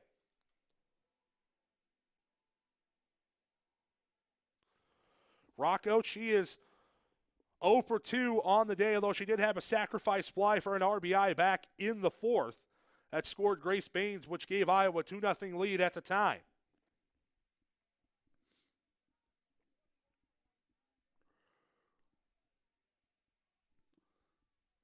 I believe we just heard we have a pinch runner in for the Hawkeyes. If I heard that correctly, I believe they said 20. I believe they said 21 in for 19. That would be Zoe Schulte pinch running if I did hear that correctly. So runner on first, nobody down, nobody out Yes, it is Zoe Schulte pinch running for Lindy Milkowski here in the top of the 7th. Here's the pitch on the way to Kit Rocco, swing and a miss. For strike one, as that was a good job by Brand to blow that fastball right by Kit Rocco. Brand back up to the rubber, Rocco back up to the plate. 3-2 game. Here is the pitch. Rocco showing bunt. She gets that one down, and that is going to be foul as Kerr dived trying to make that catch, but the ball landed in foul ground. And so that'll send Rocco back to the plate. 0-2 the count now to Kit Rocco. Nobody out here in the top of the 7th. Iowa trailing by 1 against the Maryland Terrapins after winning game 1 of the doubleheader earlier today by a score of 1-0 in 8 innings. Here comes the 0-2 pitch. That one from Brand misses on the outside. 1-2 the count now to Kit Rocco.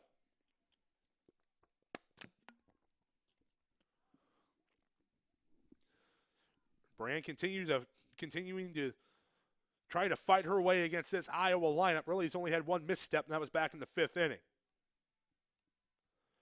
Here comes the 1-2. And here's a swing and a fly ball, and that one's going to get fouled back and out of play by Rocco. She stays alive at 1-2.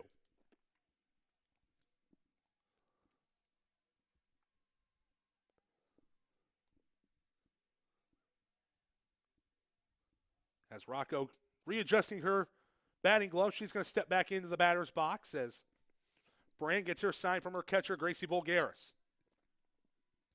And here comes the 1-2. Swung on pop fly, and that one's going to go out of play behind the third base dugout. Rocco doing a good job of keeping these at-bats going. Rocco can find a way to get on base. I'm sure that would make Renee Gillespie and crew very, very happy. As Rocco taking her time before she steps back in to the batter's box, steps back in. Here comes the quick pitch from Brand. Swung on. There's a fly ball. That one's going to go foul and out of play again.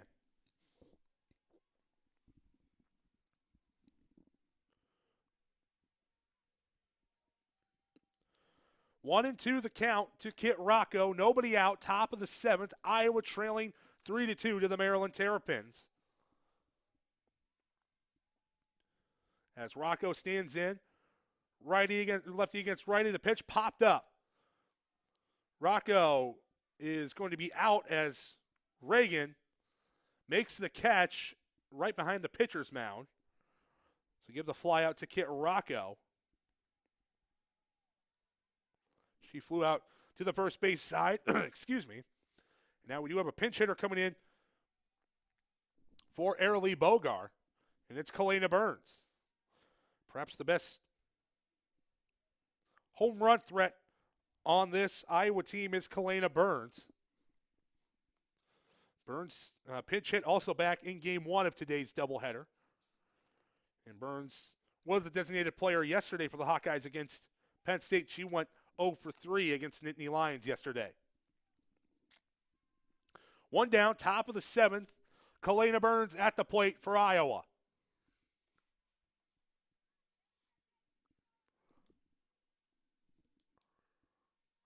As Burns will take her time getting into the batter's box, working against Jennifer Brand. And here comes the initial delivery from Jennifer Brand. And it is on the way. Swung on, there's a fly ball into shallow left field. Running in and making the catch is Klein for the second out of the inning. And the Hawkeyes are down to their last at-bat with Sammy Diaz.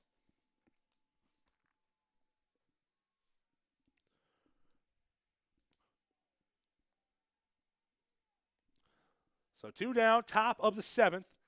Sammy Diaz, the last hope for the Hawkeyes here against Maryland. 1 on.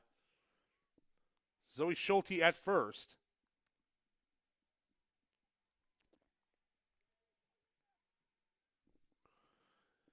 Now as Diaz stands in, the pitch to Diaz, that one going to be catching the high outside corner for the strike. And it's 0-1 to Sammy Diaz.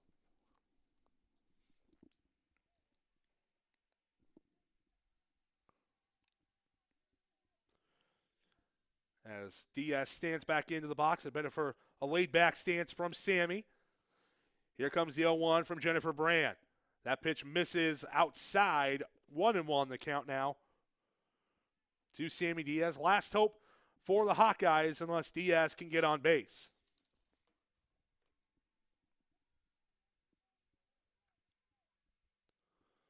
As Diaz with their bat laid up on her shoulder.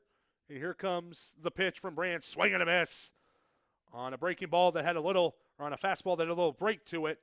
1-2, Diaz and the Hawkeyes down to their last strike.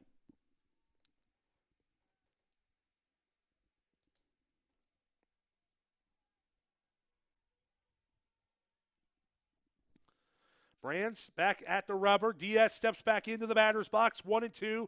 2 down. Iowa trailing by 1 here in the top of the 7th. Here's the 1-2 from Jennifer Brand. Swing and a miss. Strike 3. And Maryland gets the win over the Iowa Hawkeyes. 3-2. A big win for Maryland to come back after what was a tough game for both sides. Kind of a crazy game at some points. And we'll take a look. Of course, the winning pitcher today will be Jennifer Brand. And the losing pitcher will go to Allison Ducey as Ducey falls to 1-3 on the season.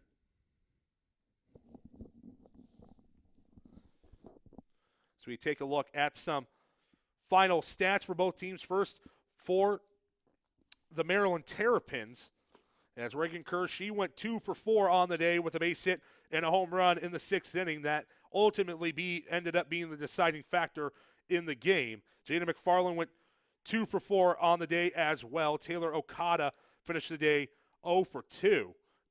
Taylor Wilson on the day went 0 for 1, and then her replacement ended up being she ended up having to be pinch hit for by Michaela Abentine, and Abentine went 1 for 2 on the day with an RBI triple in the 5th. Or a bigger pardon, Abentine had an RBI single back in the 5th. I beg your pardon. She went 0 for 2 on the day. Michaela Jones, she went 1 for 3 on the day with an RBI triple back in the 5th as well. Campbell Klein finished the day. She went 1 for 1 with a base hit and 2 walks. Gracie Volgaris finished the day 0 for 3. JoJo McCray finished the day 1 for 3, and then Ruby Butler finished the day 0 for 3. As Jennifer Brand, she goes the distance for Maryland, getting the complete game against the Iowa Hawkeyes. As we'll get you her stat line in a moment. For the Iowa Hawkeyes, their stat line batting-wise, Nia Carter finished the game 0 for 3. Riley Sheehy finished the game 1 for 3 with a single. Grace Baines went 1 for 3 with a single as well in the 4th inning. Denali Lecker goes 0 for 3. Lindy Milkowski goes 1 for 2 with an RBI single and a walk. Kit Rocco goes 0 for 3 on the day, but does have an RBI sacrifice flyback in the 4th. Arilee Bogar goes 0 for 2. Kalina Burns goes 0 for 1 in a pinch hit situation in the 7th. Sammy Diaz goes 0 for 3 with goes 1 for 3 with a strikeout, 2 strikeouts and a single. And then Briley Klosterman goes 0 for 2 on the day. Lauren Shaw went 5 innings, 7 hits, 2 runs. Both of them earned 3 walks and 3 strikeouts. Allison Ducey went 1 inning with 1 hit, and that was the home run by Reagan Kerr with 1 earned run, no walks, and 2 strikeouts.